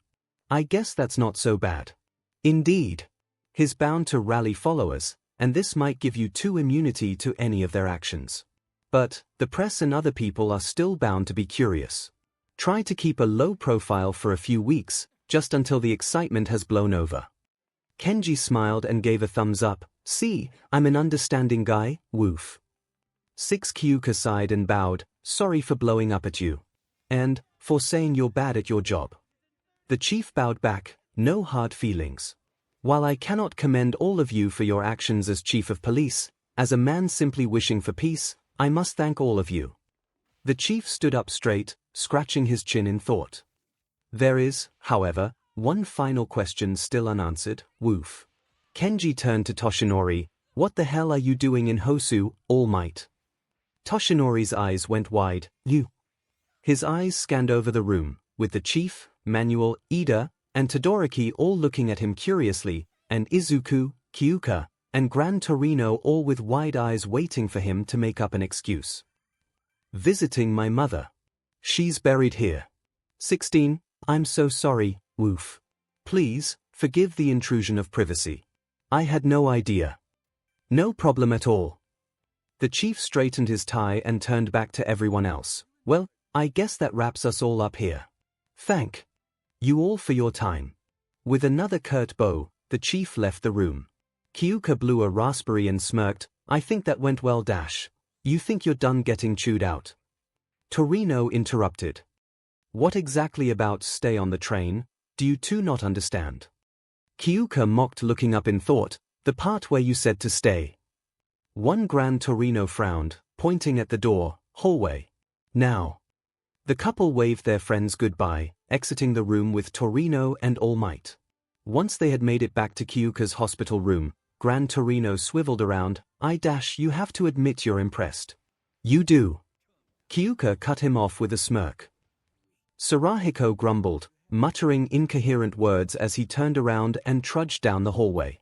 Kyouka smiled. I think I've done plenty to impress him. Once Toshinori deflated, he replied, the hero killer wasn't his problem with this. But, if he wanted proof that he can't get rid of you, standing up to the chief of police without hesitation and knocking him down a peg wasn't definitely a nice touch. Izuku nudged her side, and, pretty punk if you ask me. Kyouka rolled her eyes, but looked at Izuku with a smirk. Shut up. Toshinori chuckled. He's right. I'm sure both of your parents will be impressed, too. And, you young Midoriya, I'm sure your mother is worried sick. Izuku paused at those words. What? What do you mean what? You told my mom. Seven All Might looked at Izuku in bewilderment. You were in a fight with a murderer. Did you just expect us to not tell her? Besides, like we said, that video is everywhere at this point. She was going to find out anyway. I mean, aren't you going to tell her what happened? Am I allowed to? Toshinori gave a single, curt laugh. Yeah. We can't exactly get angry at you for telling your parents. The chief is going to make them sign a non-disclosure agreement, though. Izuku faltered for a moment. Them? Oh, your mother and young Jirou's parents. Well, that was a meeting Izuku wasn't ready for yet. But, it seemed like he had no choice. Right, okay. I need to mentally prepare for that. Toshinori rubbed the back of his neck, skinning through his teeth. Yeah, about that. They're all already here. Kyouka frowned. You're just the MSTR of perfect timing, aren't you? It's not my fault. Toshinori said exasperatedly. Besides, come on, this is way overdue, isn't it? Our embarrassment says otherwise. I'm sure it won't be as bad as facing down the hero killer. Kyouka crossed her arms. Oh yeah. Which situation would you rather face? 24 Toshinori raised a finger, inhaling to respond. He then turned around and walked out of the room. That's what I thought. Kyouka sighed, turning to Izuku. I'm gonna call my nurse in and get cleared out of here. You should go do the same. I know your last attack on Stain earned you a couple hairline fractures. Then, we face the inevitable. We shouldn't jinx it by saying it won't be that bad, so let's just say it'll be as bad as we expect. AIV. It was worse. 5, and here's all of Izuku's baby photos that I conveniently have on my phone just in case I want to look at him throughout the day. 6 Mika smiled, pulling out her phone, and here's Kyouka's. Kyouka stopped peeking from behind the corner the couple was hiding behind and looked to Izuku. I think parents just live for this stuff. Well, at least your mom seemed to calm her down, Izuku sighed, watching as some nurses went into the bathroom and poured out the last buckets of tears that Inko had flooded the waiting room with. 2. I wish we could say the same for my dad. Kyouta was up at the front desk, his stern glare aimed at the receptionist. I don't understand why I can't see my daughter and her boyfriend. The woman at the desk was matching Kyouta in his staring match. Sir, for the 4th time, they were in a private meeting with the chief of police and pro-heroes. You yourself just spoke to him as well. They're being cleared by our nurses as we speak. They'll be down in a minute. She looked past Kyouta and towards Mika. Please control your husband. 2 Mika snapped her fingers and pointed towards the seat next to her. Down, boy. Kyouta growled at the receptionist before stomping away. She then snapped her fingers again, pointing towards the end of the hallway. And you, Kyouka. You know I can hear you, young lady. 6 Kyouka groaned, and both teens turned the corner. Why do I keep forgetting that? My baby.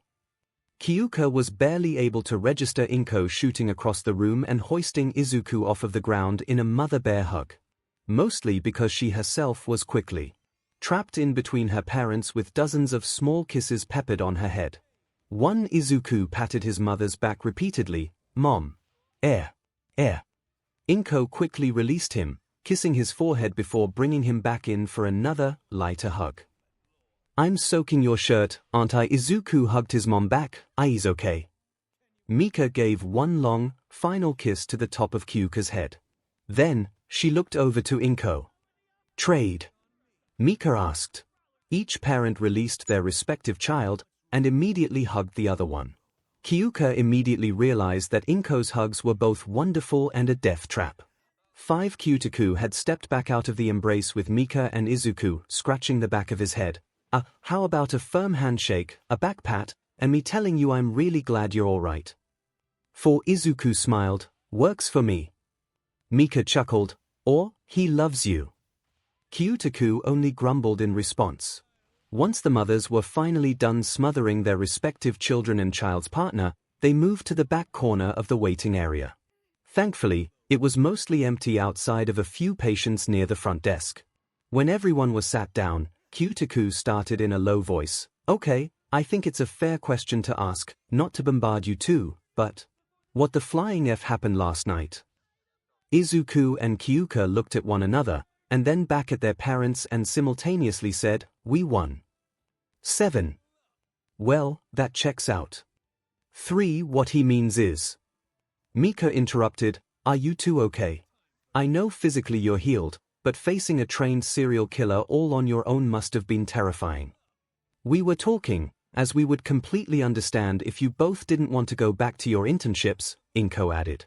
UA has already contacted us and gave you both permission to leave, and it'll still show up on your record that you served your full time. What? Why would we not want to go back? Kyouka asked. All three parents looked at one another before Mika responded, well, you two were just in a fight for your lives. And, the media will probably be hounding the school down right now. At minimum, we thought you'd want a break. Kyouka looked to Izuku, do you want a break? Not really. Me neither. Nah, we're both good. 𝗃𝗃 hummed in response before resting his elbows on his knees. Okay, let us rephrase. We're not sure if we're comfortable sending you both back. As parents, we all just went through the biggest scares of our lives. We're just not sure about sending you back to the internships where we almost lost you both. Izuku and Kyouka looked at one another again in what seemed to be a silent conversation. After a few seconds, they both nodded and turned back to their parents. Kyouka bluntly put, we're going back. Excuse me. We're going back. Yeah, it was scary, and to be entirely honest, we're probably alive because the hero killer said he wasn't going to kill us. But, I mean, I know this is a bad way of putting it, but it is what it is. I don't think it's a surprise to anyone here that signing up to be heroes means putting your life in danger on a constant basis. 2. I mean, I'm not entirely sure it's a good mindset to have about it all, Izuku added in. But last night was probably one of the best learning experiences we could have gotten. That's what we're learning to do, to fight people like the hero killer. It's what we signed up for. Well, not now exactly, but you get what I mean. One fight isn't going to stop us. We saved 2 lives last night, and I have to admit, it feels good. Great, even. I'm not letting last night set us back. Izuku then turned to look directly at his mother. I know the USJ was scary for you, and I'm sure this was even worse. But you can go. Izuku faltered at Inko's words, as she was the person he expected would be the hardest to convince. Really? Inko nodded, concern clearly in her eyes, but determination was there as well. I believe in you. I trust you. If you really think this is what's best for your future, then you can go. As the Midoriyas smiled at one another, Kyouka slowly looked back over to her parents. So. 𝗃𝗃 gave a long, exaggerated sigh. You're gonna be really mad if you don't go back to your internship, aren't you? Pretty much. It's really that important to you. Kyouka nodded without hesitation. Mika shrugged her shoulders, looking towards her daughter. You're gonna be the death of us, you know that. Isn't that the whole point of having children? That's my girl. 𝗃𝗃 groaned and stood up. Come on then. There's an officer downstairs with the non-disclosure agreement. Might as well make it all official. Everyone stood up and made their way towards the hallway. Izuku suddenly felt his phone vibrate, letting everyone go on ahead as he checked. Izuku froze as his eyes landed on the screen, his eyes reading the contact name over and over again. Incoming call, Dad 15. How long had it been?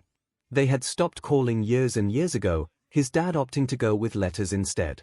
Hisoshi had said it was to make it more personal, to give both father and son mementos to have of one another to keep until the day they were able to be together in person again. But Izuku's bitterness that he tried so hard to keep under control was trying to convince him it was to save money on international calls. What should he do? Should he pick up? He had to be calling because he heard about the hero-killer fight. Inko had to have said something, there was no way she didn't. He couldn't just ignore the first call they had in years. Could he? Izuku's thumb hovered over the answer button for what felt like an eternity, the phone still vibrating in his hand. What about the USJ? Why didn't he call then? The sports festival. His son suddenly has a quirk and almost wins. What about then? Does it even matter if he's trying now? Answer it. Just do it. Just. Izuku closed his eyes, took a deep breath, and clicked the button. He brought the phone up to his ear. Hey, Dad. Silence. Hello. Izuku looked back down at his phone, realization hitting him. He had taken too long. The call had automatically gone to voicemail just as he was about to hit the button. Should he call him back? Izuku contemplated it, but then he realized that there was no voicemail left behind. For Izuku just looked at his phone blankly before putting it back in his pocket. From around the corner, Kyouka came back to him with curiosity in her eyes. Hey, what happened? Why'd you stop? My dad called me. Kyouka stopped in front of him, trying to gauge Izuku's emotions. What did he say? I didn't pick up. Kyouka took a deep breath, and simply nodded. She took Izuku's hand and laid her head down on his shoulder as they followed after the adults. AIV. Several hours later, outside Hosu City General Hospital, Inko and the Jirous had left only a few minutes prior, needing to catch their trains back to Musutafu. And, much to their children's dismay, made promises to all have dinner together at some point. So, they had that to not look forward to. Kyouka was leaning against a light pole, watching cars go by as Izuku and All Might were off to the side, discussing how they would handle keeping a low profile until Stain became last week's news. Ida and Todoroki had left some time ago. Manuel had taken Ida back to his agency, with the teen apologizing profusely the entire way out of the building. And Endeavor had shown up to take Todoroki, clearly not happy his chances at a fight with Stain were completely tarnished. Especially since it was all because of the same two students who caused him even more trouble with his son. For they weren't exactly at the top of Endeavor's friend list, and they weren't going to change that anytime soon. Hey! Kyouka turned around to see Gran Torino walking up behind her. You're a fool. Wow. I mean, I'm honestly just more impressed at how much I respect the bluntness of that.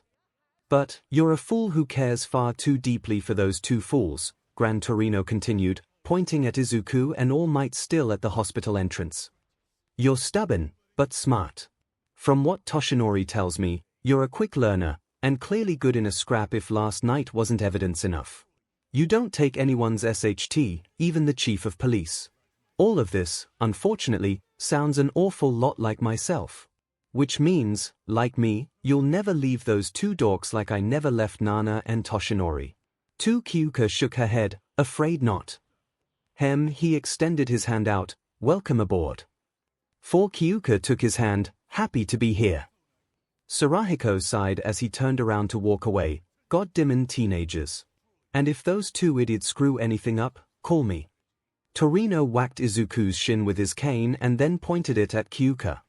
Say goodbye, our train leaves in 20 minutes. Izuku rubbed his shin with a grumble, making his way over to Kyouka. Pointing at the adults, Kyouka yelled, you two know the drill. Toshinori lazily waved his hand over his shoulder as he and Torino faced away from the teenagers. Yeah. Izuku's arms wrapped tightly around Kyouka's lower back, and Hess around his neck. 4 days. 4 days. You gonna make it, String? Bean. Why am I suddenly the one being worried about in this situation? Kyouka put a hand on Izuku's cheek, because I know I'll survive a few days, but you're too good to not worry. Focus on finishing the rest of your internship. I'll see you soon, okay? Alright, Izuku sighed. I'll wait for you at Mandela Central on Sunday. They kissed, their lips lingering against each other, knowing it would be the last they got for the next 4 days. 9 with a few final pecks, Kyouka begrudgingly pushed Izuku away. Okay, you've got to go. 𝗵𝗃 is getting cranky. But he's always cranky. Then don't make it worse. She kissed his cheek, turning him around and giving him a gentle shove. Go. Izuku smiled and began walking towards 𝗵𝗃, who had just hailed a cab. Oh, wait. Izuku turned back to Kyouka. When we get back to you, if we're really all in this together now, well, I think we should tell Mr. Aizawa about us. You know, so we can figure out how to handle that part of our careers. Kyouka smiled, nodding to Izuku in agreement. With that settled, Izuku walked to the cab. 3 before he got in, All Might ruffled his hair and put a hand on his shoulder. Hey, kid, I've been trying to find a good time to say this, but obviously the last 24 have been pretty hectic, so. Listen, Toshinori guided Izuku away from the car and looked his pupil in the eye. It's been brought to my attention that as your teacher, I've been, well, lacking is a pretty weak word for it. What? No, you've no, young Midoriya. Everything you've learned you've done yourself. That's unacceptable. When we get back to Musutafu, I'll be there. During school, after hours, whenever you need me, and whenever I think you need me. There's a lot of darkness looming over the horizon, and I'm going to be there to guide you through it. You're already a better hero than me, kid. The world's gonna see that one day, and so will you. I promise. 12 Izuku sat in stunned silence, taken aback by the sudden declaration by All Might. Thank you, All Might. You're not gonna start crying, are you? 1. I'm trying really hard not to. 2. Alright, Toshinori chuckled, get in the cab. Torino is already staring me down for taking too long. Waving goodbye to All Might and Kyouka, Izuku got into the taxi and took off towards the train station. After closing the window between them and the cab driver, 𝗵𝗃 groaned as he leaned back into his seat. Why did I agree to do an internship? I mean, you're the one who asked for Izuku stopped talking as Sarahiko gave him the side eye, shutting up. 1 Torino sighed, it's a miracle no one figured out why Toshinori was in town. It's a good thing All Might was able to come up with that lie. For a second I thought we were going to have to tell them about Kyouka's internship. 𝗵𝗃 shook his head, it wasn't a lie. Not completely, anyway. Izuku raised a brow. I thought All Might didn't keep track of what happened to his parents besides their deaths. Oh, to be honest, I didn't think he would even care to visit them after what they did. Not his BRTH mother. Nana is buried here. Hosu was where she was born and lived a good portion of her childhood. Here. Izuku processed that information, thinking back to the last few days. Nana had been a big part of most conversations. He wanted to say it was all a coincidence, but he had a strong feeling one for all wasn't one to rely on coincidence. All Izuku knew was that one way or another, even in death Nana wasn't finished. AIV. 4 days later, bullet train to Musutafu this week has taught me something very important, Toshinori told Kyouka, who across from him. It's a good thing I didn't have kids. Young Midoriya was exhausting. But, both of you are lethal.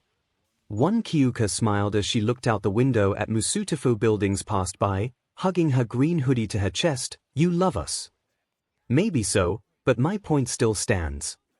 The train pulled to a stop inside of the train station, their stop finally arriving. They got up from their seats, and followed everyone out of the train. I know it's been 5 days since you've seen each other, so you must be dying to get back to your status quo. You make us sound like drag addicts. Kyouka stepped off the train and out onto the platform, raising her arms out and apart. Toshinori peered at her in confusion, what are you doing? Waiting. Waiting for what dash? Zoom a streak of green light suddenly raced to them, and Kyouka was lifted off of her feet in a big hug. 6 not like drag addicts at all. You two are hopeless, you know that.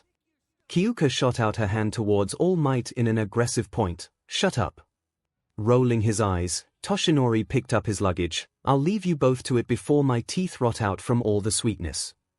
You're just desperate to get back to your fluffy robes and giant TV. I will neither confirm nor deny that. I'll see you both tomorrow at school. Once Toshinori was gone, Izuku set Kyouka down and looked at her in confusion. Fluffy robes. Kyouka chuckled. I'll tell you about it on the way home. Come on. The couple began their journey to Kyouka's house, with both of them catching up on anything they had missed during phone calls with each other. Eventually, they made it to the Jirou household to find it empty inside. Mika and Kyutaku were likely at work, but Kyouka was fine with this arrangement. One true alone time with her boyfriend after a week apart. The hospital didn't count, and it was filled with interruptions. Kyouka practically dragged Izuku up the stairs and into her bedroom and threw him on the bed. Ah, hello, my room. My bed. She flopped down on top of Izuku, nuzzling into his chest and sighing in content. My boyfriend. It's good to be home. That has no heated blankets, heated bathroom floors, jacuzzi tub, flat screen TV, or I've made a terrible mistake. I want to go back to the agency. Izuku laughed as he buried his face into Kyouka's hair. Not me. This is heaven compared to Gran Torino's old couch. Fin. I guess I shouldn't complain about how privileged I was. You are. Yeah, shut up and kiss me. Their lips attached, each kiss long and slow as they made up for the time apart. Izuku ran his hands through Kyouka's hair, his fingers weaving through each strand delicately. I love your hair, he murmured against her skin. Thank you, Kyouka mumbled back as she kissed his ear. It's so soft. I love its style, the purple that fits you so well. Kyouka furrowed her brow and leaned back. Okay, what's up? I told you, remember? I'm going to show you just how appealing you are from top to bottom. Every last centimeter, I promise. Kyouka blushed and smiled warmly. Are you sure you want to start with my hair and not my lips? I can multitask. 6. Good answer. They returned to their very, extremely important business as the sun rose to its peak in the sky outside. Things were already heating up between them, but they knew Izuku's promise opened up a whole new gate for their future. They would take their time though. They didn't have all the time in the world, but it sure felt like it. AIV. The next day, Class 1A Ho. Lie. Kyouka stood in the doorway to her class with an ear-to-ear grin. Izuku looked over her shoulder from behind. What is it? I don't dash. Oh. Wow. Katsuki glared at them from his desk, his hair smoothed down like best jeanist. Kirishima and Zero were dying of laughter on the floor next to him. Take a Fing picture. It'll last longer. The blonde froze when a flash of light suddenly hit his eyes. 6. Kyouka stood before him with her phone out. You read my mind. Thanks. Rah. Katsuki's hair suddenly puffed back up to his usual spiky strands, which only made the other boys laugh even harder. Izuku did his best to hide his own laughter as he made his way to his desk. He looked around at his other classmates to see Ida writing something down at his desk, ever diligent as usual. But he could have sworn he wasn't as stiff as usual. Todoroki gave a curt, friendly nod in his direction. Uraraka was pounding her fist into her palm with a terrifying smile on her face. For some reason, Hirozu sat in the back with a bit of anxiety still on her face, but she seemed to be working through it. And, as expected, everyone in class was bombarding them all with questions that they weren't answering. Kyouka was right. It was good to be home. AIV. 1 hour later, Field Gamma, I am here. As your teacher here to start your lesson. Soto squinted at his teacher. That's it. Did you run out of shticks to enter with? Me. Run out of shticks. Preposterous. Now, it's been a week since we've all seen one another. Denki scoffed, pointing over at Izuku and his friends, except those 4. Anyway. Toshinori quickly deflected, since I'm sure you're all exhausted from your internships, today's activity shall be a playful one. A rescue training race. 4 teams of 5 will start at the border of a field and go one at a time to rescue the civilian.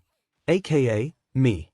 I'll be in the center of this large array of factories and alleyways, and I'll set off a signal for you to start. First one to reach me wins. Team 1 shall be young Midoriya, Iida, Ashido, Zero, and Ojiro. Tsuyu looked at the lineup and nodded. So a race between Iida and Midoriya. Third, come now, don't sell your other classmates short. But, I'm right, aren't I? 3. Teams to your positions. All Might, away. Toshinori ran off towards the center of the factory, leaving a trail of dust behind him. Kyouka laughed. I think he might have taken that shtick line personally. Akiko shrugged. Well, you can't say All Might isn't the most fun teacher. Izuku began to stand. Wish me luck. I would. Akiko started, but I refused to choose between my two friends. Favoring one over the other in anything might send me into a mental crisis. Hey! Mina exclaimed from the side, what about me?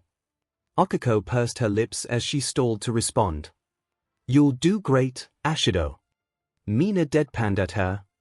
You're too adorable. I can't be mad at you. She trudged off with the rest of her group. 6. Kyouka gave Izuku a little push forward. Gogen, Tiger. Izuku hid his blush from the rest of the class by quickly catching up to his group. 3. With everyone else gone, Kaminari suddenly stood up and began hyping up the class. All right, taking all bets, people. Taking all bets. Momo squinted her eyes at him. I feel like as vice president I should advise against gambling. 2. Or, come on. It's harmless. Denki pleaded. Gambling is harmless. No, but in this case it is. Akiko furrowed her brow in confusion. What are we even betting with? I doubt anyone actually brought Moan - we're betting on everyone's desserts at lunch. It's Mochi Toda - Midoriya. Akiko blurted out. Everyone's mochi on Midoriya. 12. Kyouka just laughed as Momo asked, what happened to not favoring one friend over the other? Akiko looked back at Momo with her Terminator glare. Mochi happened, Momo. Mochi happened. 2. I'll bet on Izuku, Kyouka added in, but I'll just give my share of the winnings to you. Everyone began placing their bets, most of them going towards Izuku and Tenya. Not everyone participated, but there certainly was a surprise bet. Deku win. 2. Everyone turned to look at Katsuki, surprised he even joined in, much less that he bet on the student he seemed to hate the most.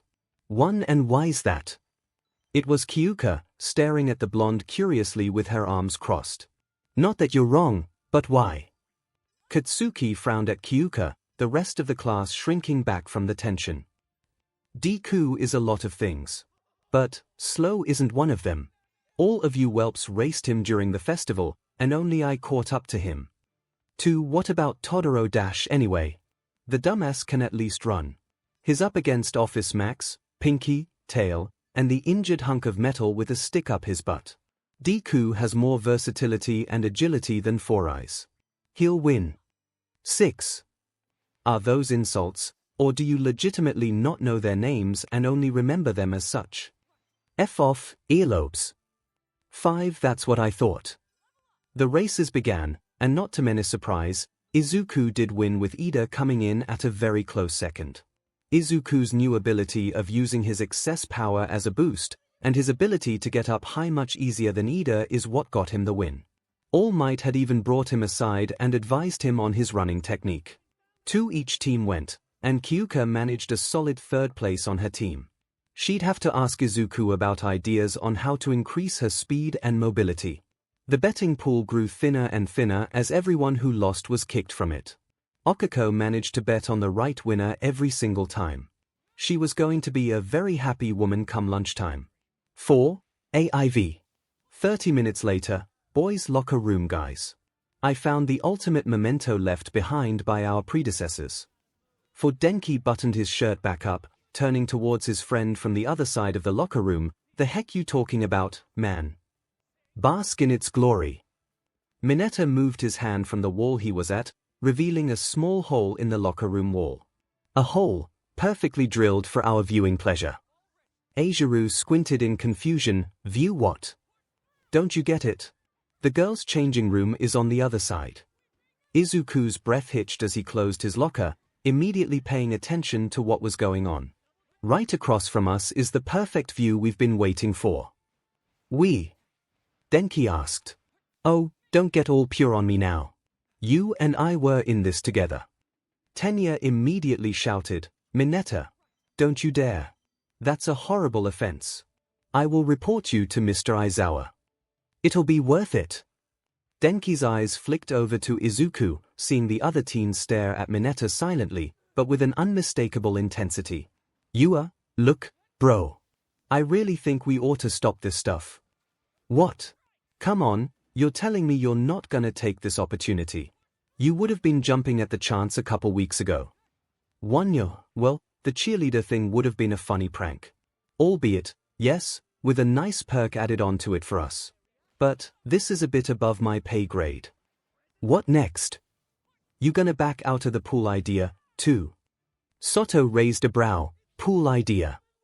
Denki quickly raised his hands in defense. I didn't come up with it, and I never actually agreed to that.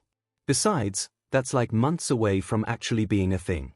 Wait, I mean it's not going to be a thing at all. One Minoru sighed, whatever, dude. Suit yourself. I'm taking advantage of this.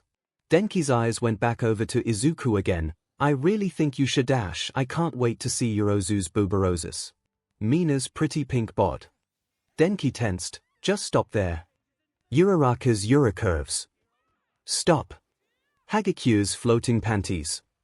At this point just don't mention everyone except her. 2. Even Asui's surprisingly great melons. And that was where he stopped, turning towards the hole. Stop. Everyone froze, turning towards the usually silent Izuku. They had heard him talk before. Not much, but they did. But, this time, something was different. Much different. His voice was deeper, angrier. It was enough to even capture Katsuki's attention when he had been ignoring the conversation. Enough. 9 Mineta pointed at Izuku dramatically, you can't stop me. I'm going through with thigh dash. I said enough. All the boys jumped in surprise as the lights flickered, everyone's hairs standing on end with electricity in the air. On the other side of the wall, Kyouka's Jack was just centimeters away from entering the hole in the wall and jabbing that little 𝗬𝗧𝗧𝗍 in the eye, but she paused as well. The other girls looked up in confusion as their lights also flickered. Mineta slowly turned around, immediately feeling his stomach drop as he saw the glare he was being given. Midori dash. I am sick and tired of you. 6. How much does it take? What exactly do I have to do in order to get it through your disgusting, perverted mind to stop? Izuku spat out, his fists clenching and shaking. Ida reached out a hand towards Izuku's shoulder. Midoriya, I understand your anger. I'm angry as well. But, we must know Tenya jumped back, shaking his hand in pain from the shock he received by touching Izuku's skin. 2 Kirishima's eyes widened, oh boy. Zero immediately began pumping his fists, whispering under his breath, fight. Fight. Fight. Fight. Fight. 20 Kyouka jumped to action, immediately realizing what could possibly happen if things didn't end there. The other boys weren't getting through to him, so that just left her. She sent her Jack through the hole in search of its target. Mineta immediately picked the poster back up from the ground. Look, Midoriya, I'll put it back. I-1 tap tap. Mineta faltered, confusedly turning around to see what had poked my eye. All the boys quickly jumped back as they saw Kyouka's Jack dig right into Mineta's pupil and quickly zip right back into the hole it came from. Izuku quickly snapped out of his trance with a gasp, his mind clearing as he realized what he had almost done. As Mineta writhed around in pain on the floor, all eyes slowly turned back to Izuku. To everyone's attention on him, his enraged state being picked apart by all these people, judging him, trying to pick him apart. Izuku's breath became shaky, his heart pounding in chest at an alarming rate, the edges of his vision blackening. Quickly grabbing his blazer from the bench, he shot out of the room with everyone's eyes still on his back. Kyouka heard the door close, quickly grabbing her button-up shirt, fastening the buttons as quickly as she could. Yorozu, there's a hole in this wall. Might wanna cover it up. Momo looked past Kyouka, her eyes widening. Oh. You're right. Good eye, Kyouka. I'll plug that up immediately. We don't want Mineta finding that. Throwing her vest on, Kyouka scoffed, you have no idea. Grabbing her blazer and slamming her locker closed, she jogged out of the room before anyone could ask where she was going. Running down the hall, she swerved around the corner, surprised to find Izuku was standing right there. There you are. Hey, she was stopped, answered with a tight hug from Izuku. Her feet lifted off the ground, his face in the crook of her neck as he desperately tried to calm down. Kyouka wrapped her arms around his neck, her hand entangling in his hair. I know. She almost said, it's okay. But Kyouka knew better. Izuku wasn't okay. Not right now. It seemed that telling Izuku about her issues just made him even more sensitive to any negative talk about her. And, if she had to be perfectly honest, she wasn't okay either. Her gut was hollow, her throat keeping back bile as she buried her nose in Izuku's hair. It wasn't that she wanted the attention from that little freak, and Izuku especially didn't want it either. The unintentional implication she just really hoped Izuku couldn't feel the tear hit his shoulder. So, today kinda SCKS. Kyouka scoffed, whatever could have given you that idea? The couple sat outside during lunch, both eating from the same tray as they leaned against a tree. Izuku insisted he wasn't hungry, neither was Kyouka. But, she knew better than to let either of them drown themselves in muddled feelings and ignore bodily needs. So, you want to talk about it? Izuku shook his head, I'd rather talk at home. Just let the school day end and be done with it. Who do you think I'm more worried about, anyway? It doesn't happen to be me, does it? Kyouka asked rhetorically. I get it. Kyouka placed her chopsticks down, instead using her hands to hug Izuku's arm. I never did get to thank you for standing up to him. Me. You didn't need me. He's still at recovery girls for his eye. 5, you know what I mean, dunderhead. She kissed his cheek before continuing, I could hear it, no one else was doing anything. Ida made his good all report threats, but no one else tried to actually stop the little rat 𝗬𝗲𝗍𝗔. 2, I just don't get him. Izuku said, shaking his head. Yeah. I mean, he knows what porn is, right? 3, Izuku broke out into laughter, I'm not explaining that to him. Good, a laugh. I'm getting through. There's nothing to get through, it's just. You know. I do, Kyouka agreed. Well, hey, one stain on our day isn't going to ruin it. We still have something great to look forward to. We're telling Mr. Aizawa about us after school, remember? 1. How does a social interaction that's destined to be extremely awkward make this day any better? Because we get to make our longing to be a hero duo official. A little smile grew on Izuku's face. Yeah, I guess you're right.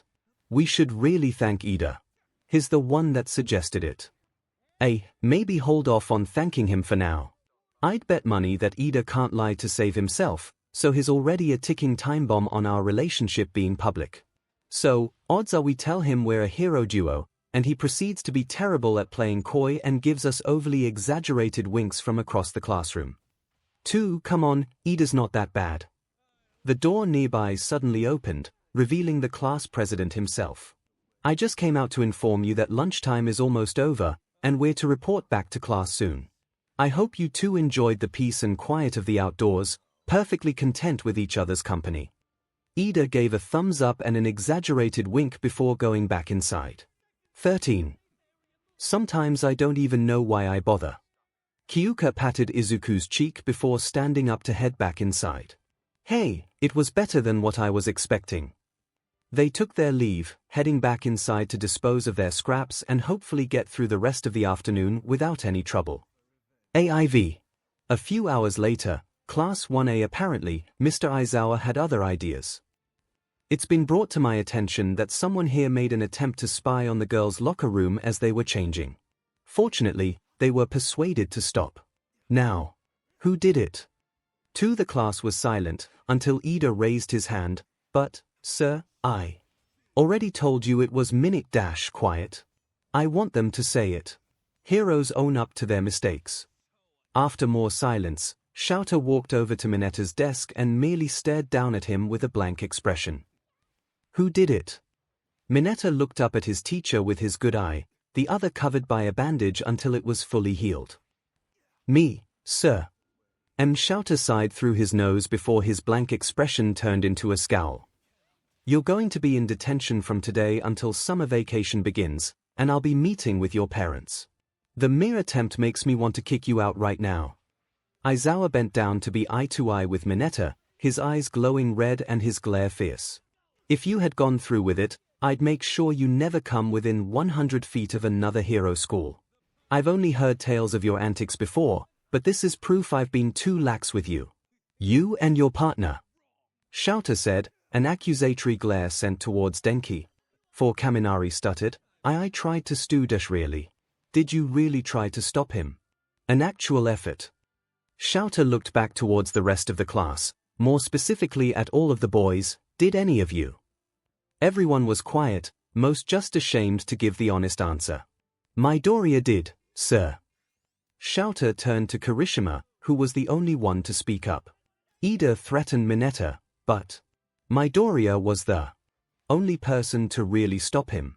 After that, Jirou must have heard us through the wall and, well, you can see what happened, Kirishima finished, gesturing towards Minatta's patched-up eye. One 𝗬𝗪's scowl never left his face as he heard the entire tale. He turned towards Kyouka, you won't be punished for your reaction. He crossed his arms and looked at the boys of the class as he shook his head. I have to admit, it took a lot longer than I expected. But I can finally say I'm completely and utterly disappointed in you. Forgive me, I thought most of you were smart enough to understand what it means to be heroes, know when to intervene in a clearly wrong situation, to know that inaction can be just as bad as evil actions. I guess I overestimated you. 𝗬𝗪 had never exactly been one for a lot of positive reinforcement, but hearing that still hit like a gut punch to many in the room. Except for Midoriya and Iida, every boy in the classroom will write a 5-page paper on the sexual harassment and sex-related crimes unit of your hero work textbooks, not including the formal apology you're going to write to the girls, by first thing tomorrow using pencil and paper. Understood. No one dared to groan or object. 𝗬𝗪's gaze returned to Denki. Have you been involved in any of his ideas before? Kaminari only looked down at his desk in silence. 𝗬𝗪 then turned back to Minatta. Any harassment in my classroom, in this school, will be met with extreme consequences. Do you understand? Minatta gulped, nodding his head, yes, sir. 𝗬𝗪 stood up, looking around the class. This goes for all of you. He then looked at Denki in the next desk over. Understood. Kaminari didn't look scared, he just looked ashamed. Yes, sir. For 𝗬𝗪 looked back to the rest of the class, awaiting a response. Everyone said they understood, waiting for 𝗬𝗪 to dismiss the class. But he then walked over to the left side of the class and stood in front of Katsuki. And when I say harassment, I mean harassment of any kind. One Katsuki furrowed his brow in confusion. The F did I do? 7. If you don't understand that, then we have a long 3 years ahead of us. 𝗬𝗪 turned around and moved back to his desk. Class dismissed, he said with a dismissive wave of his hand. Everybody stood up and began filing out of the classroom, an uncomfortable silence filling the air as they left. Izuku sighed, covering his eyes as he rested his head on his hand. He was mentally and emotionally tapped out for the day, maybe even the week. Hey, Midoriya. Izuku tensed as he felt an unfamiliar hand laid down on his shoulder. He looked up to see Momo standing next to his desk. I just wanted to say thank you, from the rest of the girls and I, for of course. Izuku was suddenly grappled into a hug by Mina, our hero.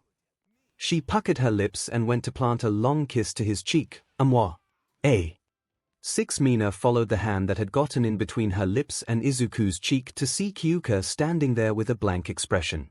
Kyouka placed her hand on Mina's face and shoved her off. Anyway, I'm sure Izuku appreciates the gesture, but we have something very important to discuss with Mr. Aizawa.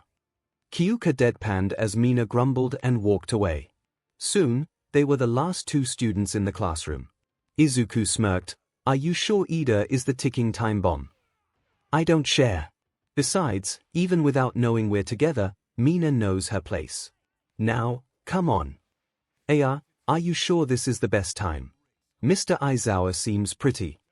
They both looked over to the other end of the room to see 𝗬𝗪 trying to open his sleeping bag, but the zipper was stuck. He was furiously tugging at it, swearing under his breath. Irritated. 5. Well, you're pretty much the only guy in class he likes right now, so weirdly enough this might be the best time. Izuku sighed, I guess we've been talking about doing this long enough. They approached 𝗬𝗪's desk, neither sure how to start the conversation as their teacher had opted to forego the zipper and was trying to slip in the sleeping bag feet first. Kyouka began. Mr. Aizawa, is it a bad time to talk to you about something? He turned around, sleeping bag around his waist. Oh, you're still here. 𝗬𝗪 furrowed his brow. Has Mineta done something directly to you? Oh. No, it's not about that. I can handle that creep, he's terrified of me. This is an unrelated matter. Aizawa tiredly sighed, running a hand through his hair before motioning for Kyouka to continue as he sat down at his desk. Mr. Aizawa, you see the thing is, Izuku and I are. Well, you said dating. Got it. And 3. Wow, are we really that obvious? You play the friend zone in public well, with some moments of exception. But it's my job to observe all of my students. I notice certain things like this from time to time. Izuku and Kyouka looked at one another, both understanding how serious their request was. Kyouka turned back to Aizawa. I know this might sound stupid for a high school couple to be thinking so far into the future, but we want to be a hero duo. Like, officially. Same agency, our names used together, well. Everything. Izuku cleared his throat and added, So, we were wondering if there was anything we could do to further that. We wanted to tell you in case there was some sort of change in curriculum or practices when it comes to hero duos. Or, if for partner assignments, if that means we have to be paired together. Learning to fight together will be essential for us. Especially after what happened with the hero killer. Kyouka nodded, we weren't exactly perfect. We got thrown into each other. A lot. We know if Aizawa suddenly opened up his desk and placed a paper down, both of you sign here. Both teens looked at one another in confusion, then back at Aizawa. 𝗬𝗪 saw their confusion and sighed, listen. Hero duos can become complicated. Duos that are real-life romantic partners can get even more complicated. But, I've seen you two work together. I've seen faster improvement from you two than almost any students I've ever had, and I can tell it's from your relationship. Yes, I'm a hard ass. I can be tough, and my methods aren't ideal in many's eyes. But, the future of my students is my top priority. I'll teach them to survive, how to make it. And, doing my best not to sound like that hulking mass of Japanese-American patriotism. Achieve their dreams. If this is your dream, then we'll make it happen. 13. Both students were silent, surprised by the sudden openness from their teacher. Thank you, sir, Izuku responded. 𝗬𝗪 raised a pen out to them. Sign this, and UA will recognize you as a hero duo in training. Any further internships and partner training assignments will automatically assign both of you together. You're now a package deal, so any future internship requests will be shown that before deciding if they want you. Your grades, while remaining separate, will also reflect one another. If one begins to fail, the other shall also be held responsible for their partner's failure, and will be expected to help. You're responsible for one another. Once you graduate, UA will sign you both off as an official duo. If you are to both pass with above-average GPAs, UA and the Hero Public Safety Commission will give you a large grant to begin your agency. It's a lot of money. Keep that in mind. You can both terminate your partnership before graduation, but both partners must sign off on it. Is that all? Clear to both of you? 6. One last time, Izuku and Kyouka looked at one another before Kyouka smiled at their teacher. Pass that pen. Kyouka took the pen and signed her name, and Izuku followed directly after her. But, then Izuku looked down at the blank line under their names. Oh boy. We forgot a name. Kyouka furrowed her brow as she looked down at the paper again. Name. For our duo name. Every hero has their titles, the same works for groups. Izuku turned back to Mr. Aizawa. Sir, it's fine, 𝗬𝗪 assured them. It's not required, but if you think of one just come back to me tomorrow. I'll go inform Nezu, and we'll finalize the papers tomorrow if you have a name. I should, however, mention that this will make certain things difficult. For instance, the midterms are a couple months away. The plan is to have the students face off against situations where their quirks can be used to great effect. You too. No offense, 𝗵𝗃 sound and punching don't exactly mix. We know. Lean towards Izuku's favor. But, Kyouka-. I need to learn to face big situations, too, she interrupted. What you face, I'll face. Izuku knew she was talking about All for One, and he also knew there was no changing her mind on the matter. Okay, Izuku nodded. 𝗬𝗪 hummed to himself, remembering who exactly they would be going against in their test. Good luck. You'll need it. 𝗬𝗪 rubbed his temples with a groan, first the bone breaking, then the running out of school, the two of you attacking the 𝗵𝗵𝗄, everything from the sports festival, the hero killer, everything that's happened today, and now this. Why are you two always somehow involved? The problem children. 11 Izuku rubbed the back of his neck. To be fair, Mr. Aizawa, it's most likely just me. Kyouka's there to make sure I come out of those situations alive. 1. You two just signed a contract that makes you a package deal. You're the problem children. 𝗬𝗪 picked up the contract and slid it into a manila folder as he stood up from his desk. This is a big step, especially for first years.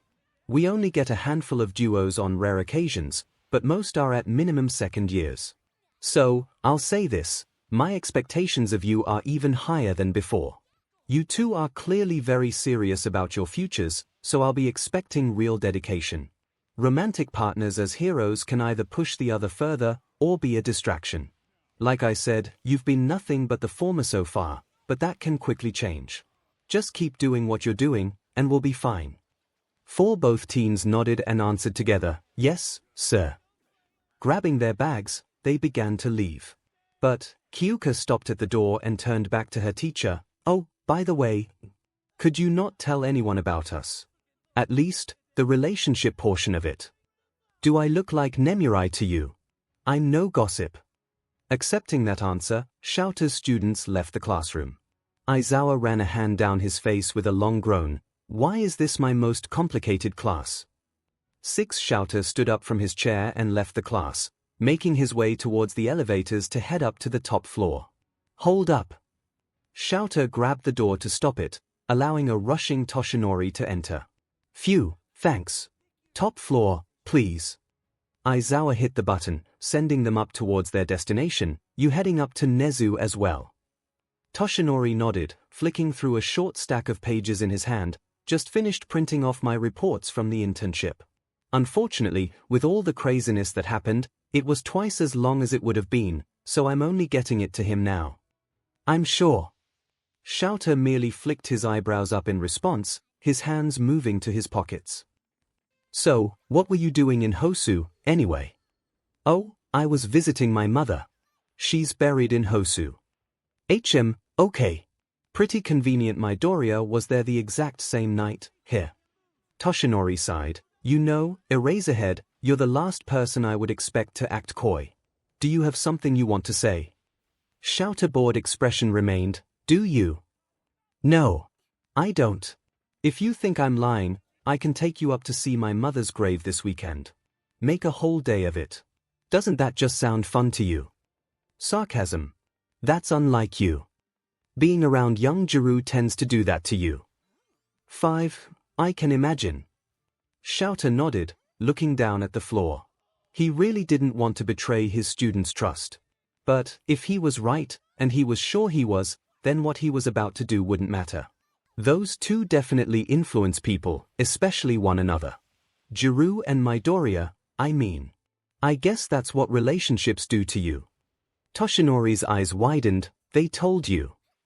They told me when they signed up to be a hero duo just a few minutes ago. Aizawa raised the paper in his hand. Just need to get this to Nezu and they're set. Oh, that's amazing. It should be interesting. Aizawa took a deep breath. I'm admittedly glad they told me about their relationship. Makes things much less complicated to deal with. They've been so secretive about it. Which does beg the question. 𝗧𝗪𝗧 looked up to Toshinori. How do you know about it? Toshinori's heart stopped for a moment, before he quickly responded with, I went to check in with young Jirou again the morning after the fight. Young Midoriya was already in her hospital room. They were asleep together. I figured I should keep their secret. 𝗧𝗪𝗧 looked at him for a few moments, analyzing his answer before giving an amused scoff. God damn it, I'm dealing with love-drunk teenagers, Aunt 𝗧𝗪𝗧, Nomirai will have a field day. She's a romantic, through and through. 2. We should keep this to ourselves though. They asked me to keep it a secret. Toshinori furrowed his brow. But, you just told me. 𝗧𝗪𝗧 looked over to his fellow teacher. You already knew. The elevator came to a stop, allowing 𝗧𝗪𝗧 to exit and make his way down the hall without another word. Toshinori sighed, realizing he had played himself right into Aizawa's trap. The man had no evidence, or even a clue to what was really going on. But, his suspicions were enough to put the pressure on. If 𝗧𝗪𝗧 kept pushing, things were going to get a lot more complicated. 5. AIV. 1 hour later, Kyouka's room. Kyouka threw her bag on the floor as she yawned. Well, at least we ended it off on a high note. Izuku nodded in agreement as he discarded his own bag. We'll have to tell your parents when they get here. They'll probably want to know that their daughter just legally binded her career to another person. Kyouka shrugged. They did it. Yeah, but they've been married for 20 years. We've known each other for 4 months, and have been dating for 2. What? Come on it. Kyouka furrowed her brow as she thought back on the year. Wow. It felt way longer than that. But, I mean, you don't regret it. Right. 6. It was my idea, remember? Izuku shook his head, unbuttoning his blazer and tossing it on the piano seat. I'm sorry, I'm just tired. It's just long day, you know. Kyouka nodded with a sigh, shrugging off her own blazer and moving over to Izuku. She took hold of his tie, bringing him down for a quick kiss before undoing it for him. I know. Screw the day, we've had a long few months. But, just look on the bright side. You're the girl's hero, you don't have to write a paper, and I fulfilled my promise of poking that sucker in the eye. Now all that's left is giving Bakugo a swift PP kick. 3. Izuku chuckled. I get a feeling that last one is going to be difficult to pull off. Kyouka slipped off the tie from around Izuku's neck, then ran a hand through his hair. Where's my optimistic boyfriend, hair? Izuku leaned into Kyouka's touch before deciding that it wasn't enough. He wrapped Kyouka in a hug. Kyouka.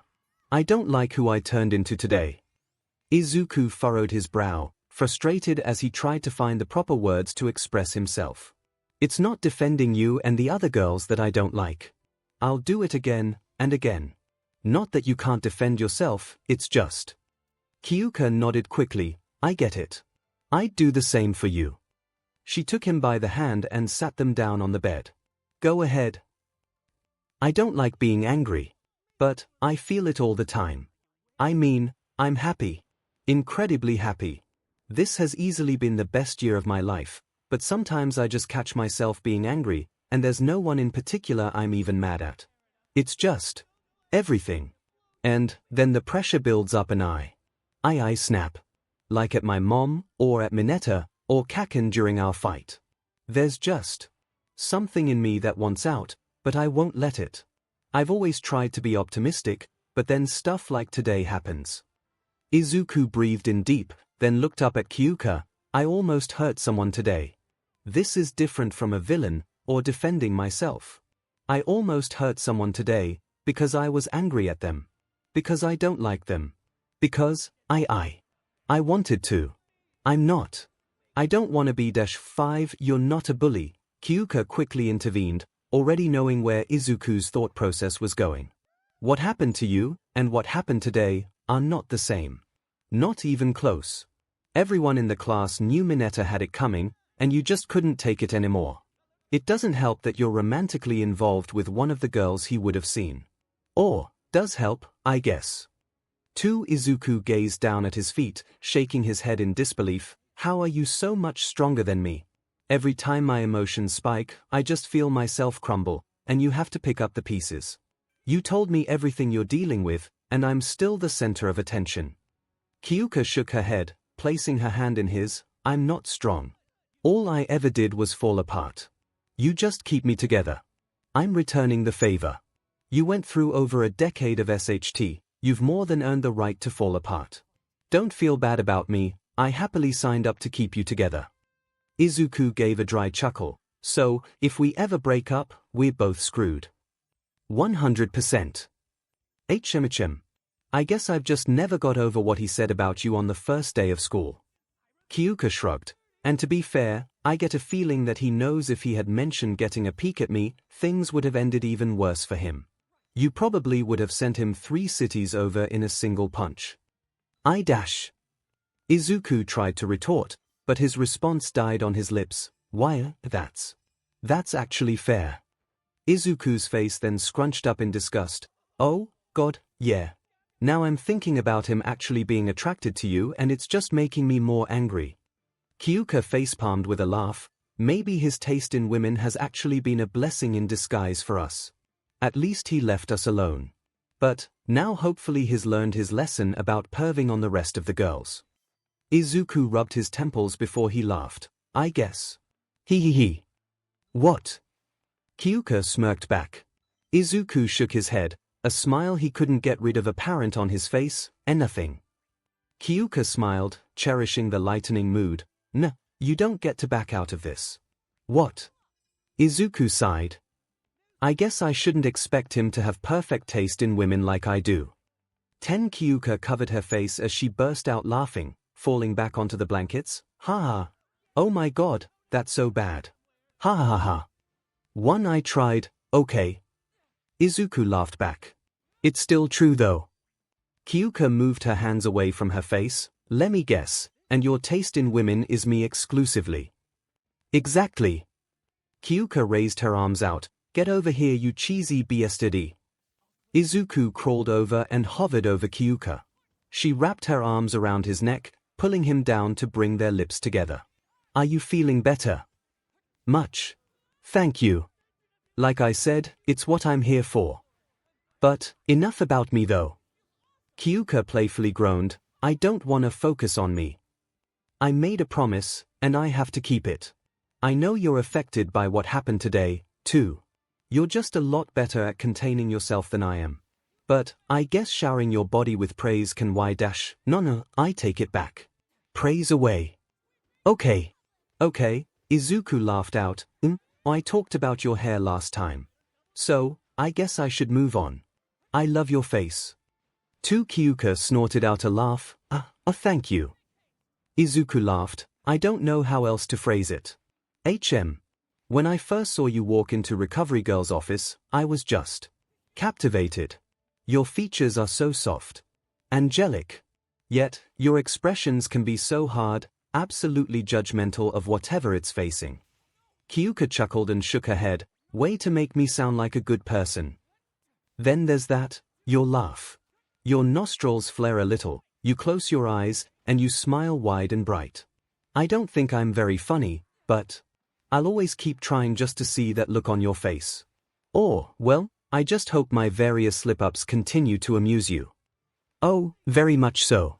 Man, who knew spending most of your life practicing observing people and keeping note of it would help you stuck the ladies? Izuku blushed, rubbing the back of his neck. Well, technically I seduced you a long time ago. Well. Kyouka's jacks hooked around Izuku's ears, bringing him down closer. It's working again. Their lips clashed again, this time with even more passion put behind it. She nipped at Izuku's bottom lip as he undid her tie, allowing him clear access to her neck. Kyouka sighed in content as Izuku kissed his way on and around her pulse point. I want to continue this. I really do, but I'm so exhausted. Izuku kissed her jawline before he nodded. Yeah, me too. But I haven't trained today. Not to mention we still need to study for midterms. Izuku stood up from the bed, making his way towards his backpack. But Kyouka's left jack wrapped around his wrist to stop him. I can tell you're tired. We just got back from our internships, and we already got a bunch of bullshit thrown at us. Our grades are good, we can worry about studying later. Kyouka patted the spot next to her on the bed. Come here. One but I don't. Kyouka. Izuku's exhaustion and Kyouka's persistence finally beat his stubbornness. He sat down on the bed, allowing Kyouka to lower him down to the mattress. Izuku sighed in content the moment his head hit the pillow and Kyouka curled up into his side. You were right. Kyouka kissed his cheek before nuzzling into Izuku's shoulder. Izuku closed his eyes, his body already beginning to allow sleep to overtake him. Just remember, life is good. Life is good. Izuku peeked one eye open as he watched Kyouka's jacks reach down and drag the comforter over them. He felt Kyouka's warm breath against him as she snuggled closer. Yeah. Life is very good. 3. AIV. 3 unknown location. I must admit, the hero killer's arrest was surprising. The doctor scoffed as he inserted the 4-bag needle into 𝗓𝗏𝗏's arm. Which part? The part where he surrendered, or the part where now people aren't sure if he's a bad guy? Or not? Both, I suppose. Now, nobody is certain if he is with our organization. Tomura's 𝗵𝗵𝗃 simply sent a message of chaos, while the hero killer's arrest video sent a message of someone with a purpose, a philosophy. They are too contradictory. We will attract 2 different kinds of people now. Those who believe the hero killer was with us, and those simply wanting to partake in the chaos. Tomura will have to forge a story that both sides will believe. But, our name is out now. More will come, and he will adapt. The doctor shook his head. I don't see why you put so much faith in that kid. He's a brat. If you want me to be at the head of this, then I suggest you heal my body already. We both know we're years off from that. Then believe in the boy. He'll make a fine successor. 𝗓𝗏 changed the feed on his television, the screen showing the arrest of the hero killer. He focused on the green-haired boy standing behind Stain. When Stain surrendered, he watched that same boy become wrapped in a fierce hug by the girl of the teen group. We still need time. We'll let them have their peace, for now. 10. AIV. A few hours later, Kyouka's room. Izuku woke up, his body somehow even more drowsy than when he went to sleep. He could feel that his left arm was asleep, likely due to the musician clinging to it like a child with a stuffed animal. Kyouka had turned in her sleep, her back was pressed against Izuku's side and she was holding onto his arm. She was resting her head right where Izuku's shoulder met his bicep. Izuku rubbed his eyes and carefully tried to slip his arm from Kyouka's grasp. 2. Which resulted in her grumbling in her sleep and holding on even tighter with her jacks wrapping around his elbow. Well, he wasn't going anywhere for a while. He checked the clock on the nightstand. 7:23 p.m. glowed brightly in the dimly lit room. The golden-orange shimmer of the sunset pierced the dark room through the small gaps of the drapes. Izuku pulled his phone out of his pocket, along with his headphones. After plugging them in, he began scrolling through his music collection, which had expanded vastly in the last few months. Kyouka had sent him multiple different playlists with different styles of music too, and Izuku was quoting, "Broaden your musical horizons because I refuse to have a boyfriend who knows as little about it as you do." It was a good thing Izuku liked to learn. And that he was absolutely smitten with the woman. He played a song from the list of old music. A song called Pirouette by someone called 𝗔𝗫𝗄𝐿 from the 2000s, back before quirks even appeared. 9. He laid his head back down, more relaxed than he had been in the last month. He didn't want to go back to sleep, or he would end up just staying the night. He was sure Kyouta wouldn't be all that happy finding him here in the morning. So, Izuku let his gaze wander the room, taking in the surroundings of his partner's personal space. He loved Kyouka's room. It fit her so well that every time he entered it was like being a part of her. Izuku's eyes eventually landed on some of her equipment in the far right corner of the room. Her collection of instruments was insane, but he focused on one item in particular. Kyouka's guitar amps sat on the floor under her hanging guitars. 1. Izuku picked up his phone again, and looked up amplifiers to see if his thought process would prove fruitful. Amplifiers. Ampere, the measure of an electric current in motion. Here. 1. Izuku was shaken out of his thoughts as Kyouka released his arm and rolled over, now deciding to cuddle Izuku's torso instead. What are you doing? She asked sleepily, one eye just barely open. I think I just figured out our duo name. Kyouka raised a brow, lay it on me. Izuku nodded his head over to the corner of the room, his finger pointing towards Kyouka's equipment. My amplifier. Why yeah. Amp. You know, like, it fits for you obviously. And, amplifying my body, or it even works for ampere. The measure of an electric current in motion, Kyouka finished for him. That definitely sounds like you, Cyan Speedster. Not bad at all. Sound, power, electricity. Thunder and lightning. 15 Kyouka scoffed, oh my god. Really? It works. That can be an attack name for us. I wouldn't say I'm very thunderous, but... Actually. Kyouka propped herself up on her elbow, and looked down at Izuku. Okay, hear me out. I've been thinking a lot lately about how we can work more fluidly together. And, I was thinking about gear and stuff, and maybe something that both you and I can use effectively. My speakers are exclusive to my quirk, and the equalizer is the most effective when I'm using it. But, I was thinking that I kinda want a hammer. 7 a hammer. Yeah, a pretty big hammer. It'll be for bigger situations. I doubt I can carry that thing around all the time. But, I can plug into it, cause massive shockwaves, stuff like that. And, maybe we can see if the support studio can find a way where you can charge it up or something. And, I think it goes without saying that you with a hammer would be fairly effective. 17 That's actually a really good idea. Oh. And I wanna call it the boombox. Izuku chuckled, of course. Hey, watch it, Mr. Thunder and Lightning. I didn't say it was bad. I'll make some sketches. I'm sure 𝗧𝗵𝗲 will hop on it immediately. 3 Awesome. Kyouka looked over at the clock and grimaced, see, that was a bit longer than just a nap. And why did I decide to sleep in my school clothes? Now I have to iron these. Kyouka gave Izuku a kiss before sliding off the bed and moving towards her closet. Once she was inside, Izuku hopped off the bed, grabbed his backpack, and sat down on the floor. He grabbed his notebook and a few pieces of scrap paper and spread them out in front of him. He opened his journal to Kyouka's entry, and got to work. Kyouka stepped out of the closet in black leggings and... Izuku furrowed his brow, is that my t-shirt shirt? I thought I lost it. 3 Kyouka's eyes widened and... She gave a nervous smile, right, well you kinda did. We went to train a couple weeks ago, and you swayed shirts to work out in. You forgot it here, and... I more or less forgot to tell you. More or less. Kyouka simply blushed and rubbed her arm. Izuku just smiled and got back to work. Kyouka walked past Izuku, kissing the top of his head as she made her way over to her guitars. She picked up her acoustic, her eyes landing on her amplifier sitting against the wall. Here. Amp. Kyouka looked over her shoulder and smiled at Izuku. I like it.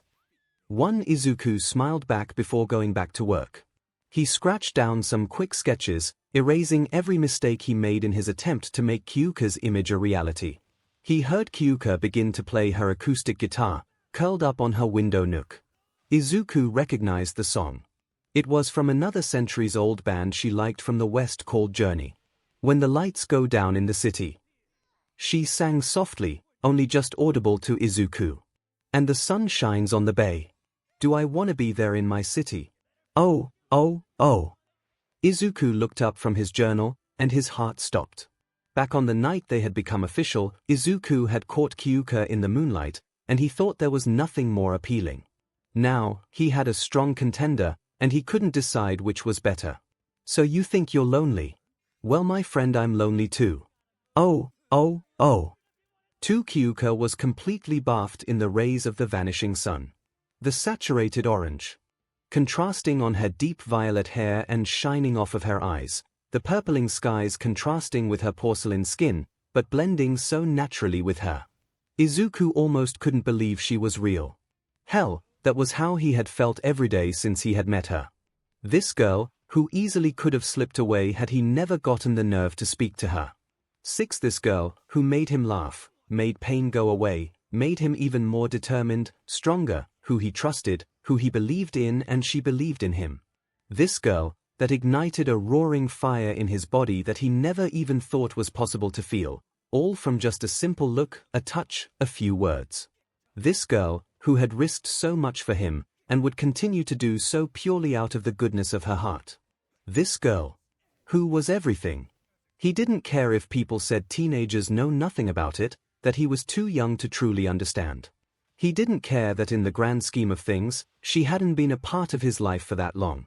As he gazed at Kyouka, her perfect voice gracing his ears, strumming away on her guitar, her passion on display for him, and only him, to partake in, all bottled up in the most appealing being he had seen or ever will see, there was only one thing on his mind. One absolute. He really just couldn't put a veil over his eyes anymore, too scared of falling too fast and ruining things. I'm in love with her. Kyouka's eyes flickered over to Izuku, their eyes met and her heart stopped. Kyouka thought she didn't tell him enough how handsome she thought he was.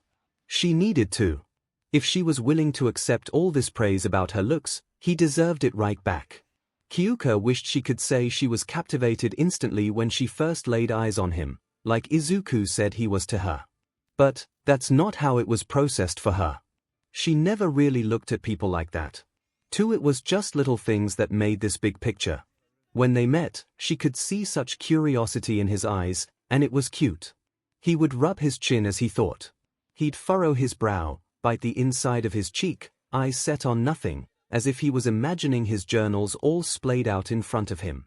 Later, she'd see his face when he was determined, which she found downright secretary. But she was sidetracking herself. As they spoke in that office, she then realized she liked his curly hair and its color. Next, those cute freckles of his. His smile, she thought his nervous stutter was adorable even though she knows Izuku would probably prefer being without it. Even that stupid tracksuit he had been wearing was kinda funny. All of it just suddenly came together as a whole, and she realized she didn't just like those little things. She adored them. Then, even if unintentionally, he made her laugh. And she just couldn't get enough of him. It took a bit of poking and prodding on her end, but eventually he began taking her jabs and jokes in stride. Even trying to return a few of them with his own. Talking to him just came so easily. She could see he was as iffy about meeting new people as she was. To think she was going to be content with just sitting there and not talking to him. She wished she met him sooner, but apparently life always wanted to wait until a person's teenage years to drastically change their lives forever. This boy, who would risk his life for a stranger, and who knows what for someone he loves. His pure heart was just so wonderful. This boy, who she would risk everything for, too. She'd face it all with him. This boy, who made her pain go away, made her stronger, that made her a better hero. This boy, that made her heart soar, made her feel like so much more.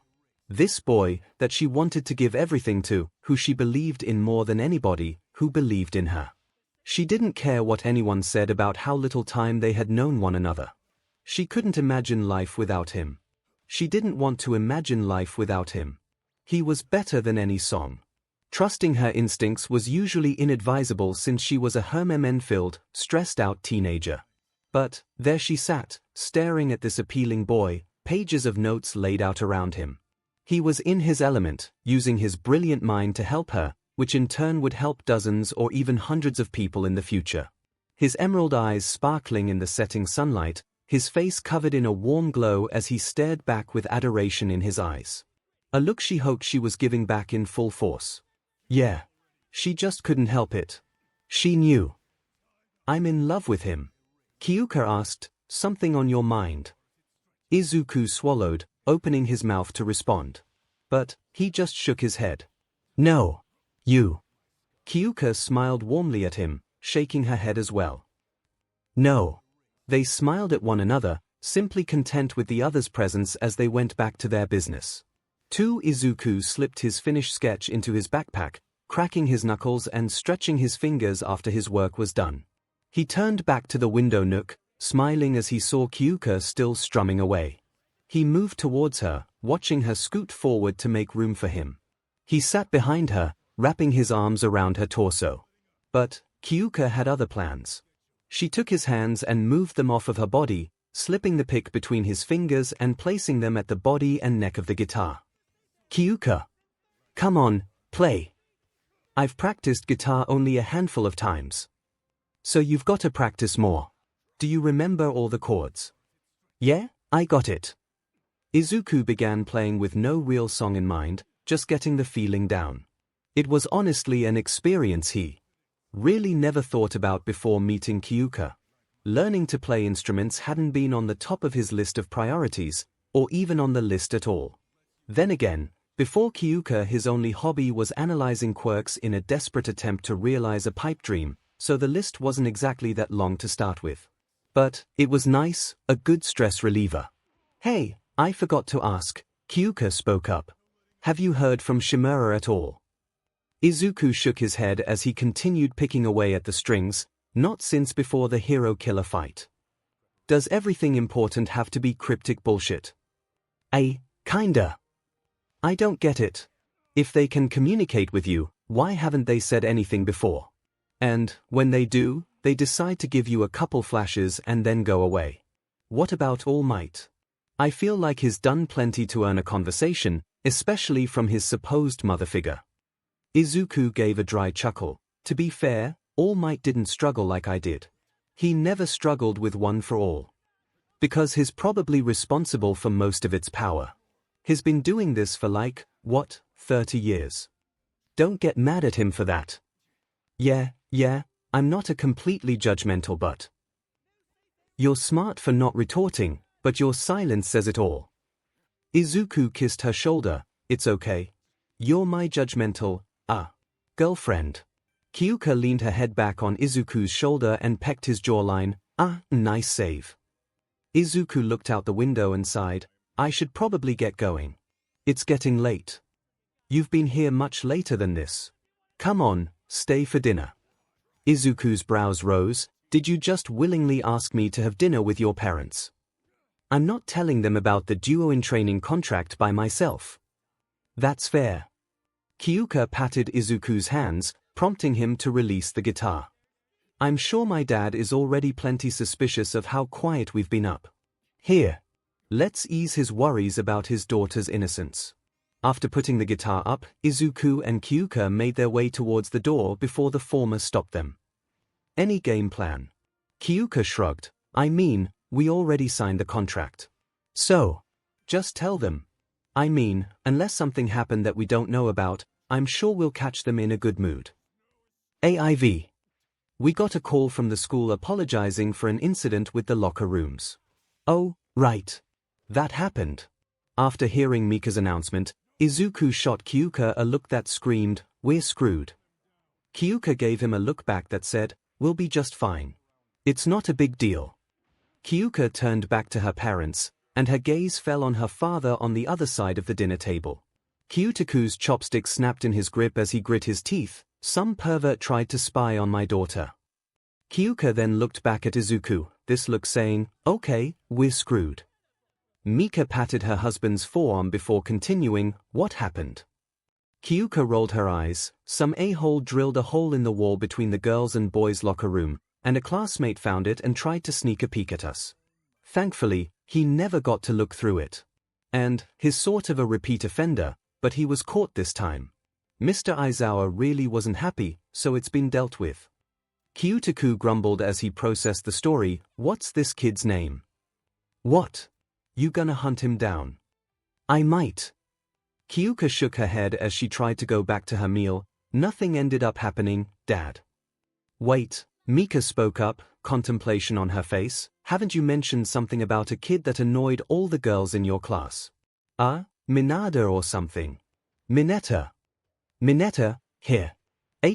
Okay. Kyotaku nodded, and took a deep breath.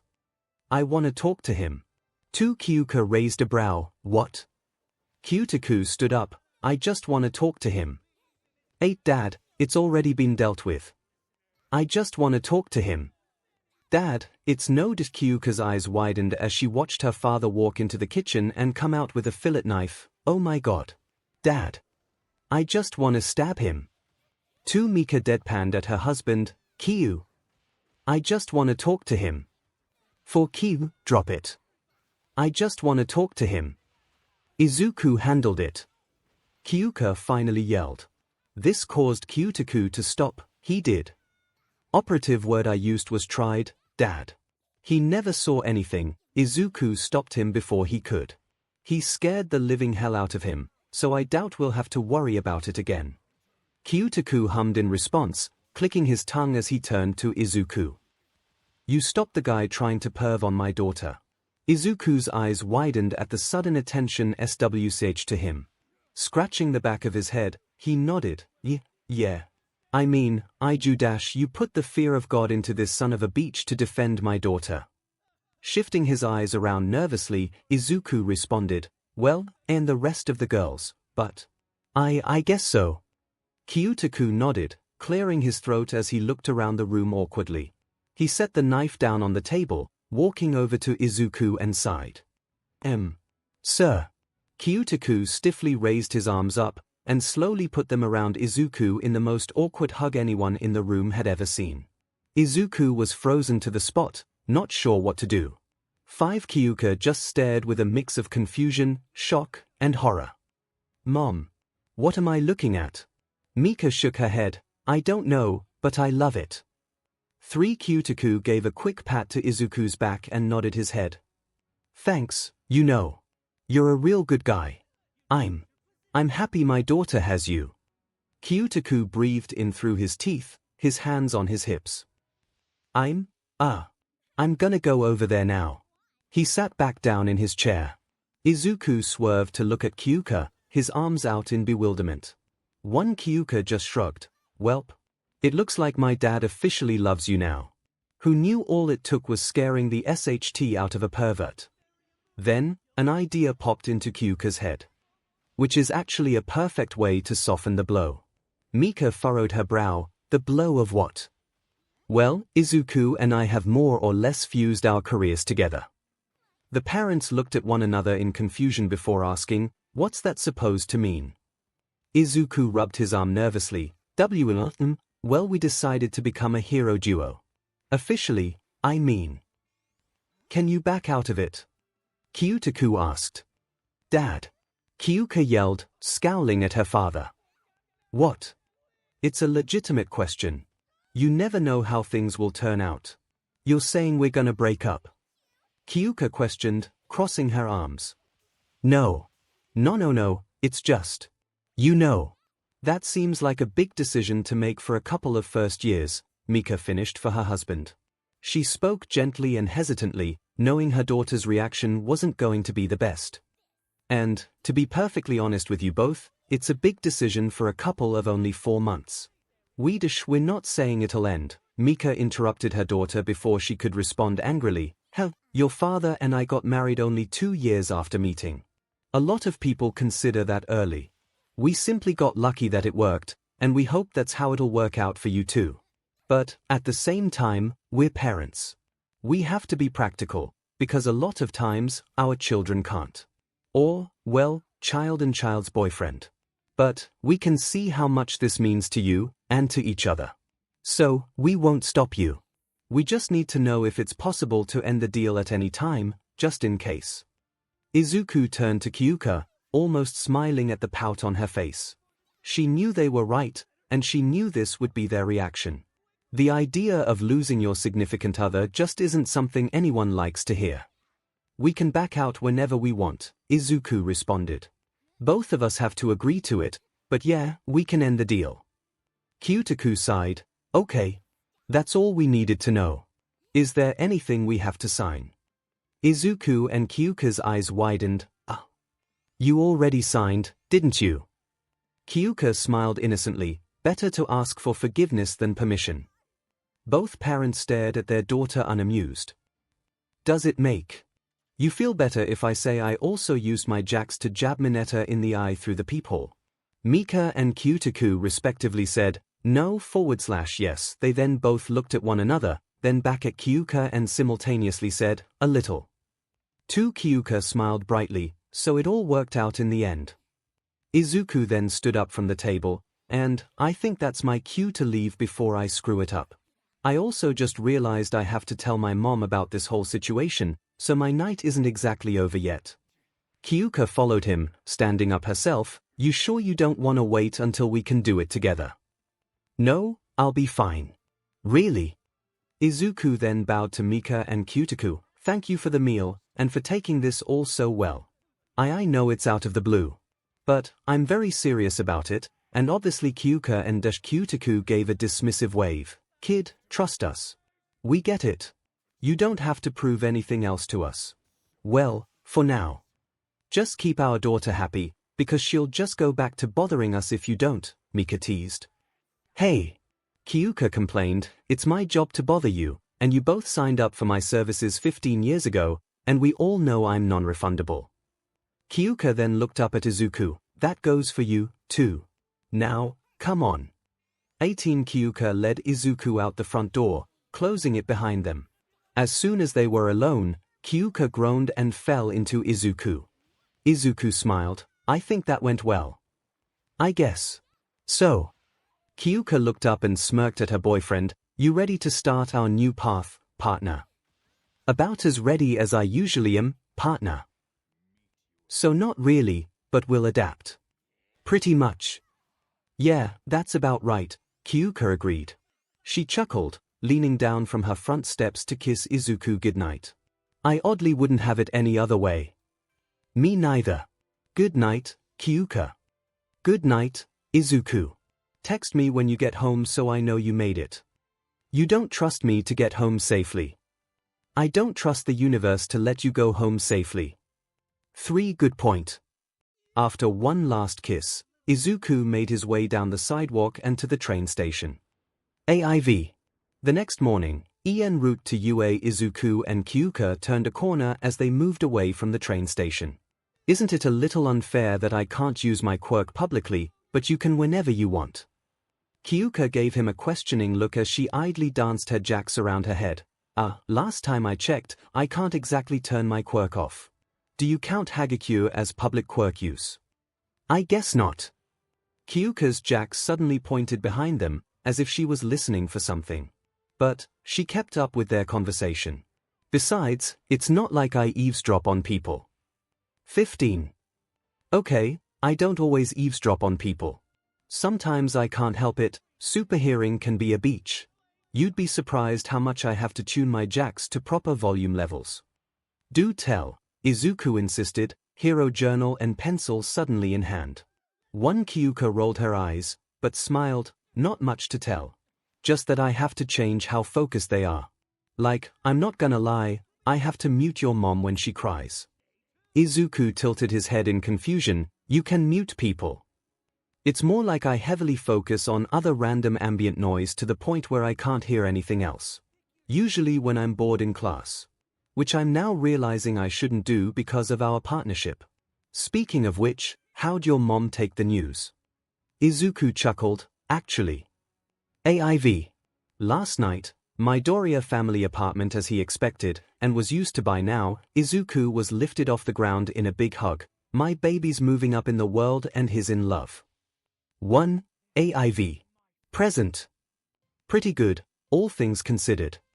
Izuku never actually told his mom that love part, but she wasn't wrong.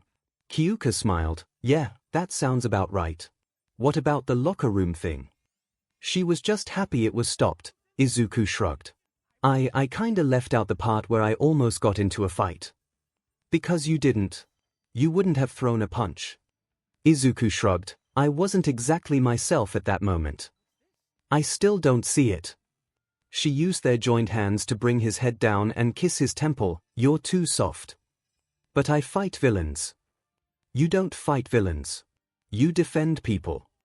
That's so semantical I can't even begin to process that. 3 Kyouka nudged his side. You get what I mean. Now, enough of that. So, midterm prep. How are we gonna handle this? We should go to Mr. Aizawa before lunch and tell him our duo name. Kyouka's jacks perked up again, and her expression turned serious. We're being followed. Izuku paused, but didn't stop walking or turn around to look. He kept his voice low. You sure? There's been footsteps behind ours for 10 minutes. The pattern of their step, it's like skipping or something. But, it's barely audible. They are definitely light on their feet. 3 could be another student. Kyouka arched a brow at him. We've been walking this route from the train station for 3 months. Have you ever seen another student? Izuku sighed. No. What about just a citizen? I doubt a citizen's footsteps would stop for a few seconds at every corner. As if they are watching from around it.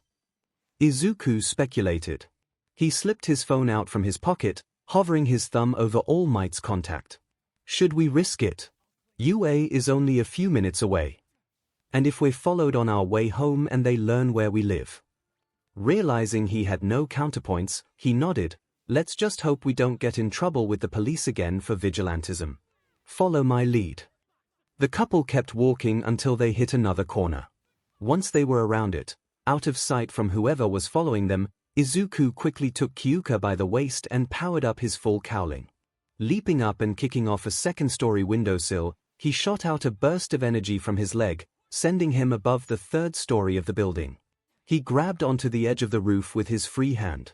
Kyouka hoisted herself up with Izuku following suit. Stepping back from the ledge, Izuku looked over the other rooftops. He could see UA not too far from their position. All Might could be there in seconds if need be. Izuku and Kyouka peered down at the ground curiously as a girl around their age rounded the corner, skipping peacefully down the sidewalk.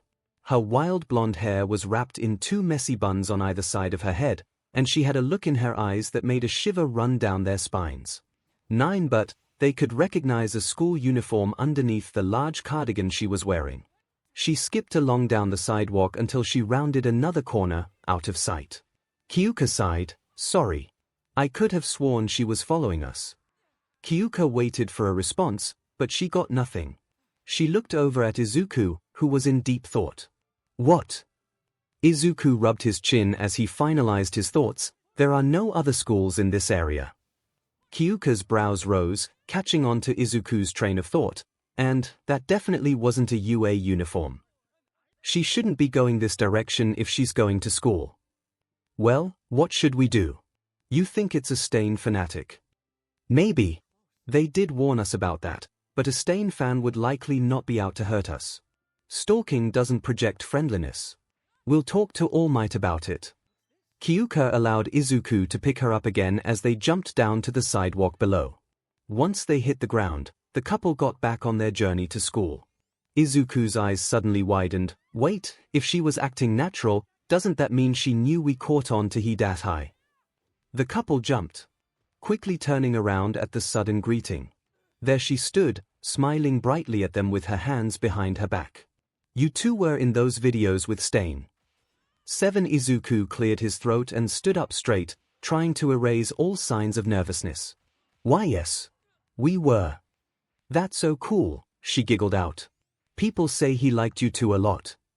Kyouka grumbled out, kinda hard to tell when he's attacking you. Who are you, anyway? Just a fan. The girl's expression then turned innocent, but her eyes still had a piercing, predatory look to them. I don't mean to scare you. I saw you guys back at the train station, but I was too nervous to say anything at first. Kyouka didn't need to listen to her heartbeat to know that was a blatant lie. I'm really sorry, but we're going to be late to school. So if we can just dash, is he really with the League of Villains? Izuku and Kyouka looked at one another, then back to the girl. Why do you ask? Izuku responded. The blonde shrugged, swaying on the ball of her feet. Everyone's been talking about it, but no one knows for sure. Just interesting, don't YA think? Well, we don't know. We just fought him, that's all. He didn't tell us anything. The girl peered at them in disbelief, with as preachy as he is. He must have said something. Kyouka sighed. Besides about how bad heroes are. No, not really. But, seriously, we've got to go or our teacher will be up our butts. I guess I'll just take my chances. It should be fun either way. The blonde turned around and began strolling away. Okay. Thanks, guys. By the way, you two are real cute together. I wish I could find that kind of love. Izuku and Kyouka watched as the mystery girl finally left their view, leaving them alone once more. Kyouka pursed her lips and nodded. So, on a scale of creepy to locking my door and windows tonight, I'd say that's a call the police. For just about. At the very least, it's definitely something to worry about. I'm sure All Might will tell us what we can do about this. AIV. 15 minutes later, UA Teacher's Lounge. Well, nothing. The hell do you mean, nothing? What exactly are we supposed to go after her for? Being interested in the most popular crime case of the last decade like everyone else. Honestly, you two are just lucky no one on the trains have recognized you. And, so she creeped you out. I lost count of the amount of creepy fans I have 20 years ago. Toshinori then pointed at Izuku, not you. Kyouka chuckled, you haven't seen his room. Kyouka! Izuku cried out. I won't question that, but my point still stands, All Might said. We can't do anything, especially without a name. We can't check for a criminal record without a name.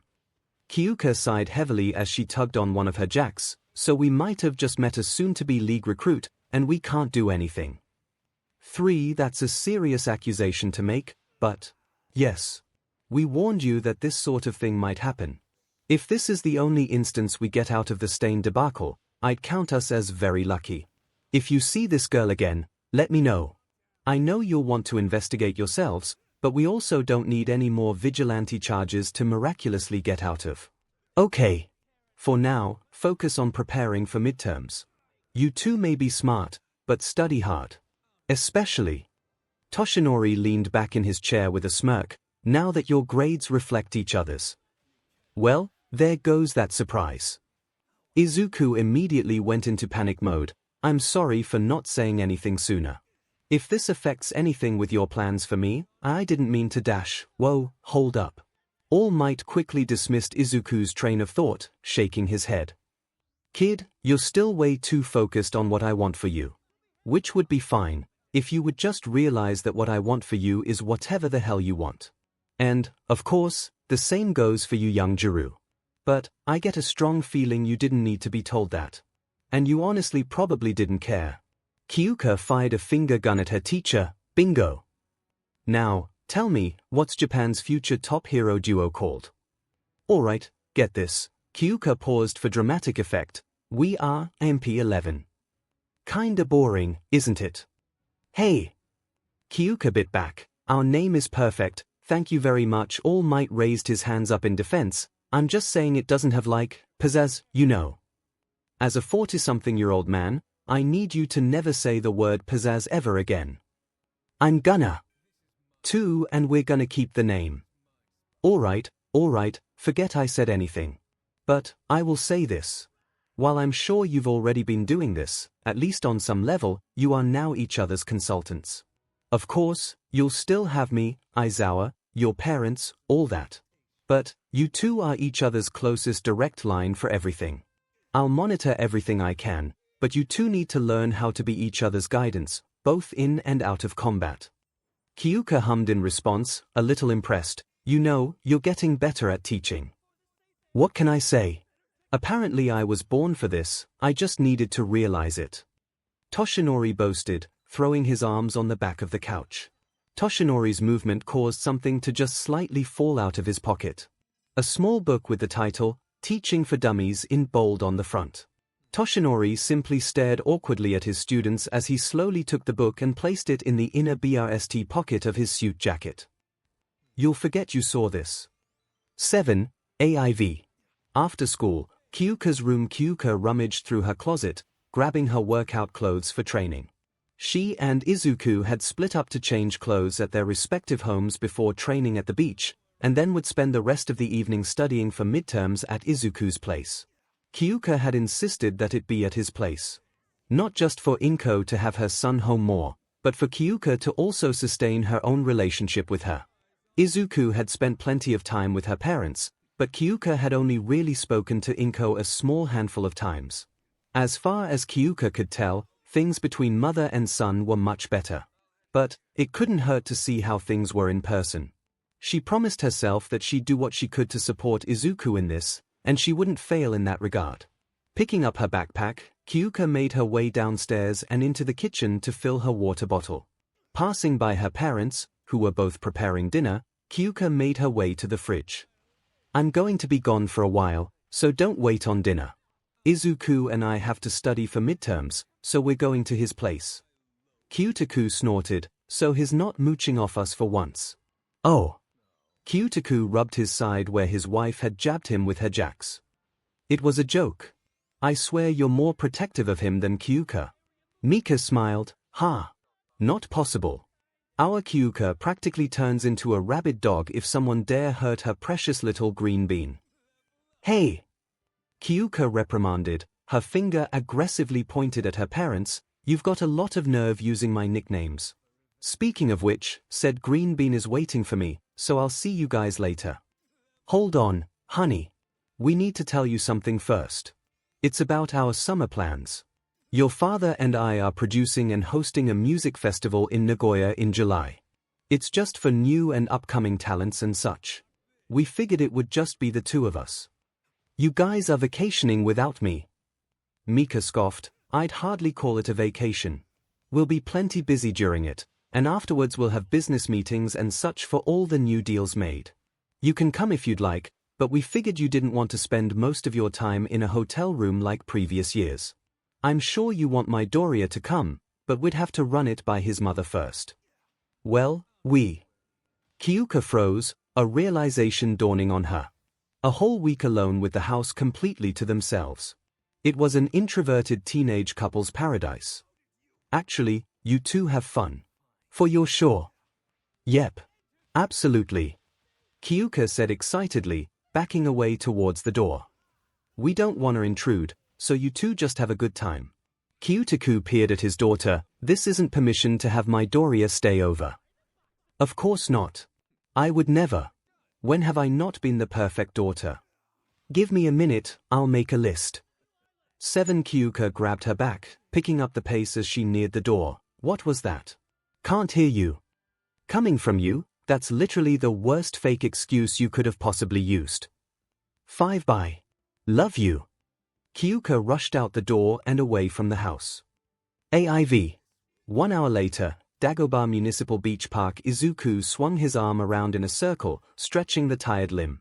Okay, I think that's enough for now. Good job. Kyouka grabbed her towel from her bag and threw it down on the sand. With an exhausted groan, she laid down on her back to rest in the setting sun before they had to leave.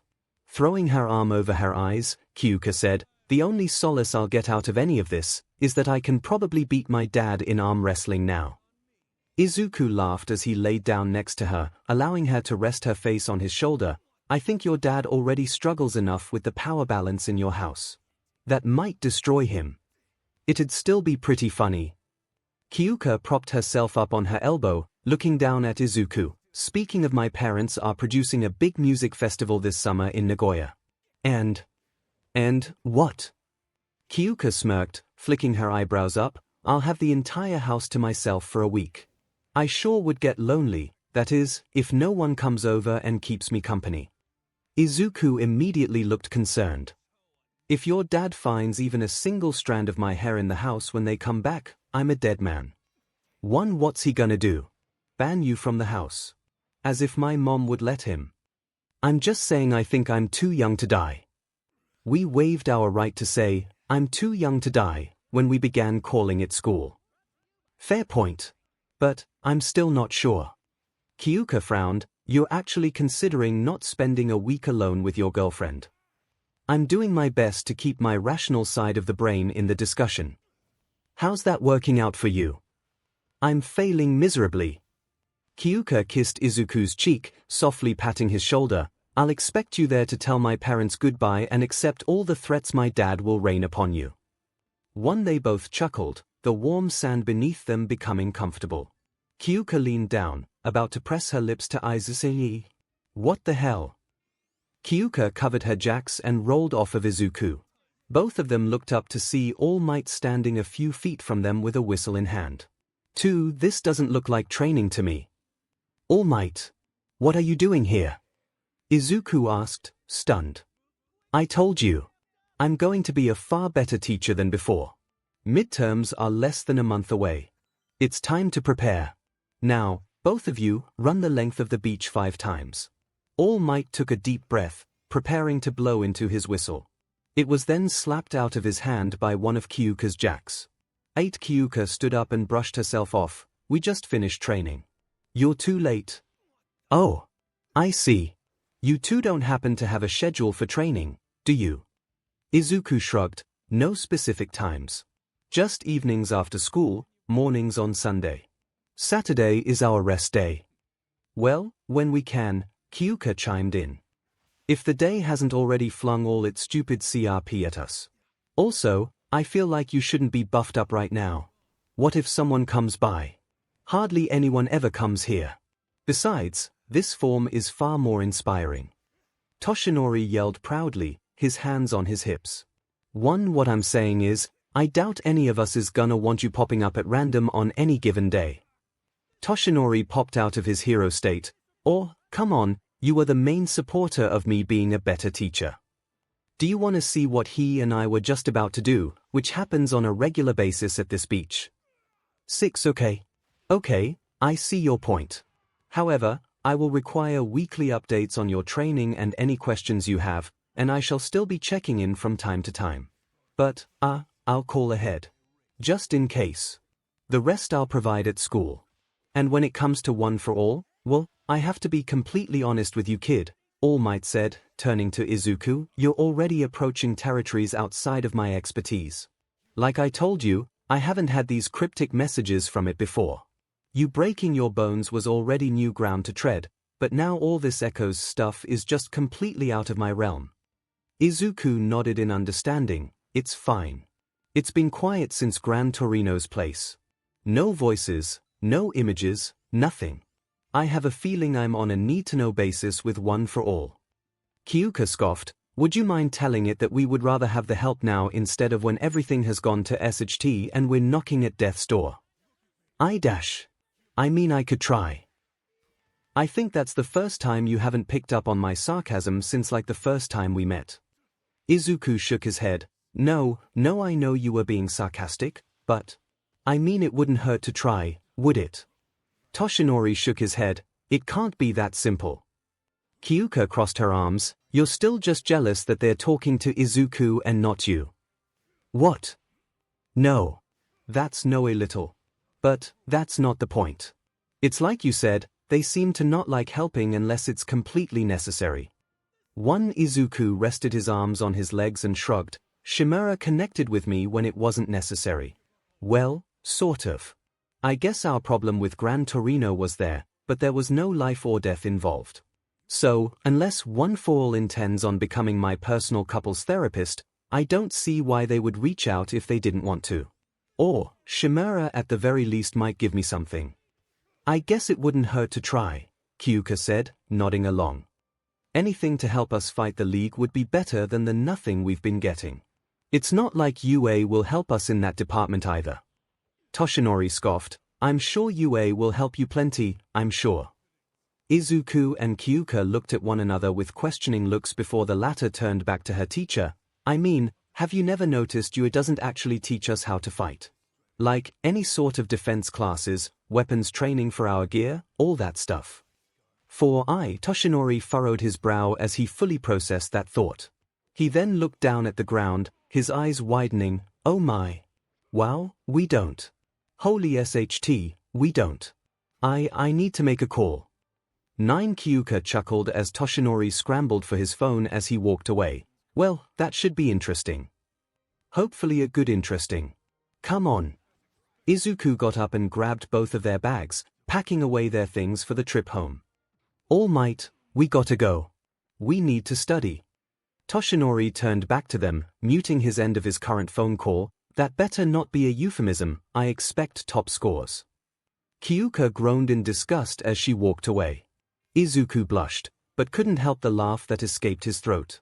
Izuku caught up to Kyouka, his arm making its way around her to rub her arm. I mean, to be fair, at one point during the evening, that's probably where we would have ended up.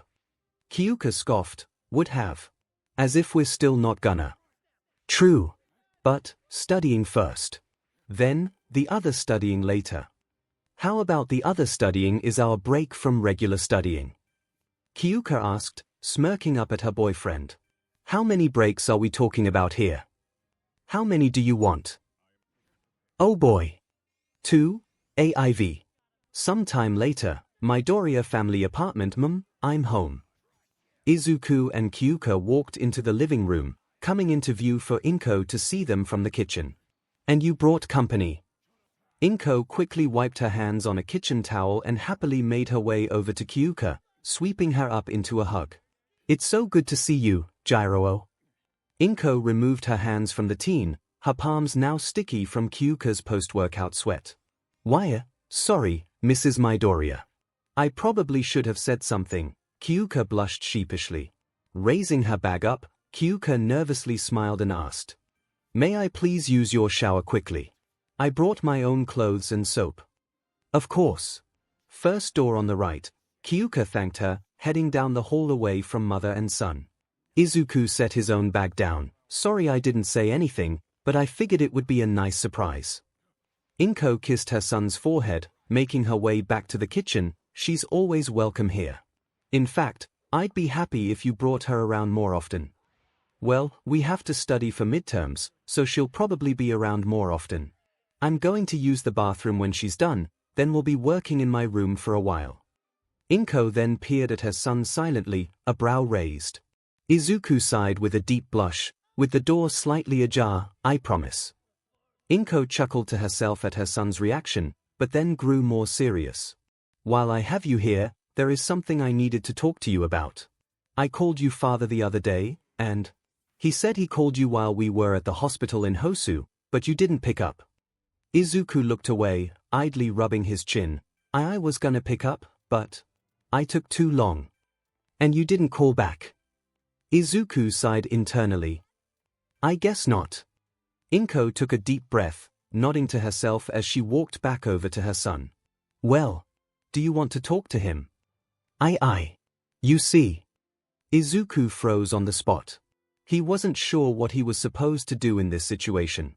The only thing he could really think of was to be honest with her. That's what they were trying to achieve, wasn't it? To be more open and trusting with one another again. So, Izuku took the gamble. No, I don't. And not now, anyway. They both stood silently for a while, neither exactly sure how to continue the conversation after that. Izuku was searching for any kind of negative emotion from his mom. Anger, disappointment, just something. But she just seemed to process what she heard with a despondent nod.